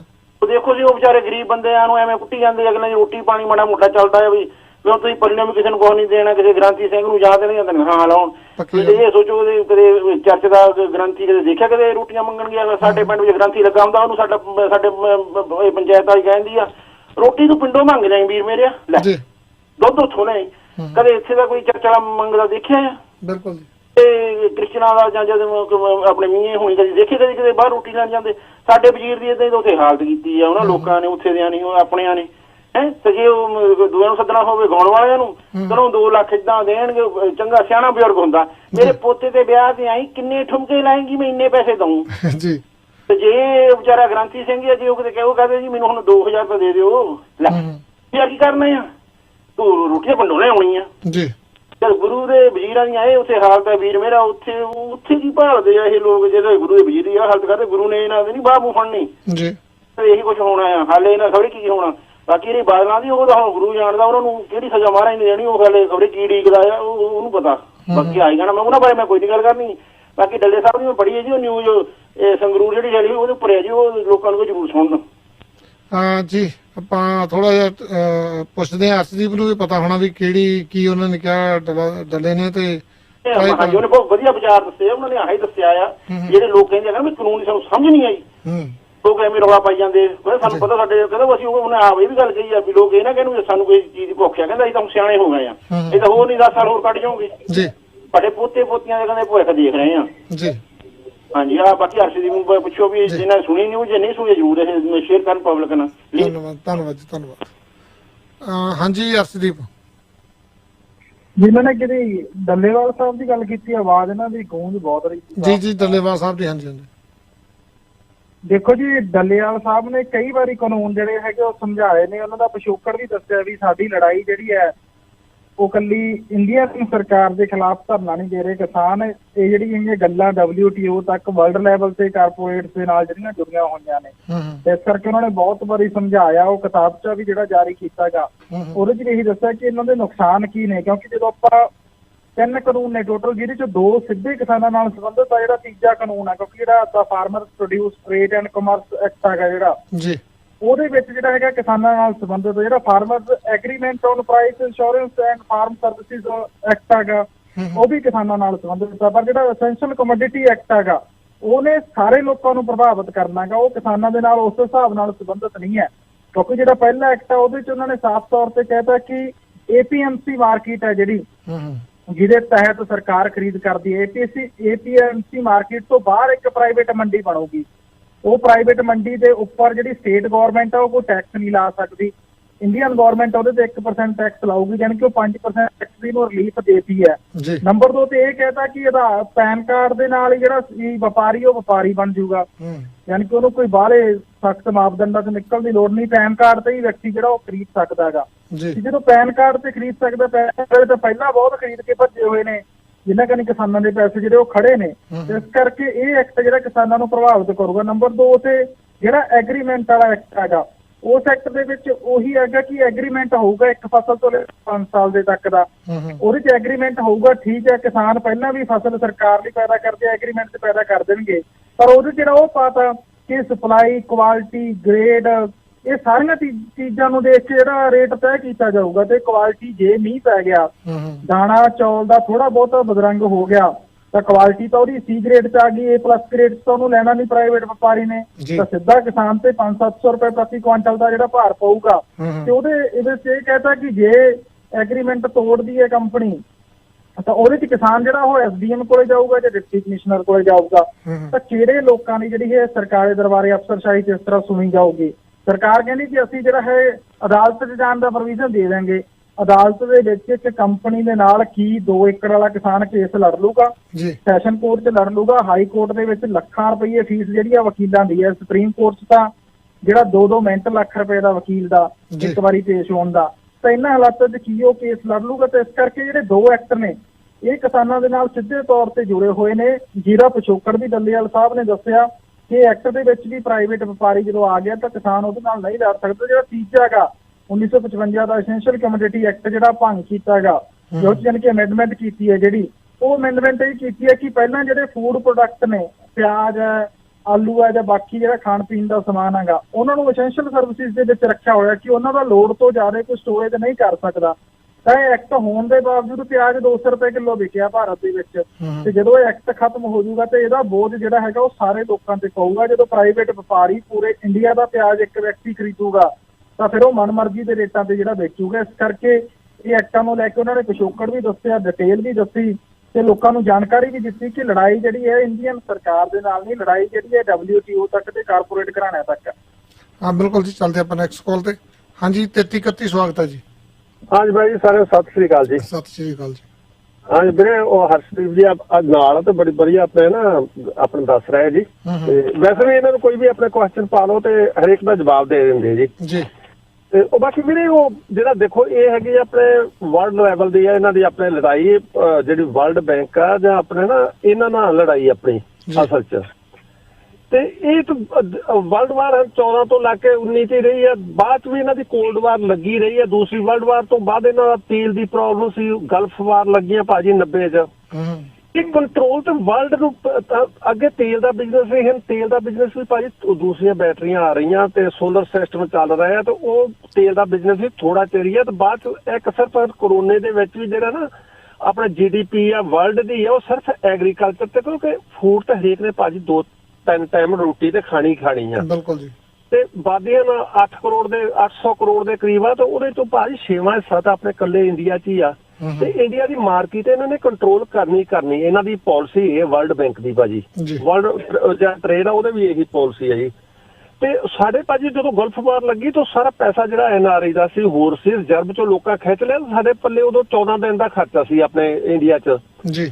ਤੇ ਉਦੋਂ ਇਹਨਾਂ ਨੂੰ ਮਜਬੂਰ ਹੋ ਕੇ ਸਾਈਨ ਕਰਨੇ ਪਏ। ਉਦੋਂ ਪਹਿਲਾਂ ਨਹਿਰੂ ਦੇ ਟਾਈਮ ਤੇ ਵੀ ਆਪਣੇ ਨਾ ਜਦੋਂ ਉੱਥੇ ਸੀਗਾ ਸਟਾਲਨ, ਉਦੋਂ ਵੀ ਆਪਣੇ ਵਿਜੇ ਲక్ష్ਮੀ ਪੰਡਤ ਪਹਿਲਾਂ ਅੰਬੈਸਡਰ ਸੀ, ਉਹਨੂੰ ਸਾਰੀ ਉਮਰ ਉਹ ਸਟਾਲਨ ਮਿਲਿਆ ਹੀ ਨਹੀਂ ਸੀ। ਉਦੋਂ ਬਾਅਦ ਚੋਂ ਰਾਧਾ ਕ੍ਰਿਸ਼ਨ ਜਿਹੜੇ ਰਾਸ਼ਟਰਪਤੀ ਵੀ ਬਣੇ ਸੀ, ਉਹਨੂੰ ਇੱਕ ਵਾਰੀ ਸਿਰਫ ਬਣਿਆ ਸੀ। ਰਸ਼ੀਆ ਨੇ ਇੰਡੀਆ ਦੀ ਫੇਵਰ ਤਾਂ ਕੀਤੀ ਜਦੋਂ ਕੋਰੀਅਨ ਵਾਰ ਸੀ ਲੱਗੀ, ਪਰ ਰਸ਼ੀਆ UNO 'ਚ ਇੰਡੀਆ ਨੇ ਉਹਦੇ ਰਸ਼ੀਆ ਦੇ ਪੱਖ 'ਚ ਕਿਹਾ ਸੀ ਵੀ ਇਹ ਲੜਾਈ ਬੰਦ ਹੋਣੀ ਚਾਹੀਦੀ ਆ, ਨਾਰਥ ਸਾਊਥ ਕੋਰੀਆ ਦੀ ਜਿਹੜੀ ਸੀ ਅਮਰੀਕਾ ਦੀ ਲੱਗੀ। ਤੇ ਆਪਣੇ ਪ੍ਰੋਬਲਮ ਤਾਂ ਹੈਗੀ ਆ 90 'ਚ ਇਹਨਾਂ ਨੇ ਸਾਈਨ ਕਰ ਦਿੱਤੇ ਸੀਗੇ ਆਪਣੇ ਨਰਸੋ ਰਾਓ ਜਦੋਂ ਸੀਗਾ ਜੀ।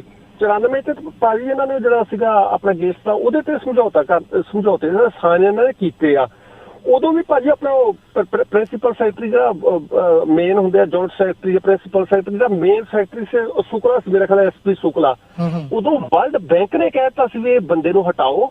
ਉਹ ਕਹਿੰਦਾ ਸੀ ਜੇ ਆਪਾਂ ਨਾ ਇਹਨਾਂ ਨਾਲ ਸਮਝੌਤਾ ਕਰ ਲਿਆ, ਆਪਾਂ ਸੈਕੂਲਰ ਸਿਸਟਮ ਸੋਸ਼ਲਿਸਟ ਸਿਸਟਮ ਨਾ ਰਿਹਾ, ਨਹਿਰੂ ਦੇ ਟਾਈਮ ਤੇ ਉਹ ਹੀ ਰਿਹਾ ਜੀ, ਤੇ ਆਪਾਂ ਮਾਰ ਖਾਵਾਂਗੇ। ਵਰਲਡ ਬੈਂਕ ਇਹਨਾਂ ਕੋਲ ਤਾਂ ਖਾਣਾ ਫੂਡ ਇੰਨਾ ਵਾ, ਇਹਨਾਂ ਨੇ ਸੈੱਟ ਦੇਣਾ ਆਪਣਾ ਸਭ ਕੁਝ। ਉਹਦੇ ਜਦੋਂ ਉਹ ਆਪਣੇ ਗੇਟਸ ਦਾ ਵੀ ਕੀਤਾ ਸਮਝੌਤਾ, ਉਹਦੇ ਮੁਤਾਬਕ ਸੀ ਵੀ ਸਾਡੇ ਕੋਲ ਹਣੇ ਤੁਹਾਡੇ ਕੋਲ ਭਾਵੇਂ ਨਾਜ ਜਿੰਨਾ ਮਰਜ਼ੀ ਹੋਵੇ, ਤੇਲਾਂ ਨਾਜ 8.5% ਤਾਂ ਅੱਜ ਤੋਂ ਚਾਲੂ ਕਰੋ ਸਾਡੇ ਕੋਲ ਚੁੱਕਣਾ। ਉਦੋਂ ਬਾਅਦ ਹਰੇਕ ਸਾਲ 0.5% ਇਹਨੂੰ ਵਧਾਓ ਹੈ, ਸਾਨੂੰ 0.5% ਵਧਾਈ ਜੋ ਉਹ ਤਾਂ ਹੈਗੀ ਬਾਣੀਆਂ ਵਾਲੀ ਪਾਲਿਸੀ। ਸਾਨੂੰ 20 ਸਾਲਾਂ ਚ 10% ਵੱਧ ਗਿਆ ਹੈ, 18.5 ਆ ਗਿਆ, 50 ਸਾਲਾਂ ਚ 25% ਵੱਧ ਕੇ 8.5 33% ਹੋ ਗਿਆ। ਭਾਜੀ ਕੰਟਰੋਲ ਤਾਂ ਇਹਨਾਂ ਨੇ ਉਦੋਂ ਦਾ ਕੀਤਾ ਹੋਇਆ। ਇੱਕ ਇਹਨਾਂ ਦੀ ਉਹ ਵੀਰਾ ਅੱਗੇ ਦੱਸ ਕੇ ਨਾ ਹਰਸ਼ਦੀਪ ਜੀ ਆਪਣੇ, ਇਹਨਾਂ ਦੀ ਭਾਜੀ ਇਹ ਆ ਵੀ MSP ਤੇ ਜਿਹੜੀ ਆਪਣੇ ਸਬਸਿਡੀ ਜੀ ਬੰਦ ਕਰੋ ਜ਼ਿਮੀਂਦਾਰਾਂ ਦੀ। ਇਹਨਾਂ ਨੇ ਇੱਥੇ ਅਮਰੀਕਾ ਚ ਖੁਦ ਜਿਹੜੇ 2019 ਦੇ ਫਿਗਰ ਆ ਭਾਜੀ, 61,000 ਤਾਂ $282 ਇੱਕ ਜ਼ਿਮੀਂਦਾਰ ਨੂੰ ਦਿੱਤੇ ਨਾ ਸਬਸਿਡੀ ਦੇ। ਯੂਰਪ ਚ 8,000 ਤੇ $588 ਤੇ ਆਪਣੇ ਜਿਹੜੇ 6,000 ਮੋਦੀ ਸਾਹਿਬ ਦਿੰਦਾ ਹੋਰ ਦਿੰਦੇ ਨਾ ਸਬਸਿਡੀ, ਟੋਟਲ $282 ਆ। ਤੇ ਅਸੀਂ 200 ਉਹ ਕਹਿੰਦੇ 282 ਵੀ ਤੁਸੀਂ ਬੰਦ ਕਰੋ, ਭਾਵੇਂ ਨਾ ਕਰਨੇ ਪੈਣ ਕਰੋ। ਤੇ ਇਹ ਤਾਂ ਹਜ਼ਾਰਾਂ ਦੇ ਕੇ ਭਾਜੀ ਇੱਥੇ ਖੇਤੀਬਾੜੀ ਸਰਵਾਈਵ ਨਹੀਂ ਹੋ ਰਹੀ ਹੈ, ਤੇ ਉਹ ਸਾਡੇ ਕਿੱਦਾਂ ਸਰਵਾਈਵ ਹੋਊ? ਪ੍ਰੋਬਲਮ ਤੇ ਇਹ ਆ, ਉਹ ਜ਼ਿਮੀਂਦਾਰਾਂ ਨੂੰ ਤਿੰਨੇ ਬਿੱਲ ਵਾ ਭਾਜੀ, ਉਹ ਤਿੰਨੇ ਬਿੱਲ ਆਪਣੇ ਪਹਿਲਾ ਬਿੱਲ ਜਿਹੜਾ farmer produce trade commerce act ਆ, ਦੂਸਰਾ contract farming essential community act ਵਾ। ਇਹ ਤਿੰਨੇ ਬਿੱਲਾਂ ਨੇ ਟੋਟਲੀ ਲੋਕਾਂ ਨੂੰ ਬੰਨ ਕੇ ਰੱਖ ਦੇਣਾ। 2 ਜਾਂ 3 ਸਾਲ ਜ਼ਿਮੀਂਦਾਰ ਸਰਵਾਈਵ ਕਰਨਗੇ, ਬਾਅਦ ਚ ਬਾਹਰਲੀ ਖੁਰਾਕ ਆਊਗੀ ਸਭ ਕੁਝ। ਜ਼ਿਮੀਂਦਾਰਾਂ ਨੇ ਖੁਦ ਹੀ ਆਪਣੇ ਖੇਤੀ ਛੱਡ ਦੇਣੀ ਆ, ਉਹਨਾਂ ਕੋਲ ਕੋਈ ਰਹਿਣਾ ਨਹੀਂ। ਵਰਲਡ ਬੈਂਕ ਦੀ ਪਾਲਿਸੀ ਇਹ ਹੈ ਵੀ ਤੁਸੀਂ ਹੈ ਨਾ ਖੇਤੀ ਚ ਤੁਹਾਡੇ 68-70% ਆ, ਇਹਨਾਂ ਚੋਂ 20% ਕੱਢੋ ਲੋਕਾਂ ਨੂੰ। 20% ਭਾਜੀ ਕੱਢ ਕੇ ਸ਼ਹਿਰ ਚ ਲੇਬਰ ਤੇ ਅੱਗੇ ਭਾਜੀ ਬੇਰੁਜ਼ਗਾਰ ਆ, ਕੀ ਕਰਨਗੇ ਦੱਸੋ? ਉਹ ਇੱਥੇ ਭਾਜੀ ਇਹਨਾਂ ਕੋਲ ਜਿਹੜੀ ਐਵਰੇਜ ਹੈ ਨਾ ਉਹ 440-45 ਹੈਕਟੇਅਰ ਜ਼ਮੀਨ ਇੱਕ ਜ਼ਿਮੀਂਦਾਰ ਕੋਲ ਐਵਰੇਜ ਆ। ਤੇ ਜੇ ਆਪਾਂ ਲੈ ਲਈਏ ਬਿਲ ਗੇਟਸ ਵਰਗੇ ਬਿਲ ਗੇਟਸ ਕੋ ਅੱਜ 3.25 ਮਿਲੀਅਨ ਏਕੜ ਜ਼ਮੀਨ ਉਹਦੇ ਘਰ ਵਾਲੀ 15 ਸਟੇਟਾਂ ਚ ਅਮਰੀਕਾ ਚ ਉਹਦੇ ਕੋਲ ਜ਼ਮੀਨ ਆ ਭਾਜੀ, 3.25 ਮਿਲੀਅਨ ਏਕੜ ਉਹਦੇ ਕੋਲ। ਉਹਨੇ ਬਿਜ਼ਨਸ ਹੀ ਕੋਰੋਨੇ ਚ ਬਿਜ਼ਨਸ ਹੀ ਇੱਕ ਐਗਰੀਕਲਚਰ ਰਹਿ ਗਿਆ। ਵਾਲਮਾਰਟ ਆ, ਐਮਾਜ਼ੋਨ ਭਾਜੀ ਸਾਰਾ ਕੰਟਰੋਲ ਕਰੀ ਫਿਰਦੇ, ਇੱਥੇ ਅਮਰੀਕਾ ਕਰੀ ਫਿਰਦੇ, ਟਰਾਂਸਪੋਰਟ ਤੇ ਕੀਤਾ ਹੋਇਆ। ਉਧਰ ਜਾ ਕੇ ਇੰਡੀਆਨਾ ਵੱਲ ਹੋਰ ਦੇਖੋ, ਇਹਨਾਂ ਦੇ ਸਟੋਰ ਭਾਜੀ ਮੀਲਾਂ ਚ ਕਈਆਂ ਦੇ ਸਟੋਰ ਆ। ਬਿਲਕੁਲ ਇੰਡੀਆ ਤੇ ਠਹਿਰ ਨਹੀਂ ਸਕਦੇ ਆਪਾਂ ਤੇ ਕਹਿ ਲਈਦਾ ਇਹਨਾਂ ਦੇ ਸਾਹਮਣੇ ਭਾਜੀ। ਇਹਨਾਂ ਜੋ ਮਾਲ ਸਿੱਟਿਆ ਨਾ ਇਧਰੋਂ ਅੱਧੀ ਪ੍ਰਾਈਸ ਤੇ ਇਹ ਤੇ ਆਪਣੇ ਕਣਕ ਜੇ 2,000 ਨੂੰ ਆਪਾਂ ਹੈ ਨਾ C2 ਦੇ ਮੁਤਾਬਕ ਆਪਾਂ ਕਹਿੰਦੇ ਸਾਨੂੰ 5,000 ਦੇ ਵਿੱਚ, ਉਹ ਇਹਨਾਂ ਨੇ 1,500-1,400 ਨੂੰ ਵੇਚ ਕੇ ਤਿਆਰ ਆ ਭਾਜੀ ਇਹ ਤੇ ਆਪਣੇ ਨਾ ਉਹ ਮੁਸ਼ਕਲ ਆ। ਉਹ ਬਾਕੀ ਜੇ ਆਪਣੇ ਗਰੰਟੀ ਹੋ ਜਾਏ ਆਪਣਾ ਰੁਜ਼ਗਾਰ ਆ ਭਾਜੀ, ਖੇਤੀਬਾੜੀ ਆਪਣੀ ਕੰਟਰੀ ਆ, ਉੱਥੇ ਰੁਜ਼ਗਾਰ ਹੀ ਲੋਕਾਂ ਦਾ ਖੇਤੀਬਾੜੀ ਤੋਂ ਡਿਪੈਂਡ ਕਰਦੇ ਆ। ਤੇ ਉਹਦਾ ਆਪਣਾ ਸਰਵਾਈਵ ਨਹੀਂ ਕਰ ਸਕਦੇ ਵੀਰੇ, ਇੰਨੀ ਆਬਾਦੀ ਆਪਣੀ 135 ਕਰੋੜ ਦੇ। ਤੇ ਉਹ ਗਵਰਨਮੈਂਟ ਨੂੰ ਵੀ ਚਾਹੀਦਾ ਵੀ ਇਹਨਾਂ ਦੀ MSP ਦੀ ਗਰੰਟੀ ਲੈਣ ਤੇ ਉਹਨਾਂ ਕੋਲ ਮਾਲ ਵਿਚਾਰੇ ਕੋਲ ਚੱਕਣ ਹੈ ਨਾ। ਇਹ ਕਰਦੇ ਨੇ ਵੀ ਝੋਨਾ ਤੁਸੀਂ ਲਿਮਟ ਚ ਬੀਜੋ ਵੀ ਇਦੋਂ ਬਾਅਦ ਅਸੀਂ ਨਹੀਂ ਚੱਕਣਾ ਕੋਈ ਕੁਆਲਿਟੀ ਦਾ ਹੀ। ਉਹ ਬਾਕੀ ਹਾਂਜੀ ਵਾਇਰਸ ਦੀ ਵੀਰੇ ਇੱਕ ਮਿੰਟ ਮੈਂ ਦੱਸਦਾ, ਉਹ ਵਾਇਰਸ ਤੋਂ ਆਪਣੇ ਜਿਹੜਾ ਨਾ ਲਾਉਂਦੇ ਵੈਕਸੀਨ ਆ ਉਹ ਵਾਇਰਸ ਹੀ ਹੁੰਦਾ ਵਾ। ਤੇ ਉਹ ਤੁਹਾਡੇ ਜਦੋਂ ਲਾਉਂਦੇ ਆ ਵੈਕਸੀਨ ਤੋਂ ਤੁਹਾਡਾ ਜਿਹੜਾ ਡਿਫੈਂਡ ਫੋਰਸ ਆ ਆਪਣੇ ਅੰਦਰ ਇਮਿਊਨ ਸਿਸਟਮ ਆ ਸਟਰੋਂਗ ਹੋ ਜਾਂਦਾ, ਉਹ ਲੜਦਾ ਵਾਇਰਸ ਨਾਲ ਹੀ। ਤੇ ਉਹ 4 ਮਹੀਨੇ ਤੋਂ ਵਾਇਰਸ ਦੀ ਸ਼ੇਪ 4 ਮਹੀਨੇ ਬਸ ਬਦਲੀ ਜਾਂਦੀ ਆ। ਹੁਣ ਕੋਰੋਨੇ ਦੀ ਤੀਜੀ ਸ਼ੇਪ ਚੌਥੀ ਆ ਚੁੱਕੀ ਹੈ ਭਾਜੀ, 4 ਮਹੀਨੇ ਬਾਅਦ ਬਦਲ ਜਾਂਦੀ ਵੀਰੇ। ਥੈਂਕ ਯੂ ਟਾਈਮ ਦੇਣ ਵਾਸਤੇ, ਬਹੁਤ ਮਿਹਰਬਾਨੀ ਵੀਰ ਜੀ। ਅਰਸ਼ਦੀਪ ਕੀ ਕਹਿਣਾ ਚਾਹੋਗੇ ਤੁਸੀਂ? ਦੇਖੋ ਜੀ ਬੜੀ ਡਿਟੇਲ ਦੇ ਵਿੱਚ ਇਹਨਾਂ ਨੇ ਗੱਲਬਾਤ ਕੀਤੀ ਹੈ। ਇਹ ਤੈਅ ਤਾਂ ਹੈ ਕਿ ਨਰਸਿਮਹਾ ਰਾਓ ਸਰਕਾਰ ਦੇ ਵਿੱਚ ਜਦੋਂ finance minister doctor Manmohan Singh ਸੀ, ਉਸ ਸਮੇਂ ਜਿਹੜੀ ਨੀਤੀ ਪਾਲਿਸੀ ਦੀ ਇੰਡੀਆ ਦੇ ਵਿੱਚ ਕਿ ਇੰਡਸਟਰੀ ਜਿਹੜੀ ਆ ਉਹ ਇੰਡੀਅਨ ਗਵਰਨਮੈਂਟ ਦੇ ਕੰਟਰੋਲ ਦੇ ਵਿੱਚ ਸੀਗੀ ਕਿ ਕਿਹੜੀ ਕੰਪਨੀ ਕਿੰਨਾ ਪ੍ਰੋਡਿਊਸ ਕਰੂਗੀ, ਕਿਸ ਹਿਸਾਬ ਦੇ ਨਾਲ ਉਹਨੂੰ ਵੇਚਿਆ ਜਾਊਗਾ, ਇੰਡੀਅਨ ਗਵਰਨਮੈਂਟ ਤੈਅ ਕਰੂਗੀ। ਤੇ ਉਦੋਂ ਜਦੋਂ ਆਰਥਿਕ ਮਦਵਾੜਾ ਆਉਂਦਾਗਾ ਤਾਂ ਉਹਦੇ ਬਾਅਦ ਮੰਡੀ ਖੋਲੀ ਜਾਂਦੀ ਹੈ ਕਿ ਇੰਡੀਅਨ ਗਵਰਨਮੈਂਟ ਆਪਣਾ ਕੰਟਰੋਲ ਜਿਹੜਾ ਚੁੱਕ ਦਿੰਦੀ ਹੈ। ਉਹਦੇ ਬਾਅਦ ਇਹ ਹੈ ਕਿ ਕਿੰਨੀ ਪ੍ਰੋਡਿਊਸ ਕਰਨੀ ਹੈ, ਕੀ ਕੁਝ ਕਰਨਾ ਹੈ, ਪ੍ਰਾਈਵੇਟ ਪਲੇਅਰ ਹੀ ਜਿਹੜੇ ਤੈਅ ਕਰਨਗੇ, ਗਵਰਨਮੈਂਟ ਉਹਦੇ 'ਚ ਇੰਟਰਫੇਰੈਂਸ ਨਹੀਂ ਕਰੂਗੀ। ਤਾਂ ਹੁਣ ਜਦੋਂ ਸਾਰੇ ਸੈਕਟਰ ਅਸੀਂ ਪ੍ਰਾਈਵੇਟ ਹੱਥਾਂ ਦੇ ਵਿੱਚ ਦੇਤੇ ਤਾਂ ਜਿਹੜੀ ਪ੍ਰੋਡਿਊਸ ਪ੍ਰਾਈਵੇਟ ਹੱਥਾਂ ਦੇ ਵਿੱਚ ਨਹੀਂ ਹੈਗੀ, ਬਾਕੀ ਸਾਰੀ ਮਾਰਕੀਟ ਪ੍ਰਾਈਵੇਟ ਹੱਥਾਂ ਦੇ ਵਿੱਚ ਹੈਗੀ। ਸਿੱਧੇ ਸ਼ਬਦਾਂ ਦੇ ਵਿੱਚ ਤਾਂ ਜਿਹੜੀ ਪ੍ਰੋਡਿਊਸ ਆ ਜਿੱਥੋਂ ਪੈਦਾ ਹੁੰਦਾ ਐਗਰੀਕਲਚਰ ਹੈ ਉਹ ਪ੍ਰਾਈਵੇਟ ਹੱਥਾਂ ਦੇ ਵਿੱਚ ਨਹੀਂ ਹੈਗੀ। ਤੇ ਇਸ ਕਰਕੇ ਹੁਣ ਕਾਰਪੋਰੇਟਸ ਕਹਿ ਰਹੇ ਆ ਜਾਂ ਵਰਲਡ ਬੈਂਕ ਇਹ ਕਹਿ ਰਹੀ ਹੈ ਕਿ ਇੰਡੀਅਨ ਗਵਰਨਮੈਂਟ ਨੂੰ ਕਿ ਤੁਸੀਂ ਹੁਣ ਇਹ ਵੀ ਸਾਡੇ ਹੱਥਾਂ ਦੇ ਵਿੱਚ ਦਿਓ, ਆਪਣੇ ਲੋਕਾਂ ਨੂੰ ਖੇਤੀ ਚੋਂ ਬਾਹਰ ਕਰੋ ਤੇ ਉਹਨੇ % ਤੇ ਖੇਤੀ ਤੇ ਲਿਆਓ, ਬਾਕੀਆਂ ਨੂੰ ਸ਼ਹਿਰਾਂ 'ਚ ਸ਼ਿਫਟ ਕਰੋ ਲੋਕਾਂ ਨੂੰ, ਤੇ ਪ੍ਰੋਡਿਊਸ ਵੀ ਕਾਰਪੋਰੇਟ ਦੇ ਹੱਥਾਂ 'ਚ ਦੇਵੇ ਤਾਂ ਕਿ ਪੂਰੀ ਦੀ ਪੂਰੀ ਮੰਡੀ ਜਿਹੜੀ ਹੈ ਉਹ ਪ੍ਰਾਈਵੇਟ ਪਲੇਅਰਾਂ ਦੇ ਹੱਥਾਂ ਦੇ ਵਿੱਚ ਹੋਵੇ। ਹੁਣ ਜਦੋਂ ਪ੍ਰਾਈਵੇਟ ਪਲੇਅਰਾਂ ਦੇ ਹੱਥਾਂ 'ਚ ਮੰਡੀ ਹੋਊ ਤਾਂ ਅਮਰੀਕਾ ਦੀ ਜੇ 2% ਪਾਪੂਲੇਸ਼ਨ ਹੈ ਜੇ ਐਗਰੀਕਲਚਰ ਤੇ ਆ ਗਈ ਘਟ ਕੇ ਵੱਡੇ ਵੱਡੇ ਫਾਰਮ ਬਣ ਗਏ ਤਾਂ ਇੰਡੀਆ ਦੇ ਵਿੱਚ ਵੀ ਉਹ ਬਣਨੇ ਨੇ। ਪਰ ਇਹਦੇ ਨਾਲ ਇਹ ਹੈ ਕਿ ਅਮਰੀਕਾ ਨੇ ਨਾਲੋਂ ਨਾਲ ਨੌਕਰੀਆਂ ਦਾ ਪ੍ਰਬੰਧ ਕੀਤਾ, ਉਹਨਾਂ ਨੇ ਮਾਡਲ ਪੂਰੀ ਤਰ੍ਹਾਂ ਅਪਣਾਇਆ, ਉੱਥੇ ਨੌਕਰੀਆਂ ਦਾ ਪ੍ਰਬੰਧ ਇੰਡਸਟਰੀਅਲ ਕੀਤਾ, ਮੁਲਕ ਨੂੰ ਉਸ ਲੈਵਲ ਤੇ ਲੈ ਕੇ ਗਏ। ਪਰ ਇੰਡੀਆ ਦੇ ਵਿੱਚ ਉਹ ਹਾਲਾਤ ਨਹੀਂ ਹੈਗੇ। ਐਗਰੀਕਲਚਰ ਤੋਂ ਜੇ ਲੋਕ ਬਾਹਰ ਆਉਣਗੇ ਤਾਂ ਬੇਰੁਜ਼ਗਾਰੀ ਜਿਹੜੀ ਆ ਉਹ ਬਹੁਤ ਵੱਡੇ ਪੱਧਰ ਤੇ ਵਧੂਗੀ, ਜਿਹਦੇ ਨਾਲ ਕਿ ਇਹ ਹੈ ਕਿ ਨੌਜਵਾਨ ਪਹਿਲਾਂ ਹੀ ਬਹੁਤ ਵੱਡੇ ਪੱਧਰ ਤੇ ਬੇਰੁਜ਼ਗਾਰ ਨੇ, ਦੁਨੀਆ ਦਾ ਸਭ ਤੋਂ ਜ਼ਿਆਦਾ ਨੌਜਵਾਨਾਂ ਵਾਲਾ ਮੁਲਕ ਇੰਡੀਆ ਹੈਗਾ।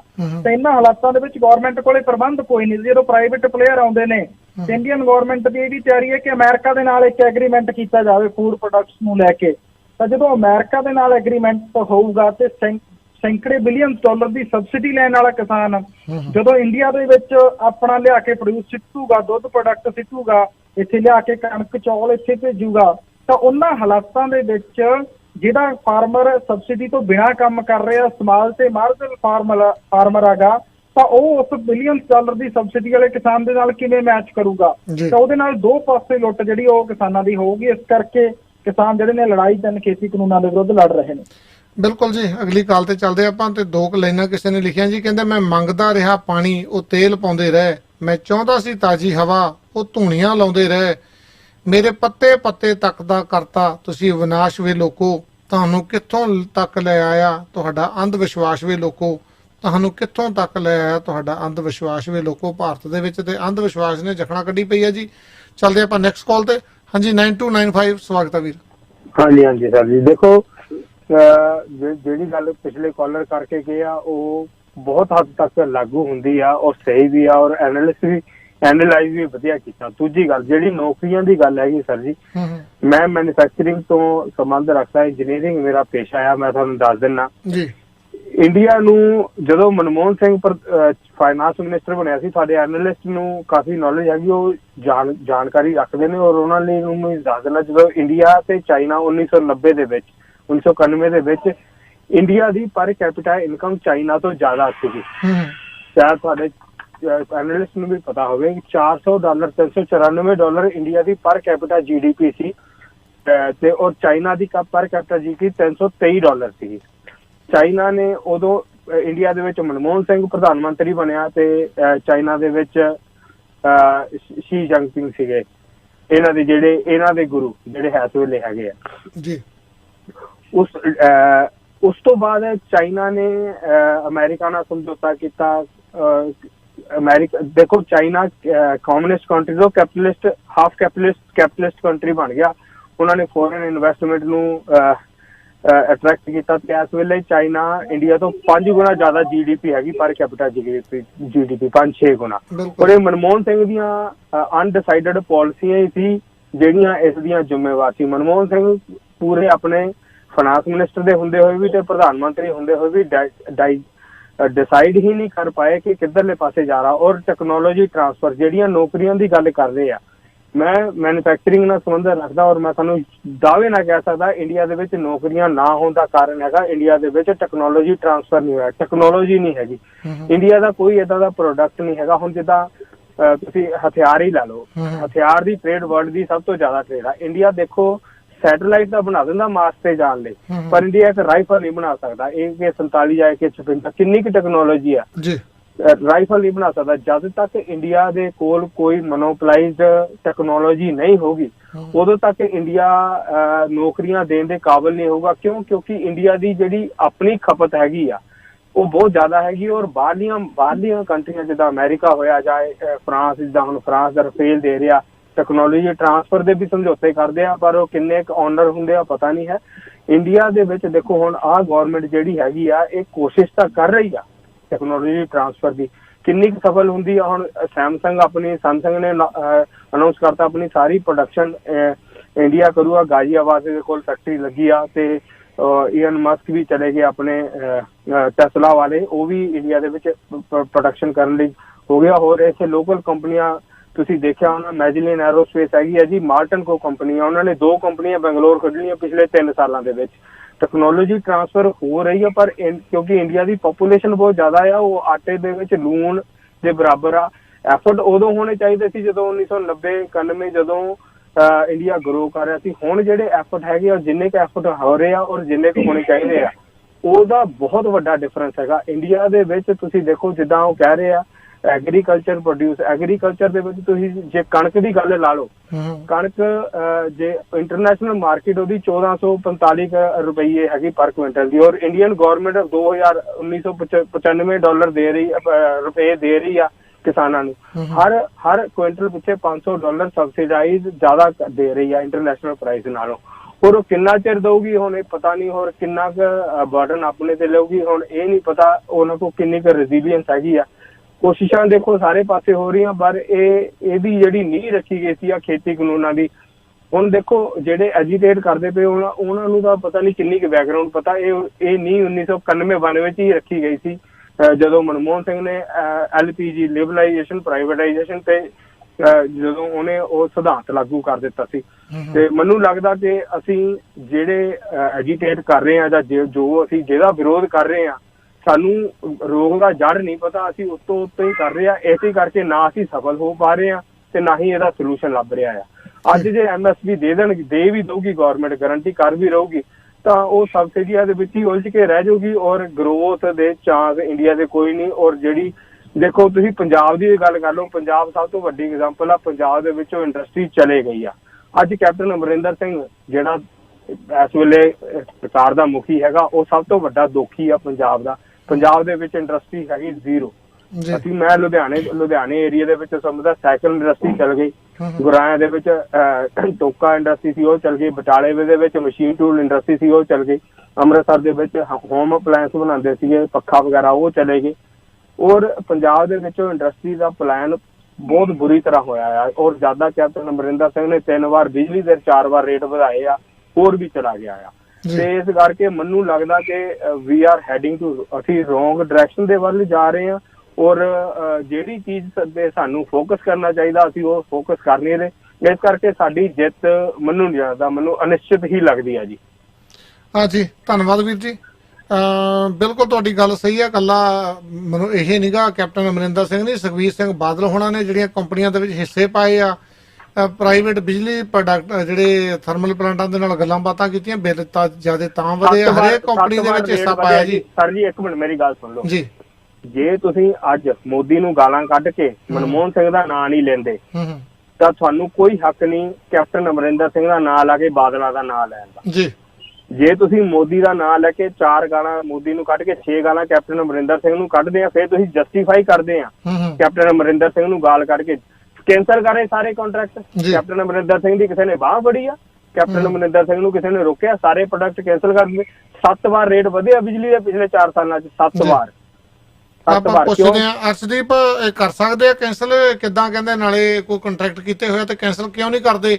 ਕਿਉਂਕਿ ਸੁਖਬੀਰ ਬਾਦਲ ਹੋਣਾ ਨੇ ਵੀ ਹਰੇਕ ਕੰਪਨੀ ਦੇ ਵਿੱਚ ਹਿੱਸਾ ਪਾਇਆ। ਜਿੱਥੇ ਵੀ ਕੋਈ ਇੰਡਸਟਰੀ ਖੁੱਲੀ ਹੈ, ਜੇ ਖੁੱਲ੍ਹਣੀ ਚਾਹੁੰਦੇ ਆ ਤੇ ਹਿੱਸਾ ਮੰਗਦੇ ਆ, ਤਾਂ ਕੋਈ ਆਉਂਦੀ ਨਹੀਂ ਪੰਜਾਬ ਦੇ ਵਿੱਚ, ਕੋਈ ਇੰਡਸਟਰੀ ਨਹੀਂ ਆ ਰਹੀ। ਦੇਖੋ ਜੀ, ਪੰਜਾਬ 'ਚ ਜਿਹੜੀ ਇੰਡਸਟਰੀ ਨਹੀਂ ਆਈ ਉਹਦੇ ਪੋਲੀਟੀਕਲ ਕਾਰਨ ਹੋ ਸਕਦੇ ਆ, ਪਰ ਉਹਦਾ ਸਭ ਤੋਂ ਵੱਡਾ ਕਾਰਨ ਜਿਹੜਾ ਹੈ ਉਹ ਅਟਲ ਬਿਹਾਰੀ ਵਾਜਪਾਈ ਦੀ ਸਰਕਾਰ ਸਮੇਂ ਜਿਹੜੀਆਂ ਸਬਸਿਡੀਜ਼ ਮੋਟੀਆਂ ਪਹਾੜੀ ਸੂਬਿਆਂ ਨੂੰ ਦਿੱਤੀਆਂ ਗਈਆਂ। ਜਦੋਂ ਪਹਾੜੀ ਸੂਬਿਆਂ ਨੂੰ ਸਬਸਿਡੀਆਂ ਦਿੱਤੀਆਂ ਅਟਲ ਬਿਹਾਰੀ ਵਾਜਪਾਈ ਦੀ ਸਰਕਾਰ ਨੇ, ਤੇ ਡਾਕਟਰ ਮਨਮੋਹਨ ਸਿੰਘ ਦੀ ਸਰਕਾਰ ਨੇ 10 ਸਾਲ ਉਹਨਾਂ ਸਬਸਿਡੀਆਂ ਨੂੰ ਕੰਟੀਨਿਊ ਰੱਖਿਆ, ਉਹਨਾਂ ਤੇ ਰੋਕ ਨਹੀਂ ਲਾਈ। ਉਹਦੇ ਨਾਲ ਇੱਕ ਸੂਬੇ ਦਾ ਅਰਥਚਾਰਾ ਵਿਗਾੜ ਕੇ ਦੂਜੇ ਸੂਬੇ ਦੀ ਭਲਾਈ ਕਰਨੀ ਕਿੱਥੋਂ ਦਾ ਇਹ ਜਿਹੜਾ ਨਿਆਂ ਗਾ? ਕਿਉਂਕਿ ਜੰਮੂ ਕਸ਼ਮੀਰ ਦੇ ਵਿੱਚ ਇੰਡਸਟਰੀ ਲੱਗ ਨਹੀਂ ਸਕਦੀ ਕਿਉਂਕਿ ਉੱਥੇ ਡਿਸਟਰਬੇਸ਼ਨ ਬਹੁਤ ਆ ਸਮਾਜਿਕ ਤੌਰ ਤੇ।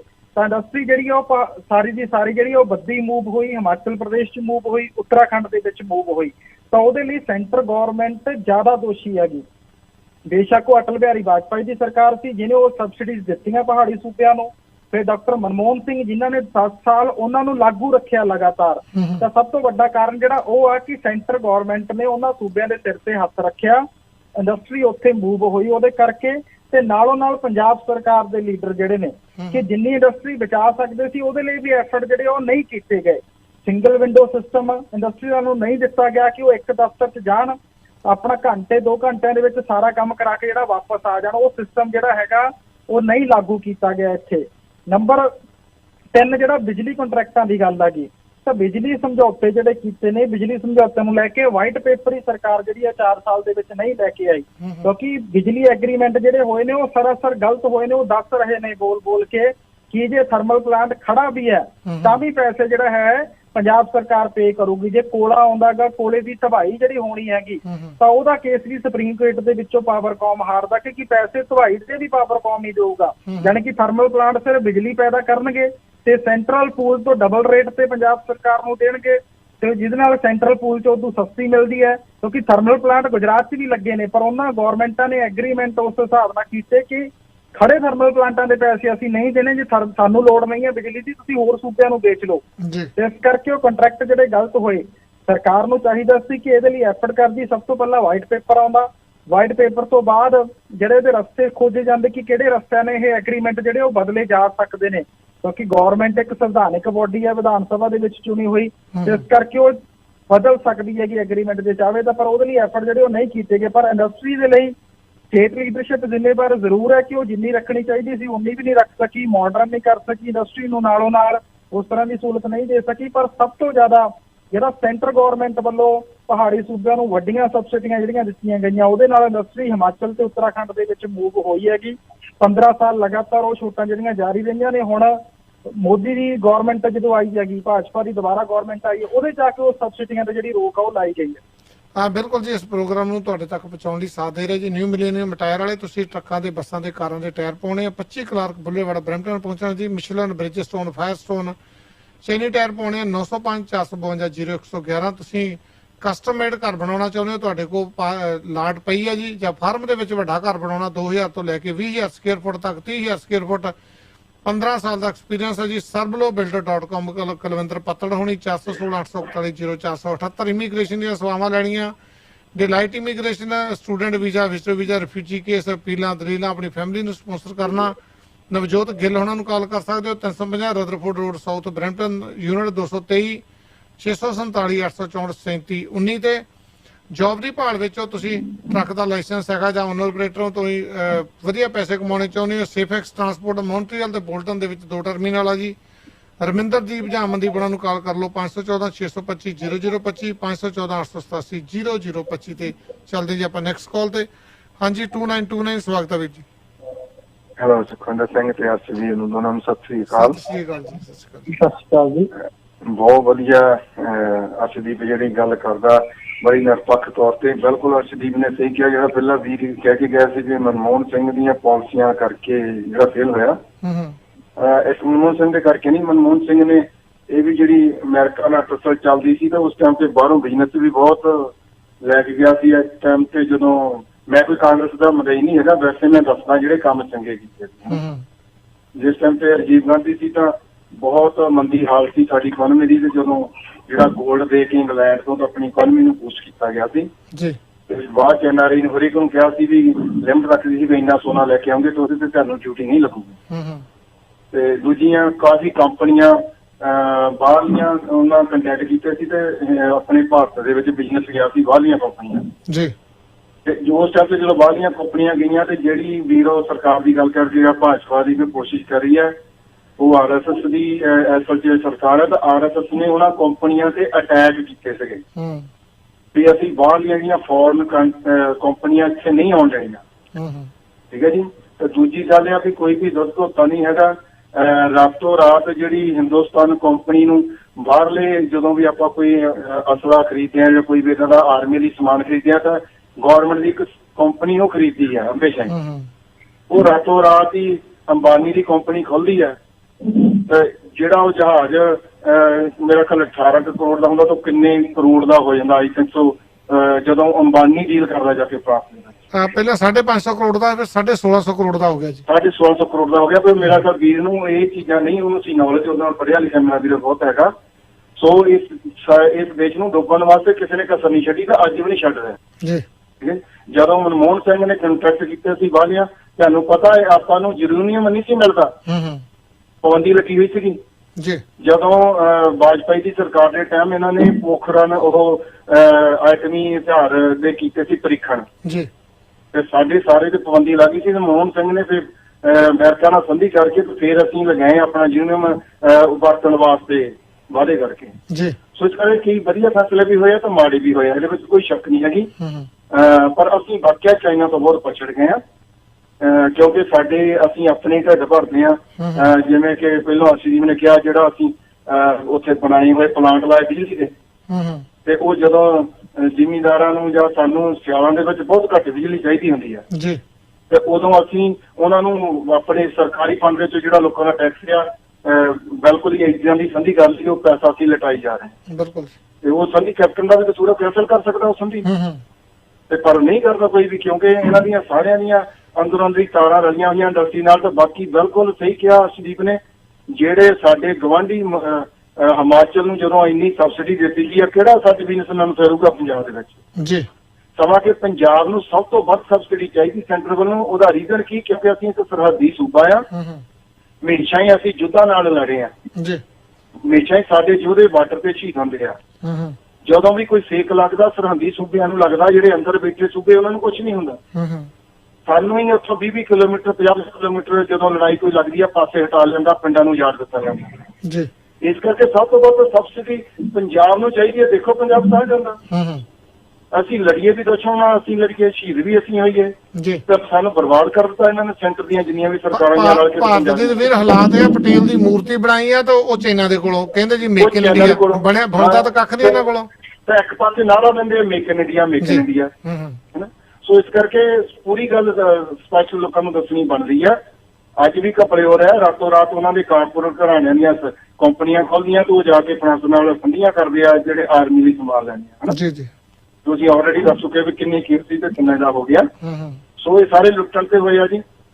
ਮੈਂ ਪੁੱਛਣਾ ਚਾਹੁੰਦਾ ਵੀ ਮੋਦੀ ਨੇ ਜਿਹੜੇ ਸਮਾਰਟ ਸਿਟੀ 'ਚ ਕਿੰਨੇ ਕੁ ਬਣ ਗਏ, ਅਰਸ਼ਦੀਪ ਬਰੀ ਜ਼ਰੂਰ ਦੱਸੇ। ਜਿਹੜੀ ਕਹਿੰਦੇ ਜੀ ਬੁਲਟ ਟ੍ਰੇਨ ਲਿਆਉਣੀ ਆ, ਉਹ ਸਾਡੇ ਤੋਂ ਦੂਜੀ ਟ੍ਰੇਨ ਤੋਂ ਸਾਹ ਨਹੀਂ ਆਉਂਦੀ, ਉਹਨੂੰ ਵੇਚ ਦਿੱਤਾ। ਬੁਲਟ ਟ੍ਰੇਨ ਦਾ ਕੀ ਕਰਨਾ? ਸਾਡੇ ਤੋਂ ਤਾਂ ਲੋਕਾਂ ਨੂੰ ਰੋਟੀ ਖਾਣ ਨੂੰ ਨਹੀਂ, ਮਜ਼ਦੂਰਾਂ ਨੂੰ ਤਾਂ ਇਹ ਟੈਕਸ ਨਹੀਂ ਲੈ ਹੋਣੀ ਟ੍ਰੇਨ ਦੀ ਆਉਣ ਵਾਲੇ ਸਮੇਂ 'ਚ ਜੀ। ਤਾਂ ਬੁਲਟ ਟ੍ਰੇਨ ਦਾ ਕੀ ਕਰਨਾ? ਦੱਸਣ ਕੀ ਹੈ ਮੋਦੀ ਦੇ ਕਿੰਨਾ ਕਰੋੜਾਂ ਖਰਚਤਾ ਇਹਨੇ ਵਿਦੇਸ਼ ਦੇ ਟੂਰ ਤੇ ਜੀ।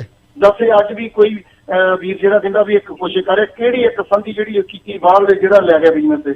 ਬਿਲਕੁਲ ਜੀ, ਧੰਨਵਾਦ ਜੀ। ਯੂਨਿਟ ਤਾਂ ਦੱਸ ਦਿਓ ਜੀ ਮਾੜਾ ਯੂਨਿਟ ਦਾ। ਹਾਂ ਜੀ ਵੀਰ ਜੀ, ਯੂਨਿਟ ਆਪਣਾ ਬਿਲਕੁਲ ਬਹੁਤ ਸੈਂਟਰ ਦੇ ਵਿੱਚ ਸਾਰੇ ਪਾਸਿਓਂ ਪੈਂਦਾ, ਬ੍ਰੈਮਲੀ ਤੇ ਡੈਰੀ ਦੇ ਕਾਰਨਰ ਤੇ ਬਹੁਤ ਹੀ ਖੂਬਸੂਰਤ ਜਗ੍ਹਾ ਹੈ ਜੀ। ਆਫਿਸ ਆ, 2 ਫਲੋਰ ਆਪਣੇ ਕੋਲ, ਤੇ ਪਾਰਕਿੰਗ ਦੀ ਵੀ ਕੋਈ ਪ੍ਰੋਬਲਮ ਨਹੀਂ ਹੈਗੀ ਜੀ।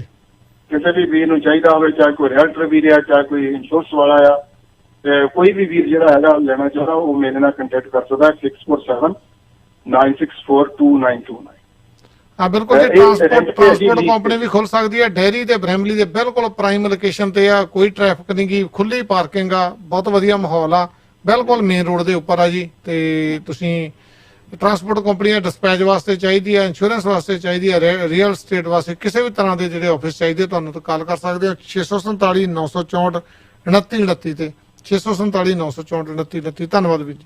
ਧੰਨਵਾਦ ਅਰਸ਼ਦੀਪ ਨੂੰ ਕਿ ਜਰੂਰ ਜੋੜਾ ਮੈਂ ਗੱਲ ਕਹੀ ਆ, ਜਰੂਰ ਦੱਸੋ। ਬਿਲਕੁਲ ਜੀ, ਬਿਲਕੁਲ। ਹਾਂਜੀ ਅਰਸ਼ਦੀਪ ਜੀ ਦੱਸਿਓ ਜੀ। ਦੇਖੋ ਜੀ, ਜਿਹੜਾ ਪੰਜਾਬ ਦੀ ਇਹਨਾਂ ਨੇ ਜ਼ਿਕਰ ਕੀਤਾ ਕਿ ਅਸੀਂ ਬਾਰਡਰ ਸਟੇਟ ਆ, ਸਾਨੂੰ ਸਬਸਿਡੀ ਮਿਲਣੀ ਚਾਹੀਦੀ ਹੈ, ਉਹ ਵਾਕਿਆ ਹੀ, ਕਿਉਂਕਿ ਅਸੀਂ ਬਾਰਡਰ ਸਟੇਟ ਆਂਗੇ, ਸਾਨੂੰ ਸਬਸਿਡੀ ਜਿਹੜੀ ਉਹ ਮਿਲਣੀ ਚਾਹੀਦੀ ਹੈਗੀ। ਬਾਰਡਰ ਏਰੀਆ ਦੇ ਵਿੱਚ ਇੰਡਸਟਰੀ ਲਾਉਣ ਦੇ ਲਈ ਸਬਸਿਡੀ ਜਿਹੜੀ ਹੈ ਸੈਂਟਰ ਗਵਰਨਮੈਂਟ ਨੂੰ ਦੇਣੀ ਚਾਹੀਦੀ ਹੈ ਜੀ।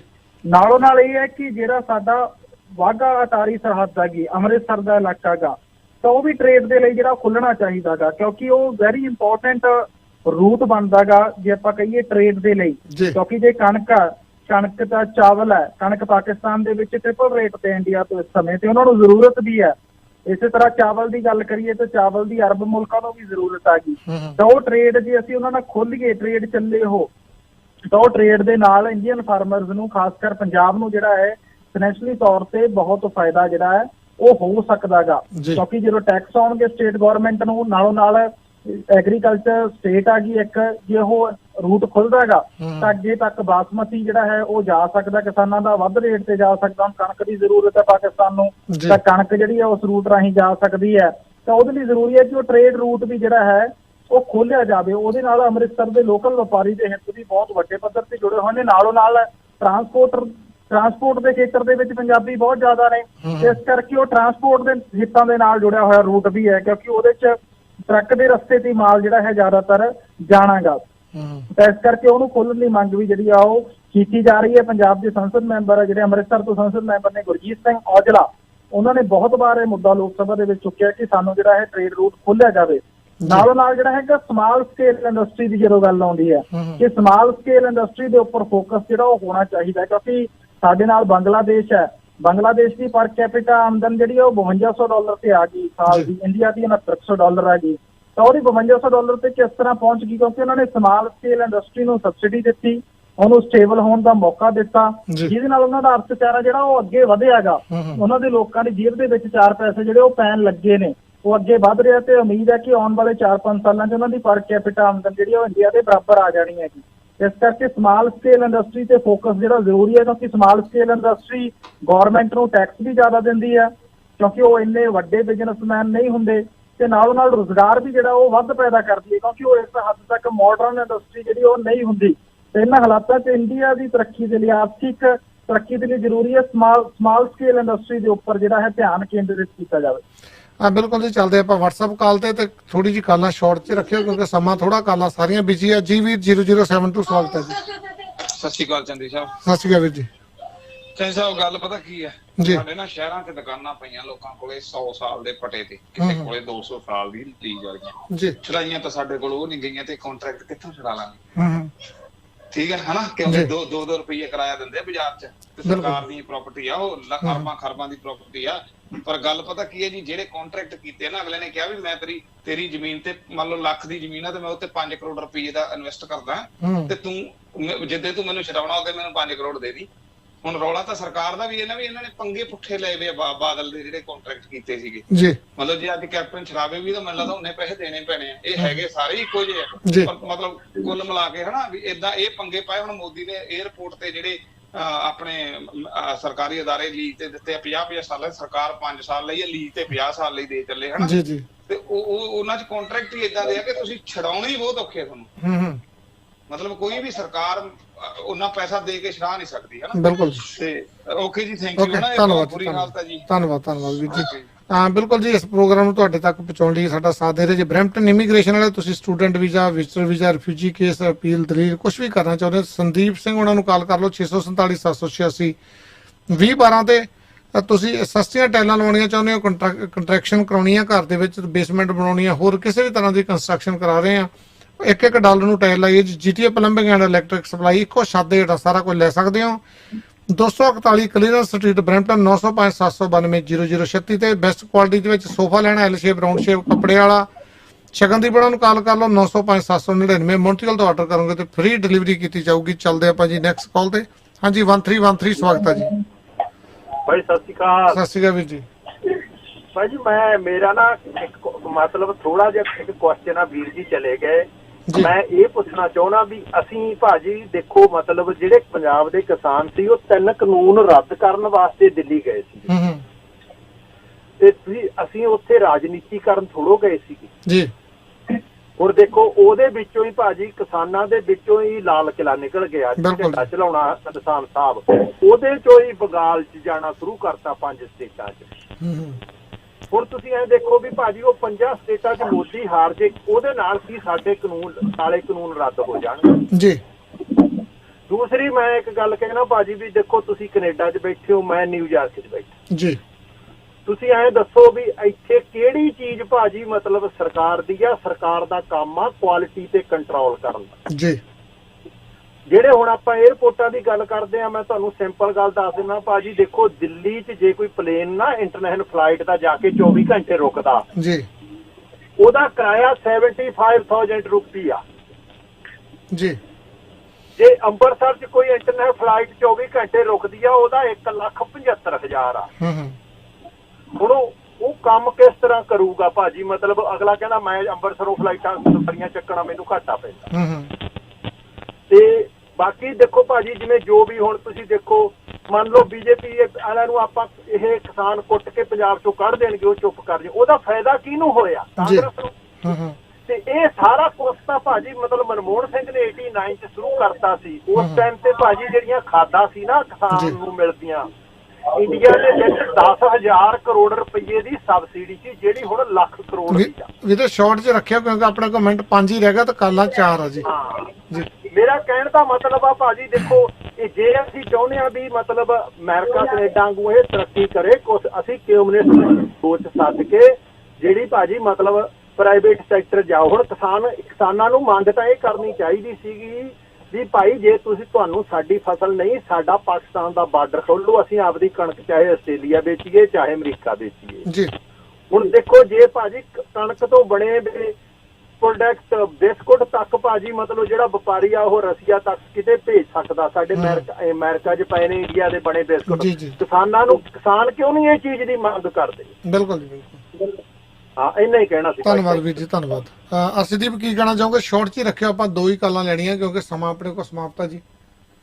ਦੇਖੋ ਜੀ ਹਾਲਾਤਾਂ ਦਾ ਫਰਕ ਹੈ ਕਿਉਂਕਿ ਕਿਸਾਨ ਛੋਟਾ ਤੇ ਮਾਰਜਲ ਹੈ। ਜੇ ਤਾਂ ਸਰਕਾਰ ਉਹਦੇ ਸਿਰ ਤੇ ਹੱਥ ਰੱਖੂਗੀ ਫਿਰ ਤਾਂ ਉਹ ਇਹ ਸਭ ਕੁਝ ਕਰ ਸਕਦਾ। ਜਦੋਂ ਸਰਕਾਰ ਸਿਰ ਤੇ ਹੱਥ ਨਹੀਂ ਰੱਖੂਗੀ ਤੇ ਸਿਰਫ ਉਹਨਾਂ ਪਾਲਿਸੀਆਂ ਨੂੰ ਲਾਗੂ ਕਰੂਗੀ ਤਾਂ ਉਹਨਾਂ ਪਾਲਿਸੀਆਂ ਨੂੰ ਰਿਪੀਲ ਕਰਨ ਦੀ ਮੰਗ ਹੀ ਕਰੂਗਾ, ਕਿਉਂਕਿ ਉਹਨੂੰ ਪਤਾ ਹੈ ਕਿ ਮੇਰੇ ਨਾਲ ਹੋਣੀ ਬਹੁਤ ਬੁਰੀ ਹੈ ਕਿ ਇੱਥੇ ਵੀ ਵੱਡੇ ਫਾਰਮ ਬਣਨੇ ਨੇ ਤੇ ਮੈਂ ਖੇਤੀ ਤੋਂ ਬਾਹਰ ਜਾ ਕੇ ਮਜ਼ਦੂਰੀ 'ਚ ਜਾਣਾ ਤੇ ਮਜ਼ਦੂਰੀ ਲਈ ਵੀ ਜਿਹੜਾ ਹੈਗਾ ਪ੍ਰਬੰਧ ਨਹੀਂ ਹੈਗੇ ਤੇ ਬੇਰੁਜ਼ਗਾਰੀ ਦਾ ਆਲਮ ਜਿਹੜਾ ਉਹ ਵਧਣਾਗਾ। ਹਾਂ ਬਿਲਕੁਲ ਜੀ। ਇਸ ਪ੍ਰੋਗਰਾਮ ਨੂੰ ਤੁਹਾਡੇ ਤੱਕ ਪਹੁੰਚਾ ਰਹੇ ਜੀ ਜੋਬ ਇਨ ਜੀਟੀ ਵਾਲੇ। ਤੁਹਾਡੇ ਕੋਲ ਜੋਬ ਨਹੀਂ ਹੈ ਕਿ ਨਵੇਂ ਆਏ ਹੋ ਤਾਂ ਕਾਲ ਕਰ ਸਕਦੇ ਹੋ 416-213-0092। ਟਰੱਕਾਂ ਦੀਆਂ ਅਥਾਰਟੀਆਂ ਲੈਣੀਆਂ, CVR, IFTA, ਲਾਇਸੈਂਸ ਪਲੇਟਾਂ, ਇੰਸ਼ੋਰੈਂਸ ਕਰਾਉਣੀ ਆ ਜਾਂ ਤੁਹਾਡੀ ਇੰਸ਼ੋਰੈਂਸ ਵੱਧਦੀ ਕਿਉਂ ਜਾਂ ਡਰੱਗ ਟੈਸਟ ਕਰਾਉਣਾ ਜੀ। G&G ਟਰੱਕਿੰਗ ਸੋਲੂਸ਼ਨ 905-461-2525 ਤੇ ਤਨਵੀਰ ਢੱਡੇ ਉਹਨਾਂ ਨੂੰ ਕਾਲ ਕਰ ਲਓ।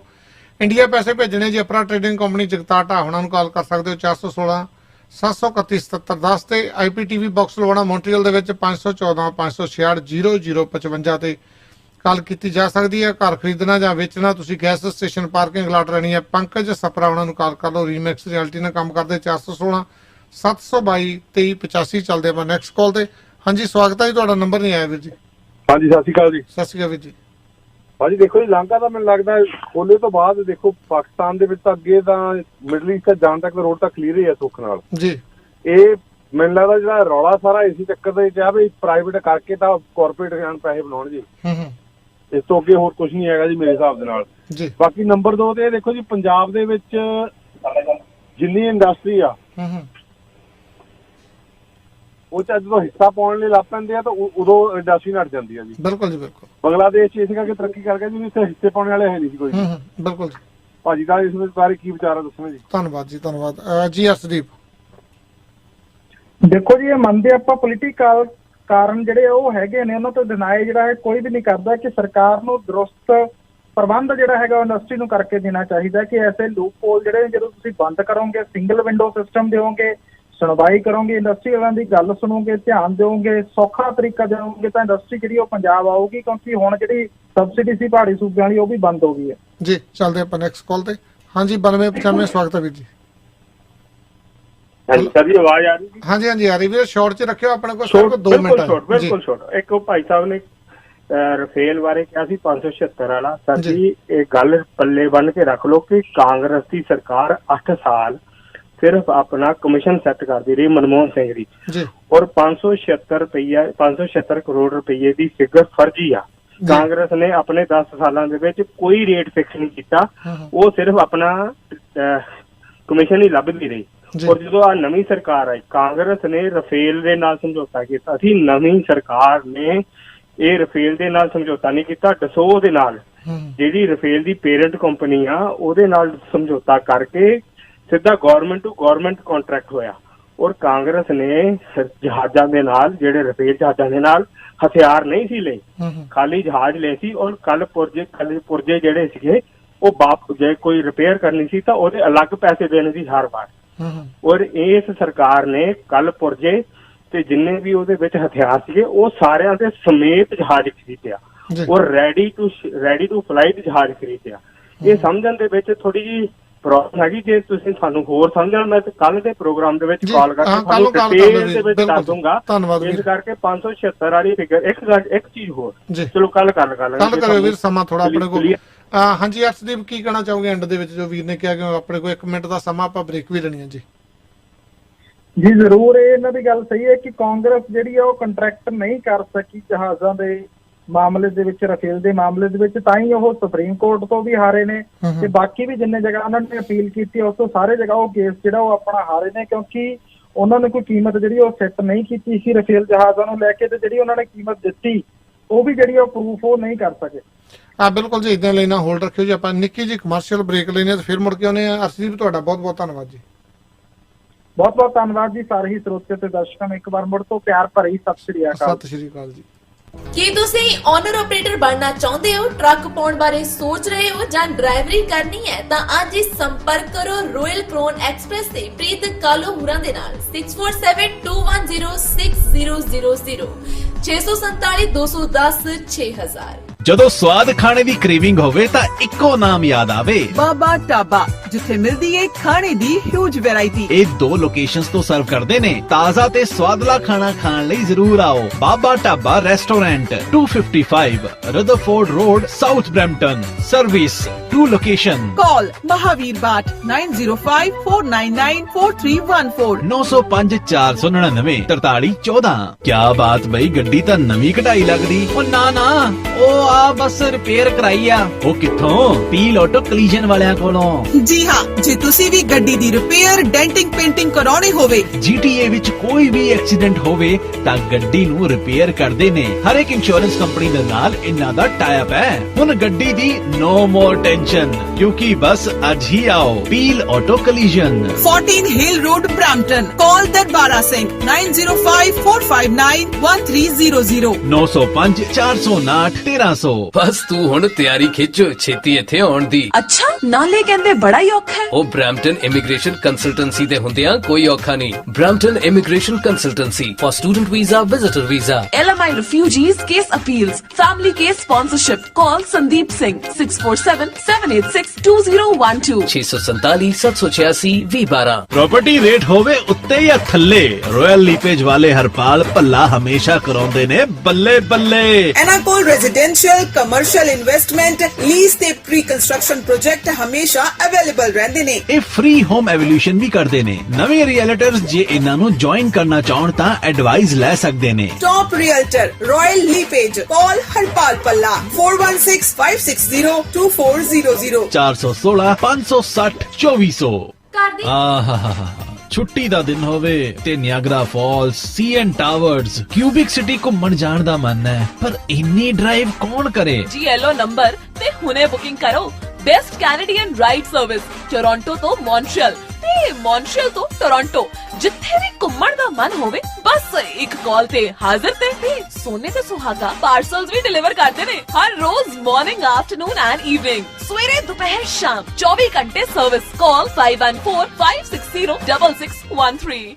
ਵਾਹ ਜੀ, ਤੁਹਾਡਾ ਘਰ ਤਾਂ ਬਹੁਤ ਸੋਹਣਾ ਹੈ। ਸੋਹਣਾ ਕਿਉਂ ਨਾ ਹੋਵੇ, ਇੰਨੀ ਮਿਹਨਤ ਕੀਤੀ ਹੈ ਲੱਭਣ ਚ, ਇੰਨੀਆਂ ਟੱਕਰਾਂ ਮਾਰੀਆਂ ਨੇ। ਹੁਣ ਟੱਕਰਾਂ ਮਾਰਨ ਦੀ ਕੋਈ ਲੋੜ ਨਹੀਂ, ਕਿਉਂਕਿ ਤੁਹਾਡੇ ਲਈ ਮਿਹਨਤ ਕਰਦੇ ਨੇ ਰੀਮੈਕਸ ਰਿਐਲਿਟੀ ਦੇ ਪੰਕਜ ਸਪਰਾ ਜੀ। ਇਹ ਤੁਹਾਡੇ ਸੁਪਨਿਆਂ ਦਾ ਘਰ ਲੱਭਣ ਚ ਤੁਹਾਡੀ ਮਦਦ ਕਰਨਗੇ, ਉਹ ਵੀ ਅਫੋਰਡੇਬਲ ਪ੍ਰਾਈਸਸ ਦੇ ਵਿੱਚ। ਘਰ ਵੇਚਣਾ ਜਾਂ ਖਰੀਦਣਾ ਚਾਹੁੰਦੇ ਹੋ ਤੇ ਅੱਜ ਹੀ ਮਿਲੋ ਰੀਮੈਕਸ ਰਿਐਲਿਟੀ ਸਰਵਿਸ ਇਨਕੋਰਪੋਰੇਸ਼ਨ ਦੇ ਪੰਕਜ ਸਪਰਾ ਨੂੰ। Call 4167222385 416 722 2385। Key to happiness is finding the right home। ਓਏ ਹੋਏ, ਹੈ ਕਿ ਨਾ, ਮੈਂ ਕਿਹਾ ਮੈਂ ਮੋਣਿਓ ਗੱਡੀ ਦਾ ਟਾਇਰ ਤੇ ਗਿਆ ਨਾ, ਹੁਣ ਕੀ ਕਰੀਏ? ਓਏ ਹੋਏ, ਓਹੋ, ਕਿੰਨੀ ਵਾਰ ਕਿਹਾ ਹੈ ਕਿ ਨਿਊ ਮਿਲੇਨੀਅਮ ਟਾਇਰ ਸੈਂਟਰ ਤੋਂ ਹੀ ਟਾਇਰ ਲਿਆ ਕਰੋ, ਜਿੱਥੇ ਮਿਲਦੇ ਨੇ ਟਰੱਕ, ਟਰਾਲੇ ਤੇ ਕਾਰ ਦੇ ਲਈ ਹਰ ਤਰ੍ਹਾਂ ਦੇ ਵਧੀਆ ਟਾਇਰ। ਇੱਥੇ ਮਿਸ਼ਲਿਨ, BF ਗੁੱਡਰਿਚ, ਬ੍ਰਿਜਸਟੋਨ, ਫਾਇਰਸਟੋਨ, ਚਾਈਨੀਜ਼ ਬ੍ਰਾਂਡ ਹੋਰ ਵੀ ਕਈ ਕੰਪਨੀਆਂ ਦੇ ਟਾਇਰ ਘੱਟ ਰੇਟ ਤੇ ਮਿਲਦੇ ਨੇ। ਹੁਣੇ ਪਹੁੰਚੋ new millennium tyre centre, 25 Clark Boulevard, Brampton. Call 9054520111 905 452 0111। ਮੈਂ ਨਾ ਜੀ ਸੁਪਨੇ 'ਚ ਦੇਖਿਆ ਕਿ ਮੇਰਾ ਘਰ ਬੜਾ ਆਲੀਸ਼ਾਨ, ਬੜਾ ਵੱਡਾ ਤੇ ਬੜਾ ਸੋਹਣਾ ਹੈ। ਬਸ ਸੁਪਨਾ ਇਹ ਤਾਂ ਸੱਚ ਹੋਊ ਕਮਲੀਏ। ਬਸ Sarbloh design and build limited ਵਾਲਿਆਂ ਨੂੰ ਫੋਨ ਕਰ। ਜੀ ਹਾਂ, ਜੇ ਤੁਸੀਂ ਵੀ ਲਗਜ਼ਰੀ ਕਾਰ, ਛੋਟਾ ਜਾਂ ਵੱਡਾ ਨਵਾਂ ਕਾਰ ਲੈਣਾ ਚਾਹੁੰਦੇ ਹੋ ਜਾਂ ਫਿਰ ਪੁਰਾਣਾ ਘਰ ਢਾਹ ਕੇ ਨਵਾਂ ਬਣਾਉਣਾ ਚਾਹੁੰਦੇ ਹੋ ਤਾਂ ਅੱਜ ਹੀ ਮਿਲੋ ਸਰਬਲੋ ਡਿਜ਼ਾਈਨ ਐਂਡ ਬਿਲਡਿੰਗ ਵਾਲੇ ਕੁਲਵਿੰਦਰ ਪੱਤੜ ਜੀ ਨੂੰ। ਇਹਨਾਂ ਕੋਲ 15 ਸਾਲ ਦਾ ਤਜਰਬਾ ਹੈ ਤੇ ਹਾਂ, ਤੁਸੀਂ 20,000 ਸਕੁਆਇਰ ਫੁੱਟ ਦਾ ਘਰ ਵੀ ਬਣਵਾ ਸਕਦੇ ਹੋ। ਲਗਜ਼ਰੀ ਹੋਮ ਤੁਹਾਡੇ ਬਜਟ ਵਿੱਚ। ਕਾਲ ਕੁਲਵਿੰਦਰ ਪੱਤੜ 4168410478 416 841 0478। ਇਮੀਗ੍ਰੇਸ਼ਨ ਦੇ ਮਸਲਿਆਂ ਨੂੰ ਹਲਕੇ ਵਿੱਚ ਲੈਣਾ ਮਹਿੰਗਾ ਪੈ ਸਕਦਾ ਹੈ, ਪਰ ਸੋਚ ਸਮਝ ਕੇ ਲਿਆ ਹੋਇਆ ਫੈਸਲਾ ਤੁਹਾਡੀ ਜ਼ਿੰਦਗੀ ਨੂੰ ਸਵਾਰ ਸਕਦਾ ਹੈ। ਇਸੇ ਲਈ ਡਿਲਾਈਟ ਇਮੀਗ੍ਰੇਸ਼ਨ ਦੇ ਨਵਜੋਤ ਗਿੱਲ ਹਾਜ਼ਰ ਨੇ ਤੁਹਾਡੀ ਸੇਵਾ 'ਚ। Study permit, student visa, visitor super visa, LMI family case, parent sponsorship ਤੇ ਰਿਫਿਊਜੀਜ਼ ਅਪੀਲਸ ਵੀ ਐਕਸੈਪਟ ਕਰਦੇ ਨੇ। Call Navjot Gill 6478643719 647 864 3719। Address 350 Rutherford Road, South Brampton, unit 223। ਉਹ ਮੈਨੂੰ ਹਾਂ ਬਿਲਕੁਲ ਜੀ, ਆਪਣਾ ਪ੍ਰੋਗਰਾਮ ਦਾ ਸਮਾਂ ਸਮਾਪਤ ਹੈ ਜੀ। ਤੁਸੀਂ ਮੌਂਟਰੀਅਲ ਦੇ ਵਿੱਚ IPTV ਬਾਕਸ ਲਗਾਉਣਾ ਜੀ 514 566 0055। ਕਿਸੇ ਨੇ ਮੇਰੇ ਨਾਲ ਸੰਪਰਕ ਕਰਨਾ ਜੀ 5149169593 ਤੇ 514 916 9593 ਤੇ ਕਾਲ ਕਰ ਸਕਦੇ ਹੋ ਜੀ। ਦਿਓ ਇਜਾਜ਼ਤ, ਕੱਲ ਨੂੰ ਫੇਰ ਤੁਹਾਡੇ ਨਾਲ ਜੁੜਾਂਗੇ ਜੀ 9 ਵਜੇ। ਨਾਨਕ ਨਾਮ ਚੜ੍ਹਦੀ ਕਲਾ, ਤੇਰੇ ਭਾਣੇ ਸਰਬੱਤ ਦਾ ਭਲਾ। ਉਹ ਮੈਨੂੰ ਰੱਖ ਲੈ ਕੱਲੀ ਨਰਿਆਰਾ ਓਏ ਲੰਬਿਆਂ ਰੂਟਾਂ ਤੇ।